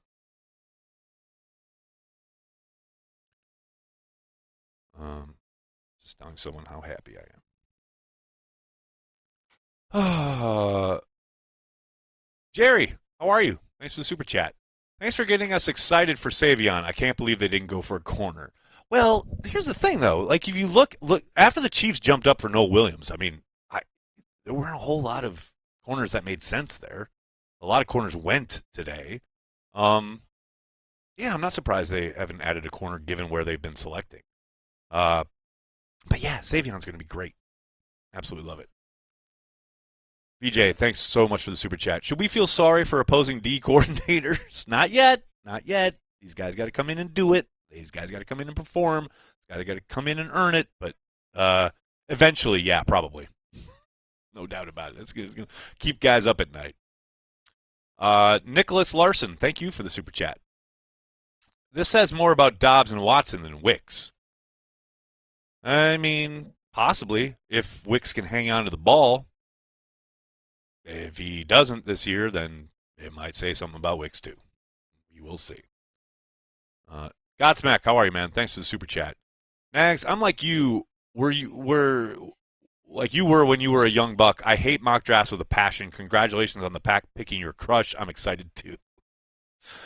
Oh, so excited. So excited. Thank you, brother. And I hear you about mock drafts, no doubt about it. Ryback, 48, thank you for the super chat. Just watched highlights on Williams. Wow, LaFleur will have fun using that kid. I very much agree.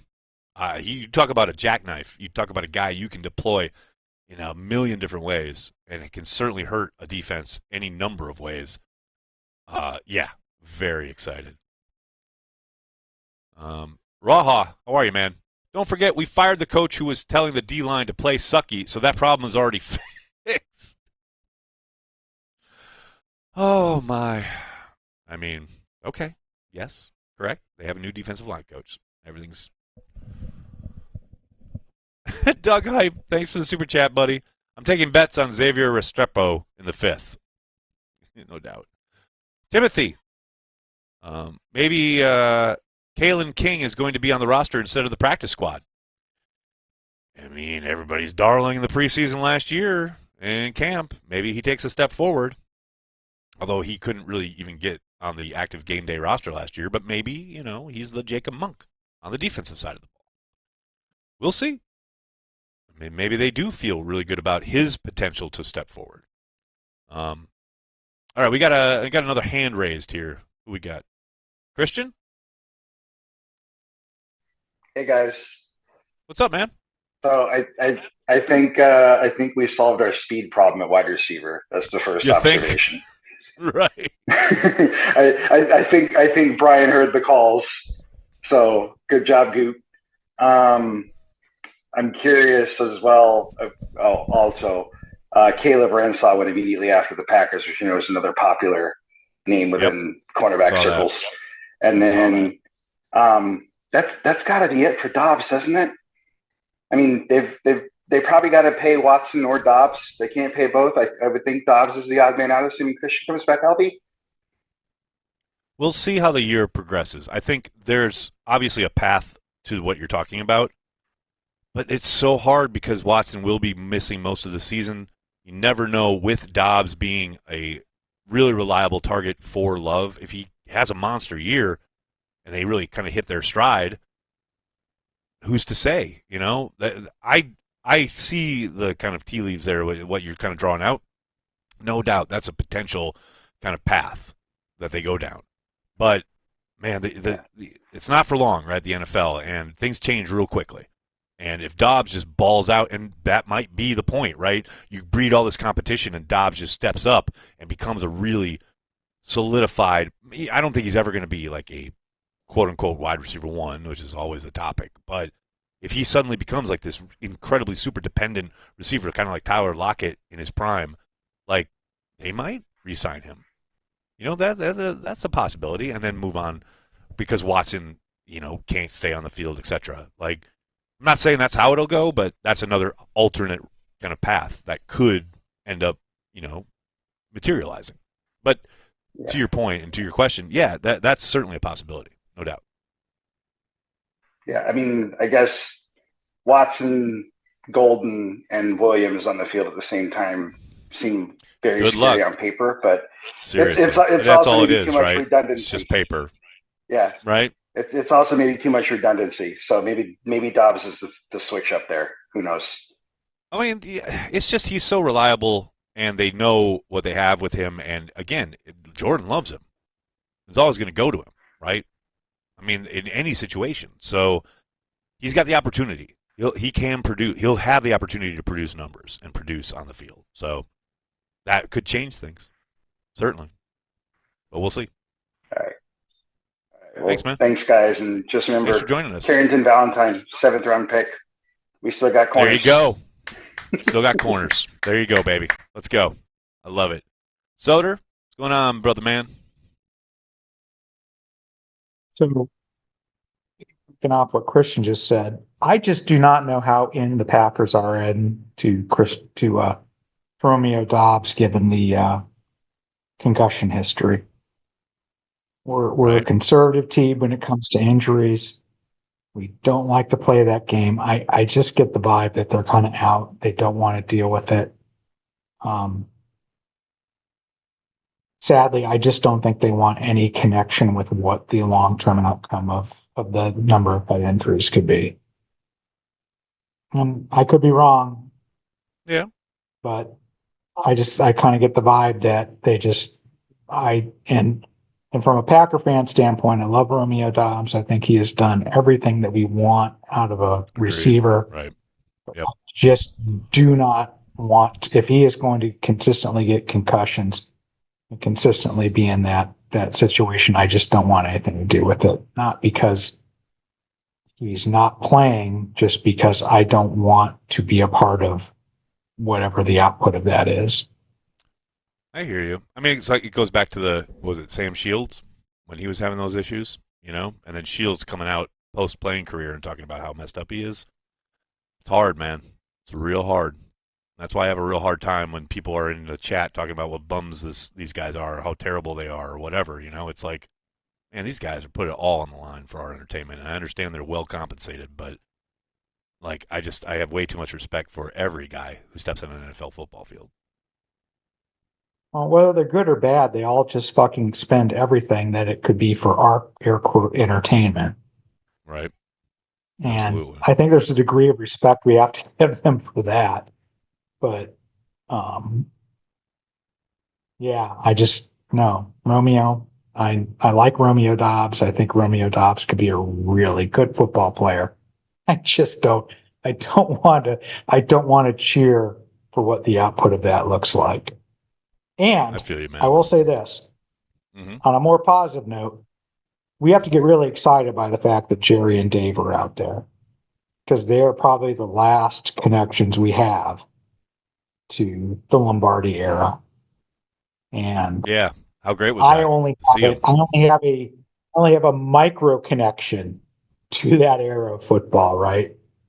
My introduction to Packer football is much more John Brockington and crappy quarterback play, and oh my God, 8-8. But wow, what a treat it was to sit there and see two of the all-time greatest Packer football players out there on the stage announcing a draft pick, and that's just probably not going to happen very much anymore. So kudos to them. By gosh. Amen, brother. I want to give a shout out to George. Thank you for the super chat. There will be fierce competition in the wide receiver room. You are not incorrect, sir. In fact, yes, the competition and the fierceness of it is absolutely the point. No doubt about it. Thank you, man. McGokey, I know I'm not pronouncing that right, but what a handle. Thank you for the super chat. Not top round cornerback, but Hobbs, Valentine, and Nixon aren't exactly Ladarius Gunter. Thank you. You wouldn't know that reading the chat, but yes, you are correct. And you can work and win with them. No doubt about it. Thank you, man. Taylor Herring, thank you for the super chat. Hot take, Savion will be number one wide receiver by end of the season. Whoa. Slow down. You move too fast. last.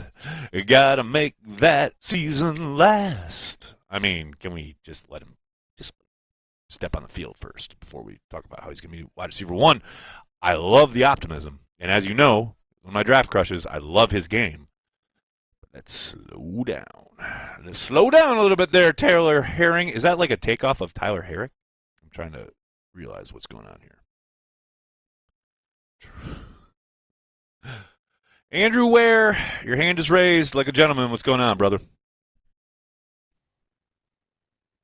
Hey, what's up? What's up? Just had to duck into our room real quick. My kid's still up, so wish me luck tomorrow. Nice. Yeah, I mean, goddamn, not again. This is where's Goody? Man, Goody. What have they Let's done be with real. Brian Like, Gutekunst? where has logical. I'm not. No, I'm. Don't get me wrong. I'm joking. I'm joking. But like, where has I he know. gone? I know Where you have are. we done with him? No, I I love it. mean, I'm loving it, though. I can't believe it. But I do think Sutter's onto something about Dobbs. I don't think it's not even that they don't want to deal with it as much as like if he gets a concussion within the first half of the season, he's probably going on short-term IR simply because of the back-to-back nature of them, and that's a problem. Jaden Reed can't, Wicks can't deal by themselves, and so we addressed a need for sure. I think we're all surprised by it, but I think more so. I mean, I love Christian Watson, everything about him. I love that guy. Right Man, there with you. I wish he could stay healthy. I wish he could stay healthy. But the Yep. truth is, how many times have we seen wide receivers come off of an ACL and take another injury just because they're trying to adjust and correct and all that stuff? And Compensating it and seems like yeah, Watson no doubt. is, I mean, if I'm on the outside, who knows, as someone who knows nothing about football, is thinking Watson stays healthy for the remainder of the season, even after he's back, I'll be very, very pleasantly surprised, because I'm thinking, oh man, he's gonna tweak something, something's gonna happen just simply because You're it's always hard to kind of come holding back your from breath that. when he's on the field, right? I mean, that's the thing. And Yeah, it's frustrating, and you yeah, hate it, and you want because he's so dynamic and so talented and powerful and all these things. But yeah, you're constantly living with, oh, is this the play? Is this the rep yeah, where like he ends up on the ground and doesn't get up? And obviously that can happen to anyone yeah, at any time, but it happens with him constantly. So yeah, I get it. yeah, exactly. So that I'm more thinking it means, unfortunately, it means that we're probably not re-signing him, next year. But Right. I could be wrong. I think Dobbs will. I mean, obviously, there we haven't hit OTAs yet, right? There's it's a long way to go before we crown these guys number one wide receiver or anything like that. But if one of them emerges as whatever you want to call it, because I don't think the naming really matters, but I think Dobbs will thrive. Because I think, truth be told, I Dobbs isn't I a agree. true I agree. number one guy, and I don't think he wants to Yeah. be. I think he will thrive in a role like when him and Watson were healthy.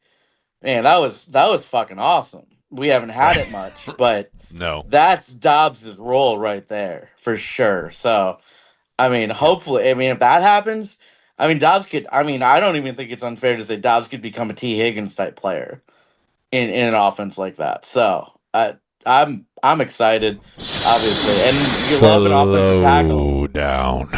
That is a monster jump. That is a monster jump. Look, I love Romeo Dobbs, dude, but man, they are in different worlds as receivers and players. That is fair enough. Now the production might and I be love- similar. The production could be in the neighborhood like that. I'm not dismissing that idea, right? Yeah. They could potentially do enough on offense where he gets that kind of production, but it won't be in the same manner, and it won't be anywhere near the type of plays and player that Higgins is. Like no, that's going to be different. Yeah, that's fair. That's fair. Sorry, I got ahead of myself. That's all right. I love got the it. tackle pick. Love the tackle pick. Protect our Yes. quarterback and fucking Own run that people up ball. front. Let's Let's go. fucking do it. Man, Absolutely love let's not be a Rasheed Walker or sorry, not Rasheed Walker. Alton Jenkins going down to the playoff again. Let's not have that Yes. same problem. Nope. You know, let's Nope. address that problem right there. And man, I mean, I know the chat's saying stuff about the corners, but there's a lot of draft left. A Chat's lot always of draft. saying stuff by the corners. That's just what the A chat lot does. of draft That's where the left. chat lives. I think tomorrow we're gonna see some defensive tackles. I thought we were gonna double up, but I don't think we will. I don't know if we will now on defensive tackles. We'll see. We'll see. Possibility. We'll see. Thanks, man. Thank you, Andrew. Appreciate you, man. Nice shirt. Oh yeah, I got it at Eddie. Lambeau. Eddie, your hands up. What's going on, brother? This is absolute anarchy, and I'm all the way here for it. With taking the second receiver, it just like if you take the playoff game and you're saying I'm gonna just everything that happened in that game where we lost We're gonna make sure it does not happen receivers, again. Make sure it happens again. Who cares about the rest of the year? Just that singular game. It's just hilarious that they're kind of focusing based off of just what happened in that game. Even though you always have to add talent to a room, as always. Yeah. But that guy's crazy. I mean, that's insane. I'm all here for the anarchy and the doing what other flashy teams do a lot of that you see, where they just take multiple receivers, and it's like, God, I wish we could do that. But it always turns out that we were right. Guess what? Didn't not taking them. I love it. I mean, anarchy. I'm here. I don't know about anarchy. Obviously, they have a plan, but man, it's exciting. I'm very excited. I can't wipe this grin off my face. I love this kid. I love this pick, and I love, like you said, it's gone so against type. Like, it has not gone to expectation for the most part. Now, the only thing with the tackle is, like, I thought they'd take a tackle. I didn't think they'd take this tackle. But outside of that, like, it's been such a curveball draft, and I absolutely love it. Thanks, Eddie. Appreciate you, man. I got here. Godsmack, thanks for the super chat. With the selections of Catano, Ladapo, and Savion Williams, we'll have to change the name of the show to Nagler's Always Right.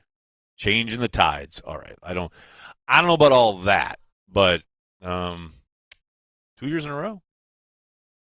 The tides are turning in that regard, no doubt about it. Doug Hype, thanks for the super chat. We forgot the Packer wide receivers legends are drafted in round 7. Jimmy Horn Jr., future Packers all-time receiving leader. Okay, little Saints callback. I love it. Let's go. And then Taylor, thank you for the super chat. It's my real name, I swear, Nags. Who's number 1 wide receiver now? Oh boy, don't get me started on one. I'm with Matt LaFleur. Every time I hear wide receiver 1, I want to vomit. Man, whoever catches the ball, that's wide receiver 1. Let's go with that. All right, I think we had another hand raised here. Let's get back to the gallery, as it were. Who we got? What's going on? We got Jim with his hand up. What's going on, Jim? I just want to say I can't wait for Goody's press conference. You know, I think the first question should be, if you're okay, blink twice. Nice. I mean, it definitely feels out of character for the most part. No doubt about that. Yeah. I mean, you know, I mean, I'm not complaining. Don't get me wrong. I think these are great choices. I feel you. I was just expecting, like, you know, some defensive help. Well, you know, and there's still plenty of rounds for them to address that particular thing. You know? We'll see. But here's the thing. I can't take credit for this because I think someone in the chat said this, but, like, all the issues they had in that playoff game and all the reasons they lost in that playoff game have been addressed so far in this draft. Like, the defense, for the most part, did its job in that game and kept them in it and kept them certainly with an ability to win the game if the offense had been able to get out of their own way at all, especially been able to block anything up front, and then certainly the wide receivers with drops and injuries and et cetera. Like, man, I get it. I get that the defense needs help and needs to continue to grow and develop, but it was the offense that was really disappointing last year, much more so than the defense. True, but I would like to see Jeff Hafley run the defense that he wants to run, which is rush 4 and, Yeah, cover but forever, everybody right? wants that. Everybody wants that. And if you can't force it to be like, okay, we've now got these 4 guys who win consistently all the time up front, let's just go. I mean, that's where the Eagles landed last year, but that was after years of cultivating the roster, right? There's zero doubt that Well, I'm greedy. I want they it have got to be now. able to get after it with 4. Like, that's the dream of every NFL defensive coordinator. Like, that's not new. That's football, right? But they, obviously are counting on that development from within and the idea that it's another year. Hafley has undoubtedly looked at everything he did and called and situationally, looked at everything from last year and thought, okay, how do I both move on and do new things and try and utilize the talent I have on hand, but also all that sim pressure stuff, maybe he expands that package because he knows he might have to utilize it a little bit more than he expected heading into last year. Well, I do wonder if, deploying the guys they have in a different way wouldn't make a difference, like moving Kennedy to nose. Yep. There's that. You There's know, certainly that. getting LVN some more reps so that he can actually learn how to play That would be nice. Good. Very much agreed. Anywho, that's all I got. Appreciate you, man. Don't think I'm like dismissive of the defensive concern because I understand it. No doubt about it. We saw way too much of the defensive line playing patty cake with offensive linemen last year. Now, obviously, they very much believe in the guys they have, and they think, the addition of a new defensive voice for that room is going to make a difference. No doubt about it. All right. We got Soder. What's going on, Soder, buddy? Backing off of what Tim just talked about it is kind of interesting is that what it could be just the way the board fell, but it feels like they feel like the offense was the problem last year. And I can actually see that because the offense did not show up against higher quality opponents. And it is just fascinating to me that they just go, we've got to get better offensively than we do need to be defensively. From a team that was consistently putting up 25 to 30 points at the later half of the season, it's just yeah, wow. but there's some caveats there, though. It's like, Empty and some of calories. that was against the Saints, who were completely out of it at that point. Some of it was against the Yeah. Vikings after going down by multiple scores at half, and the Vikings completely changing their MO on defense. You know what I mean? Like, it's Yeah, just no. hard to look at I the agree. way they were operating on offense and think, they could just keep doing that and be successful. I mean, Hold you on, don't ladies put and gentlemen. 30 Corey up. Behnke I mean, is, if you're, Corey even if Behnke you're is speaking. garbage, Hold you on. put 30 up. From the yeah. I was just going to ask if you want to do the drone thing. How do we not, right? And live stream it? Yeah, absolutely.